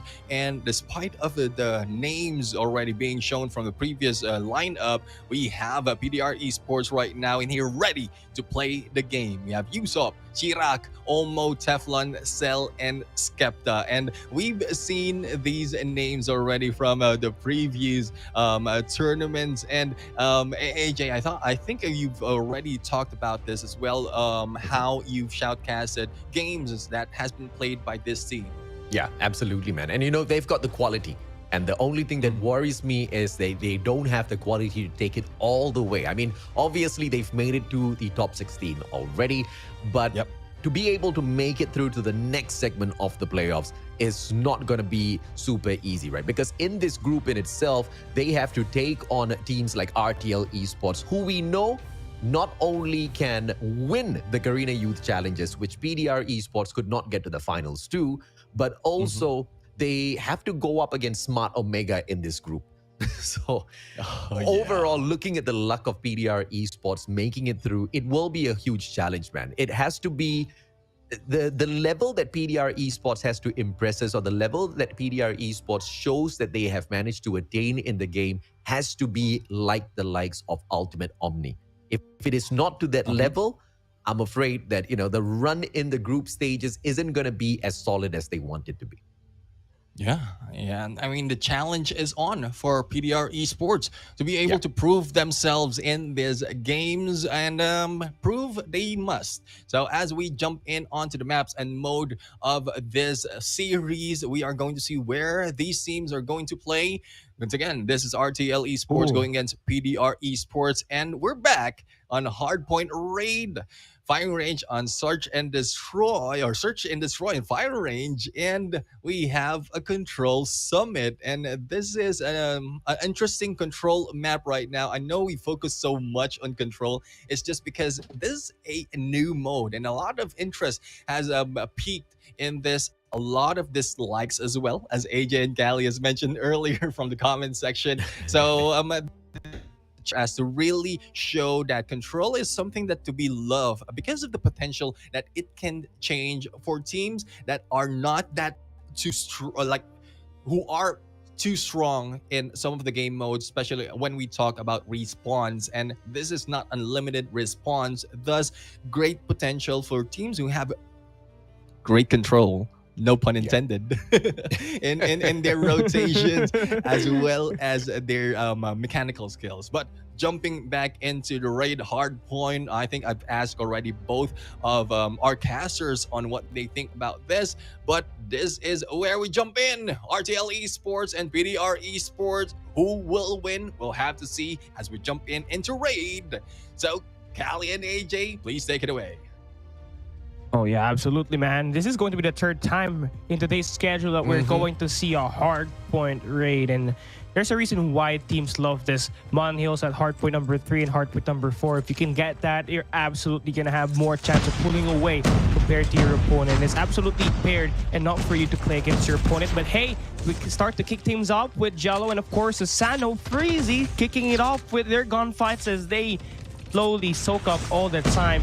The initial time in this hard point number 1, but PDR Esports making their way around the driveway. They're looking to win this gunfights, but for some reason, RTL Esports is just popping off as they absolutely tear this hard point number 1 apart. Take a look at that kill feed, AJ, all yellow. Oh yeah, absolutely, man. And if I'm not mistaken, Callie, these players used to actually be with RTL before they hopped on over to Tyrant. I remember like from years and years ago of shoutcasting, but the problem is I've shoutcasted so many of these matches that, it's all a blur right now. But it just seems so familiar, right? RTL Susano, RTL Jeno. It just seems like that is how it used to be in the past as well. And if it was the case, this is quite the comeback for the brand, don't you say? Oh yeah, not only by the brand itself, but of course, RTL Esports players itself, because of how they've been able to maintain their play and of course their professional career here at Garena Call of Duty Mobile. And of course, in every season there's going to be recent changes, so you have to adapt in order for you to still be great. And of course, for Susano and of course the players of RTL Esports itself, they're definitely just tearing it apart right now, absolutely putting on a show.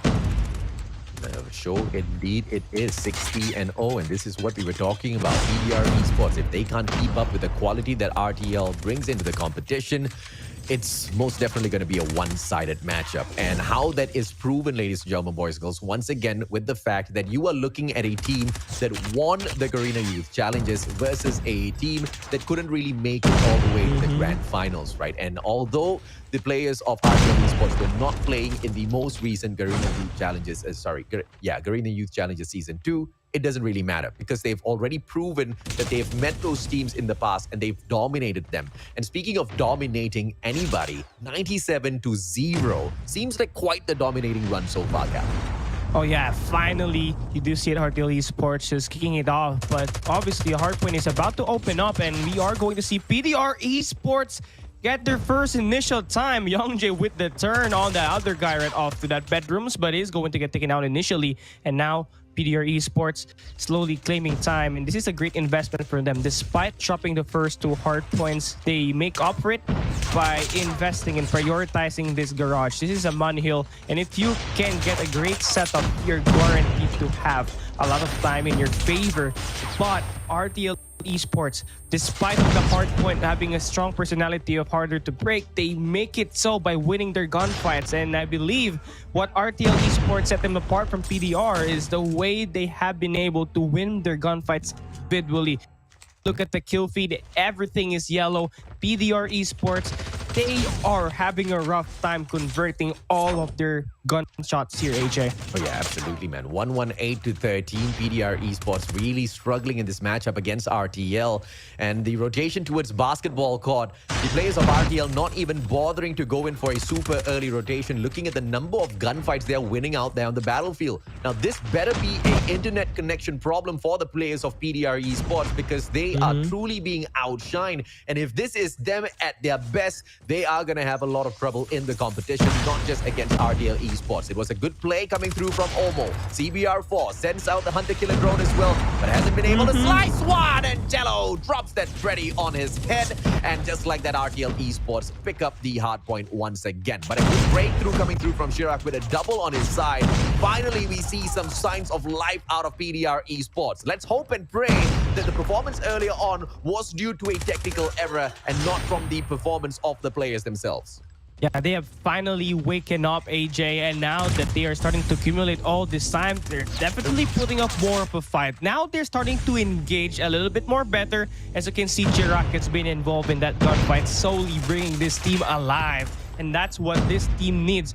One guy that can spark a play to put that momentum on their side and shift the balance to their favor. 59-124. Great first 3 hard points for RTL Esports. But that hard point number 4 was continuously soaked up by PDR. But then again, I hope that they have the performance to continuously be constant in this game, because right now RTL Esports is responding back, retributing with all of these gunfights, and this is not what you want if you're PDR Esports. You're getting control of the spawns.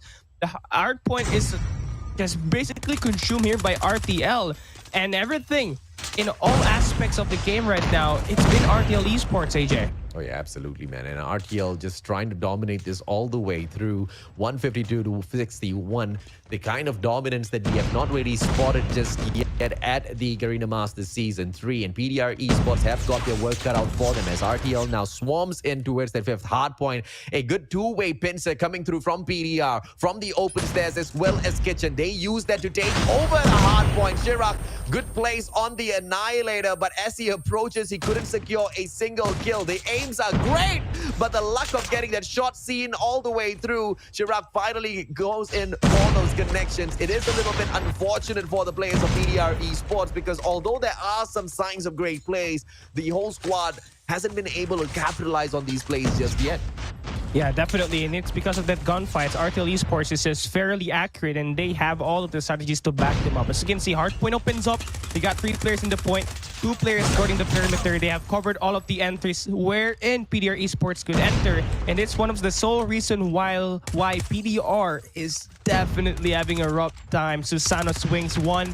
Gets to swing the second, dropping Chirac, and they're expecting this team to actually spawn at the swimming pool. Now they will be at the garage, and Susano continuously pummels them down. 200 point already reached by RTL Esports. They're heavily close to win this series. PDR Esports, they better start acting now, because if they don't, this game is gonna be over on this next hard point. Oh, yeah, absolutely, man. And I just double-checked, ladies and gentlemen, boys and girls, and yes, we were correct. Wacky as well as Susano were in the old RTL legacy team, which is quite the reminiscent run for these players, right? Making a full circle now, going back under the RTL banner, together with their friends out there on the battlefield to get the victory. And RTL Esports will be absolutely proud of their performance against PDR Esports in this first matchup in here today. So close to the 250 point. 44 seconds to go, which means a lot of time to close things off. And none of the players from the side of PDR Esports have been able to get even close to this hard point to be able to contest it. They keep dying off halfway through as they make their way in, be it at the open stairs, be it at swimming pools. It's just a dominating play from RTL Esports, and the victory is confirmed 250-74. I know this is one of the most dominant hardpoint showcase that we have here today at Garena Master Season 3. RTL Esports just mean business. They just basically run the player down with their gunfights and, of course, their unique rotations and strategies. And, of course, for PDR Esports, they got outclassed.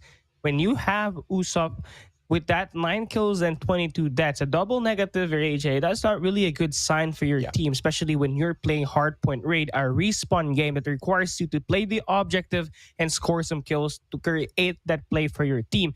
And honestly, it's just a better overall gameplay for RTL, AJ. Oh, yeah, absolutely, man. I mean, no doubt, right? They were dominating all the way towards that 100-point mark.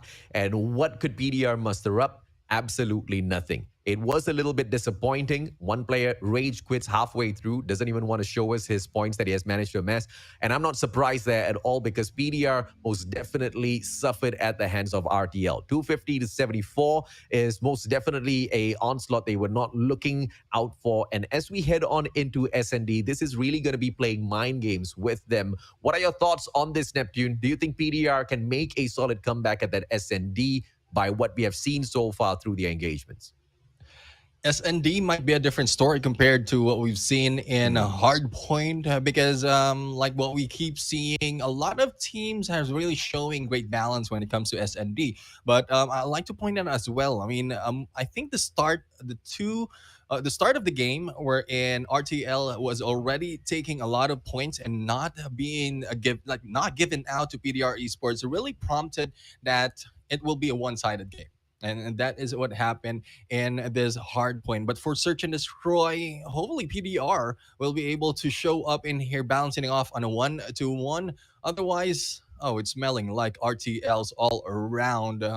And knowing that Control might give in a lot of potential, as what we've seen from RTL in this hard point, hopefully PDR came prepared for Control. But Search and Destroy, it's still anyone's ball game. A lot of pro teams, even those playing in the ranked games, has been focusing more on Search and Destroy mechanical skills, and mechanical skills as well as quickness in rotation is not a factor compared to what we've seen in Hardpoint. We'll have to find out. PDR, if they have what it takes. And I'm cheering them on. I'm still cheering them on. I don't want them to lose hope, because we pointed out already that they haven't seen the light even from the Garena U Challengers and on the Garena Masters. So hopefully this is a chance that they can get 1 point. Otherwise, 3-0s might continue. But as we wait for that match to move on, to continue on, I would say, I would agree with Callie that the negative KDAs really takes a lot of damage, and hopefully it doesn't affect the gameplay moving forward for PDR, especially for the one that you pointed out as well. One, not really wanting to show the points that they've gathered because of how it hurted their teams right here. And I'm like looking forward to RTL's return from the names of a Tyrant, as well as Tyrant Esports, as well as a combination of yet another C8 team. So I guess C8 really is a good stride for teams right now, for teams, because it is a good platform for players to move up into the pro scenes. Apart from C8 United and C8 Legacy, members from that brand has been acquired by RTL, and a good chance for them to show up. But so far, a lot has been said already, and Hardpoint has been done. Callie, what's your point on Search and Destroy as we end that Hardpoint map? Well, honestly, I could expect the output of RTL Esports to be the same. And I mean, for PDR Esports to pick standoff S&D here, I think they did RTL a favor because of how very effective Youngjae and Wacky could be in this map with the long-range engagements. Add in the factor that Jello, Freezy, and Seven would be able to play here as well for RTL Esports is basically set this team for success in this time of S&D. But I do hope that PDR Esports will be able to find the way to take this map away from Raid Hardpoint. And I do hope that they bounce back after suffering that first map defeat. Now, for PDR Esports, again, Neptune, the key to victory for them is win the gunfights. That we didn't see from Raid Hardpoint. Yeah, definitely. I mean, hopefully the snipers are up par right now to be able to give out the information as well as to initiate the battle, and support system for this mode really gives them a good chance to be able to recover just in case one of their teammates or one or two of their teammates will be able to or will be taken down in this game. But we'll have to see because of how far PDR Esports has been in some of the competition. There's not much that we can say in terms of a great performance. In terms of recent performances from this team, but I am looking forward to them taking down RTL Esports as we jump in on a standoff for the Search and Destroy. And apologies for showing earlier, that was not firing range. This is standoff right now wherein they will be playing. And AJ and Callie, please take it away. Thank you so much, Neptune. As we hop on in here, Callie, I'm just wondering if that's exactly what RTL could do at Hardpoint. I wonder what they would be able to do in Control later on, man. I mean, it's not going. It's like just thinking of it looks grim if you're PDR Esports, but RTL, you just have to make sure that they play consistent. Play the game one at a time. And right now they're playing the Search and Destroy at standoff, so it's going to be a treat to what will RTL Esports bring here. This game, Chirac popping up with that huge 2Ps. Looking to get one more up front. Pinch play coming through, but Chirac will get that kill. Lockdown 3 immediately in the first round. Susano, final player, back against the wall, playing 4 against 1. Looks like things are starting off a little bit slow here for RTL Esports as PDR finds their momentum. The numbers all on their side. I guess that is the answer for what can happen at Control later on. PDR Esports can fight back. But will Susano be able to adjust? The answer is no, as Skepta pulls out the sniper and shuts him down. 1-0 as PDR Esports starts things off much hotter than that Hardpoint. And this is one way for you to turn it around. Chirac making those early engagements successfully to work for PDR Esports will truly make sure that the momentum will be in their favor. But then again, RTL Esports, they're known to create adjustments. And there's a reason why they're one of the top teams right now in the scene itself. But PDR Chirac all the way to the back. Teflon on the corner as well. They're not going to spot the guy on the refrigerator. It took them some time, but eventually they eliminate the guy. We got a 3v5 situation. Omo holding his own, gets 2 players, and wow. Amazing turnaround for PDR Esports for this first 2 rounds. But, I won't get excited this time around because the last time I saw a 0-0 AJ, the other team eventually mowed down the player that had the lead earlier on. Yeah, man. Blacklist International Ultimate just went to town with them. And I'm sure RTL Esports will be able to respond. But so far, it just looks a little weird because RTL Esports are just running into PDR without even shooting, right? So I think the boys are just being a little bit cheeky now with all 5 players still alive this time around. RTL slows things down as they head on towards that A bomb side. More reposition. CBR4 this time can't get much, and 7 gets the God nade onto Usopp's nose. It's a 2-0 so far, and PDR Esports have to deal with a defusal as that bomb gets planted, but a solo player on the side of PDR. What can he pull off? Teflon, great engagement. Kilo 141 gets a kill, but Freezy puts him down instantaneously. Absolute play there for RTL Esports. As soon as the bomb gets planted, they flood the A bomb site with numbers. And PDR Esports, they only hope and pray that they win one of the gunfights. Almost just got taken down early, and just basically give RTL Esports the chance and the confidence to execute even better. But that's very, very close for my liking. But then again, moving on to round number 4, we are definitely going to see a very, very passive RTL Esports. Again, waiting for that bomb to get planted before they move. Really trusting the retake capabilities. Here we go. 38 seconds before the bomb explodes. RTL on their move. RTL now, beautiful plays. PDR Esports responding well to all of that pressure. The numbers are all good on the side of PDR Esports. Chirac drops wacky as well. RTL all of a sudden struggling in this matchup against PDR. Can Freezy make a solid comeback? I think the answer is no. It's a 1v3. The guy has got the MAC-10. Doesn't have a lot of range. Needs to be very close to his opponents. Goes in for the God slide, but Chirac still manages to catch his back. 3-1. And the players of PDR Esports hitting back hard. Hitting back hard, and it's all because of 2 players here. And one of the major players, Chirac, with 7 kills and 1 that is 7 KD right now, has been braiding RTL Esports live 2-1 and has been an exceptional factor in why this team is on the lead. And added the factor that Skepta is also playing good.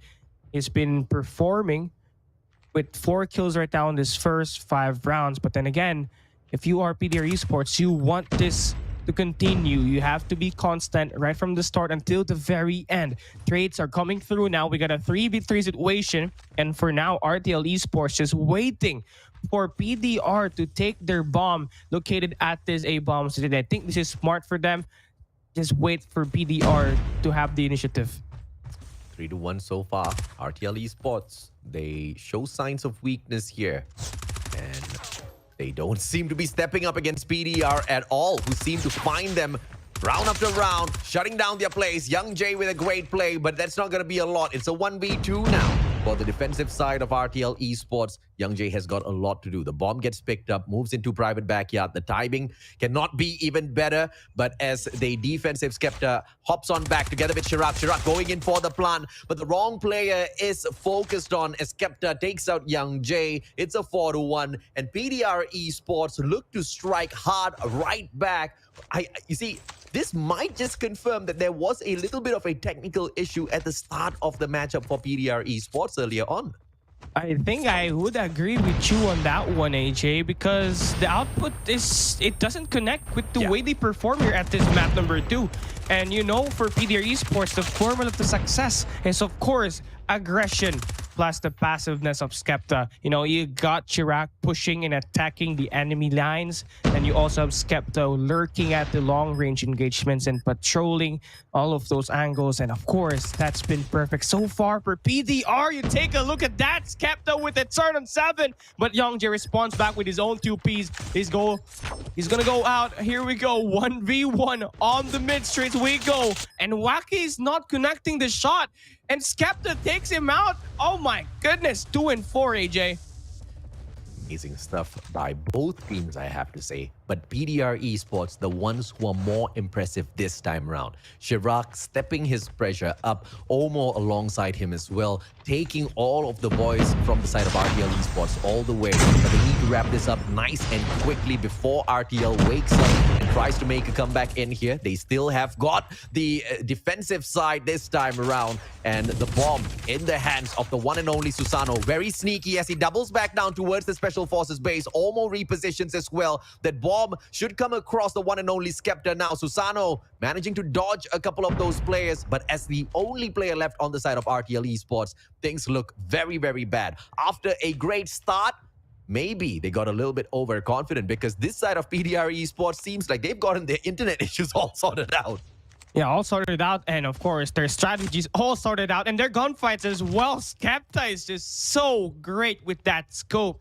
Been one of the major factors why RTL Esports is having a rough time closing in the gap in contesting on that long range. Currently, Skepta's got 9, and he's been so accurate with that scope. Hopefully continues it until the end of this search and destroy. For now, PDR Chirac has been so effective pushing in and of course attacking way behind enemy lines, but here this time around, Youngjae able to anticipate and take him out, but trades coming through, and PDR will have the last lap as they get a 2-for-1 trade. Now, as soon as I say that, we are going to see RTL Esports respond back with a great trade of their own, ending the game in just 28 seconds, AJ.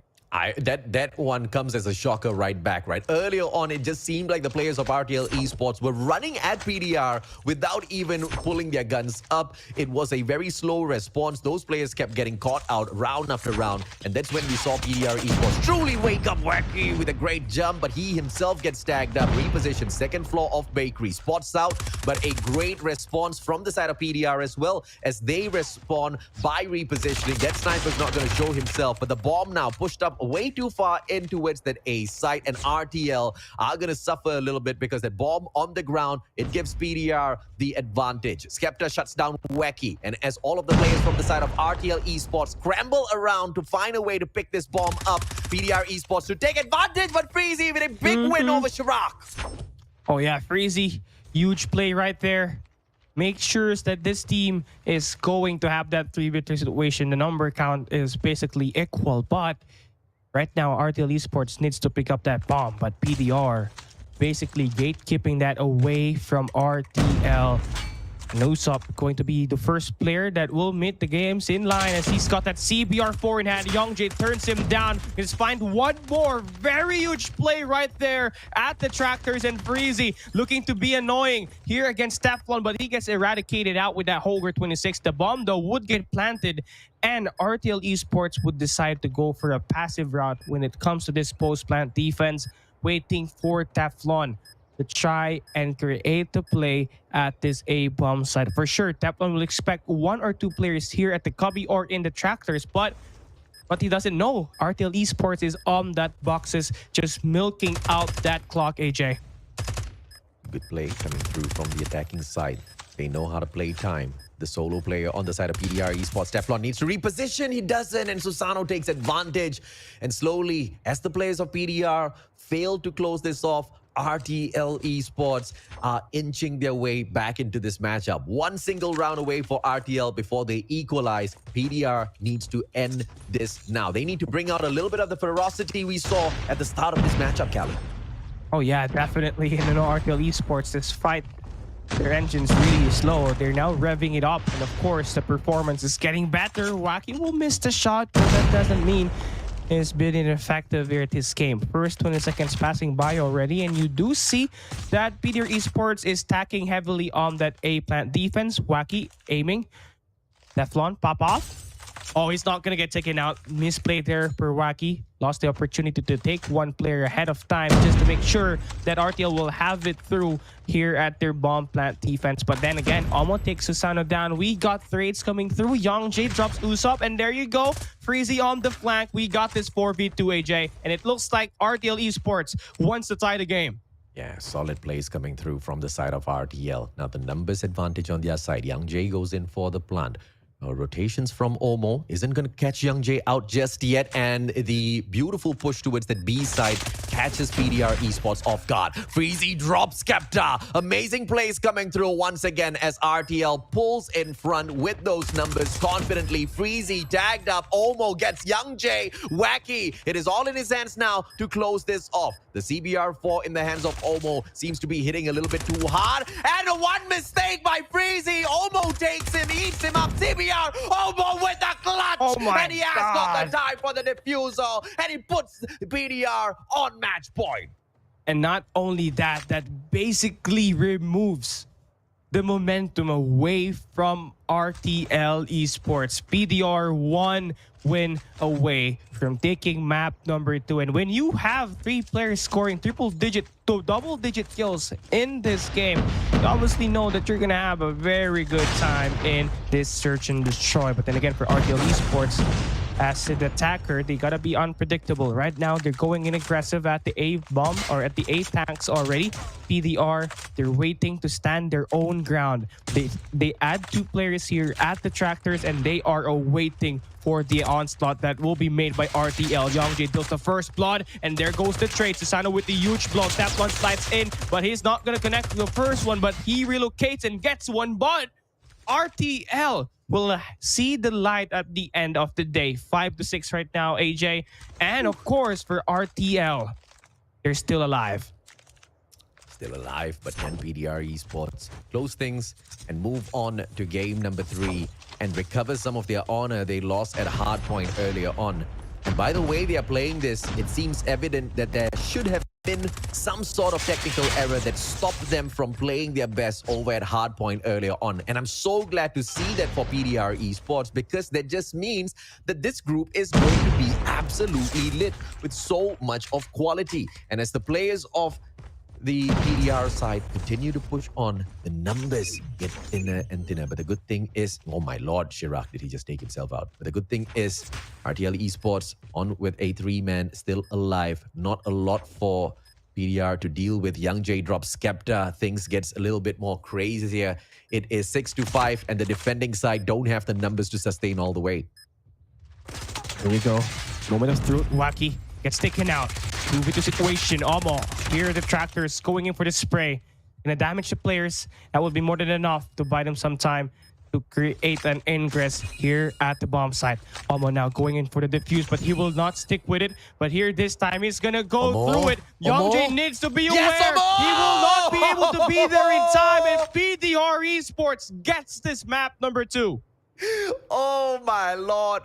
Pros don't fake, but Omo faked once. But right after faking, he realized, wait a minute, what do I have to lose? Absolutely nothing, Omo. And he gets the win. PDR Esports with the clutch out round. And they beat RTL right back down after being dominated at Hardpoint. This one just got so much more exciting, Neptune. I was afraid it was going to be boring, man. But PDR Esports still showing us that they're alive.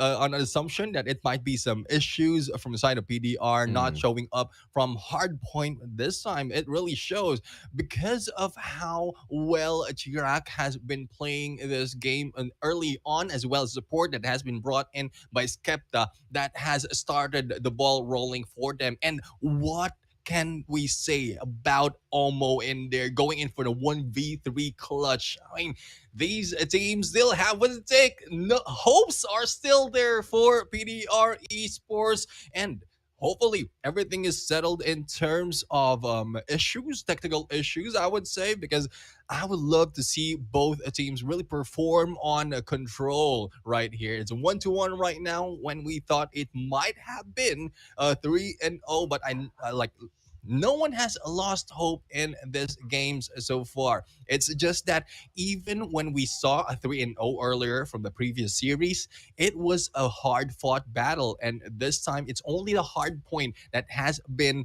I would say, one-sided. Now, Search and Destroy changed at a real quick end. Moving in onto the next game, we are going to see a really, really heated battle. Just want to point it out as well as to how that diffuse ended up from the last match.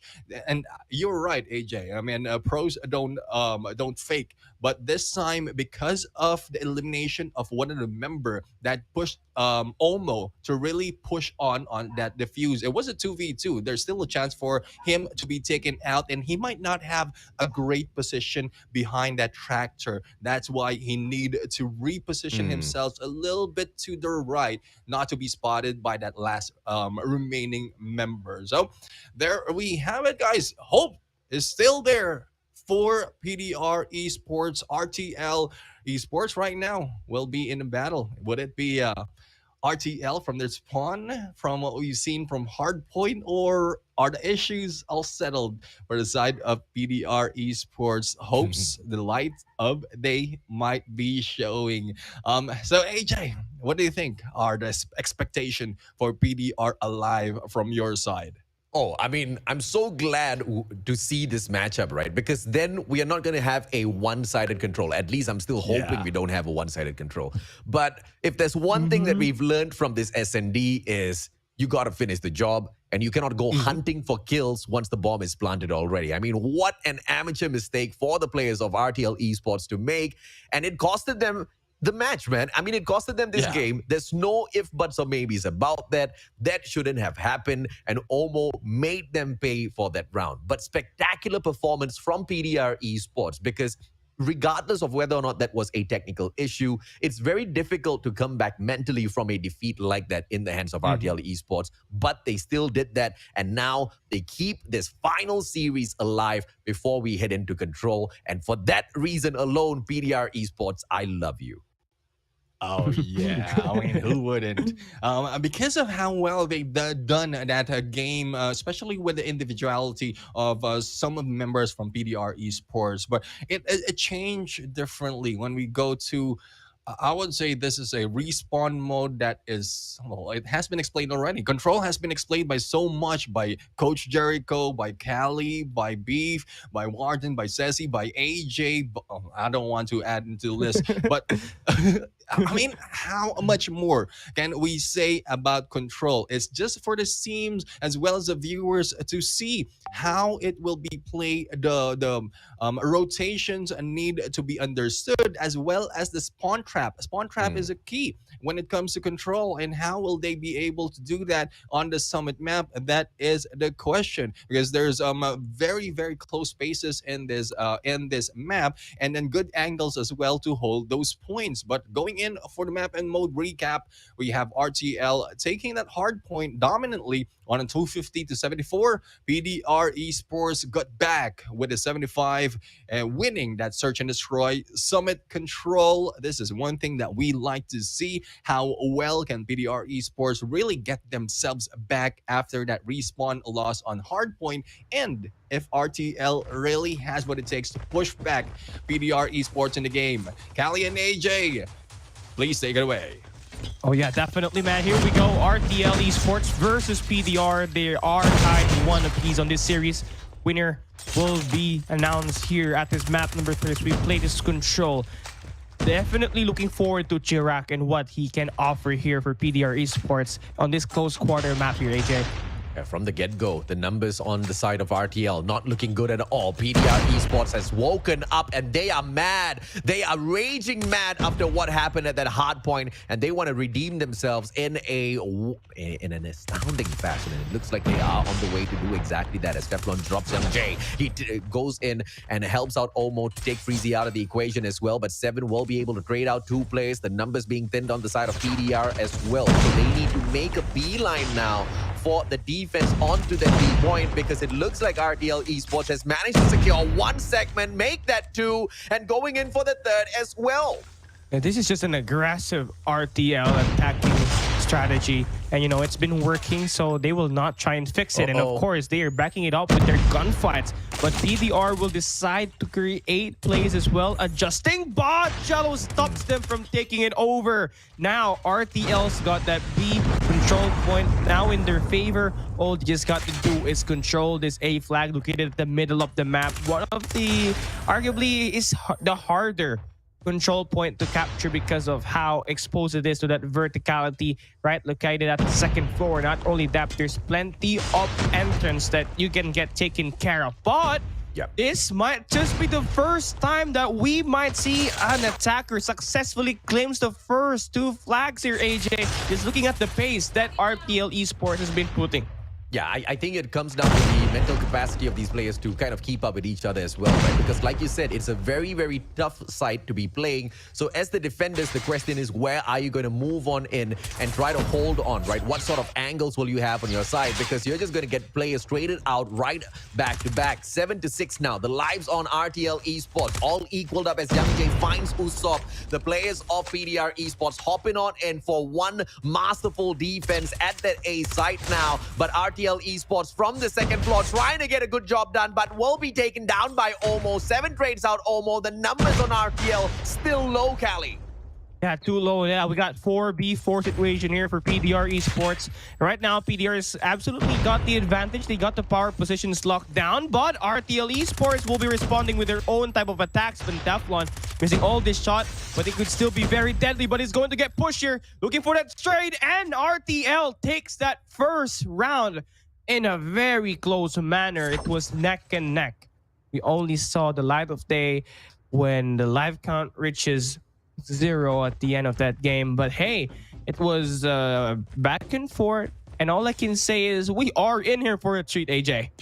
Oh yeah, absolutely, man. But if you are a PDR fan, you got to be disappointed with that because they had the advantage. They had the lead earlier on and unfortunately lost it with what I thought should have been a PDR Esports round. Ended up going over to RTL. And now RTL, they are the defenders. And look at the way they hold on to this. Potentially with the capability of pushing the players of PDR Esports back and also spawn trapping them. But PDR Esports responds very well, winning their gunfights on the way in towards that A point. Control room taken over by Omo, but almost shut down by Susano. The numbers may look equal, but RTL Esports going to town with all of these players. Freezy with a backstab and goes so deep into the confine of the players of PDR Esports. Pulls out the Annihilator as well, but thankfully there is a little bit of response. Skepta shuts down Susano, but this is gonna be the side of RTL Esports taking the win if PDR does not come up with a solution here. They haven't really been able to move away from their spawns. And yeah, it's because RTL Esports was so aggressive on their defensive round, and you did see that Freezy was knocking it down with that Mac 10 and adding the factor that one of the players of PDR was using that Annihilator, and 7 just waiting for the player to spawn, and this is just savage. This is just a salvage. RTL up by 9 live counts and PDR slowly diminishing, and I love the strategy that RTL Esports is putting here. Just stun the defensive or the attacking round from PDR Esports, and I believe the MVP of this round, AJ, this is 7. This is the 7 show. This guy just lighted it up here the second round, and that's why this team is about to win the game. On the way to grab his 8th kill in a row. 7 gets taken out of the equation, but 2-0 now. RTL Esports, shaky start, but the second round was absolutely one-sided. They took a defensive round and turned it into offense, went in for the spawn trap, didn't allow PDR Esports to get out of the gorilla base at all. That's the kind of play you want to go for at Summit. Chirac now bringing on the heavy plays, drops a nade. Skepta takes down Young J. Chirac now going in for the spawn trap himself. Can he execute this the same way RTL Esports did earlier on? Guy has a little bit of problem finding players. Only one way to find out. Chirac will not get it through. Susano, better angle and better position. But Yellow will be sitting in the A like a duck, and it's just been so easy for him. RTL Esports just wrecking all this time, and PDR Esports just clearly showing that they are struggling here at this control game mode. They don't have the setup strategies that RTL Esports have, but it could also maybe because they were too stunned because of what happened in that first round, AJ, where it all came down to that final kill with just 1 life count to 1 life count with each of these both teams. But yeah, here we go. 18-22 RTL Esports. They are still in line to win this game, but hopefully for PDR, they get to turn it around here. You got Usopp with it, and now later he pops one off the picture. Could land one more, but it will run out. So right now, PDR, they could still do this 16 or 15-20. You just have to play as a team and play for trades. Yeah, very unfortunate for the players of PDR Esports. They haven't really been able to recover mentally from that first round's loss, and it led into the second round. And RTL Esports making it sure that it leads into the third round as well. 8 life surplus on the side of RTL Esports now, and once again they are moving on in to spawn trap the players of PDR Esports. 7 holding on to an acute angle here, but gets taken down by Skepta. 5 life advantage now to the side of RTL, but they seem to be losing hold of that B point. But very finally hopping on in there, the PDR gang was able to secure that point for themselves right back, but lost 3 lives in the same time. RTL Esports, although they've got a surplus, they need to be really careful now. PDR Esports has slowly but surely woken up. Yeah, here we go. Moment of truth, but Usopp gets sucked out by Youngjae's Gravity Vortex. But then again, the game is still close. 5 live count for PDR, 6 for RTL Esports. This could go down to the wire, and we shall expect it. The game will happen slow. Freezy rotates, gets 1, but will get traded by Usopp. Beautiful play there, but the damage has been done. 2 live counts left for PDR, and they have to play it safe. RTL Esports, they could risk everything and get this kill, but they will do it as well. 7 removes Usopp, and they get control of the second floor, which will basically set them up for success. PDR, they better be aware of the situation that they're in. 1 more error and this game is over, and there it is. Susano takes down Skepta. We got this game in the bag for RTL Esports.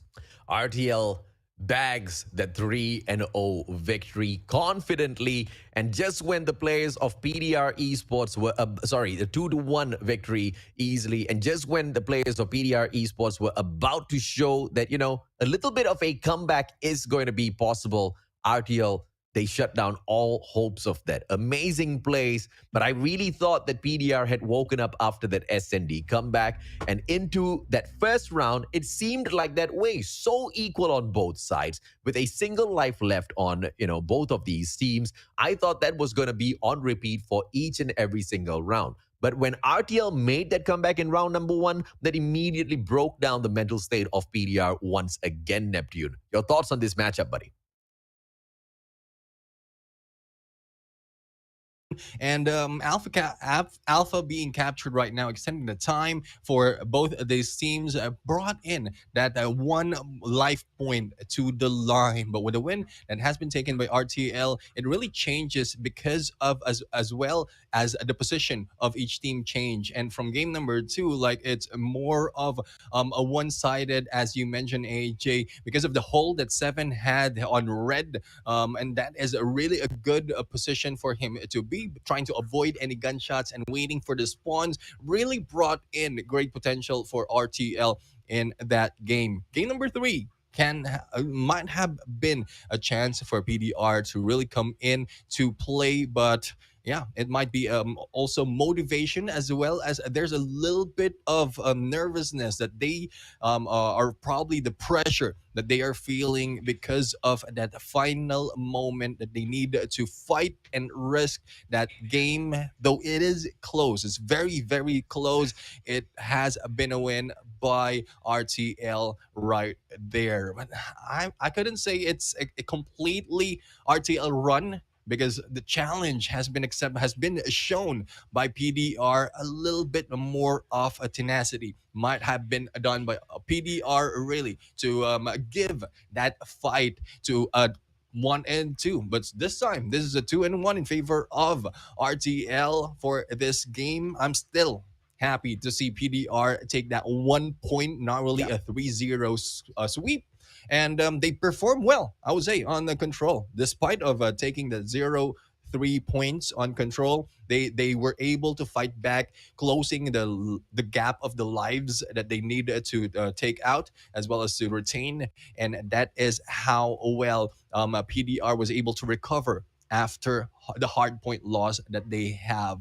But there you have it. We have all 4 series already ended, and so far it's only 1-3-0. The rest are 2-1s, really changing the game for the names of the teams right here, as it is not one-sided. A lot of potential for this team to recover as this is a double round robin right here, and I like to see how well can they change their tactics, especially for those who lost specific maps. And you point out, like we point out already, a lot of things that the teams can adjust, can learn in this matchup, and hopefully in the next instance they will be able to go and fight these battles and get them their scores. They'll be able to change everything, all the results that they've got for each mode.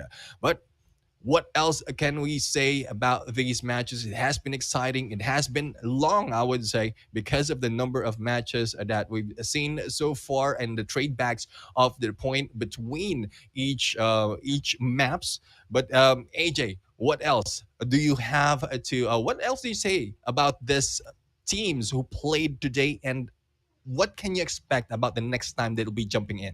I think it's very unfortunate for PDR Esports, especially in that first match, because very clearly, based on the way they were taking their gunfights in that S&D, it seems very sus as to how they struggled in the initial hardpoint matchup against RTL Esports, right? They literally couldn't win a single gunfight, racking up 0 points all the way until the midway point of that matchup. And only then did they actually start to seem like they were putting in a little bit of work.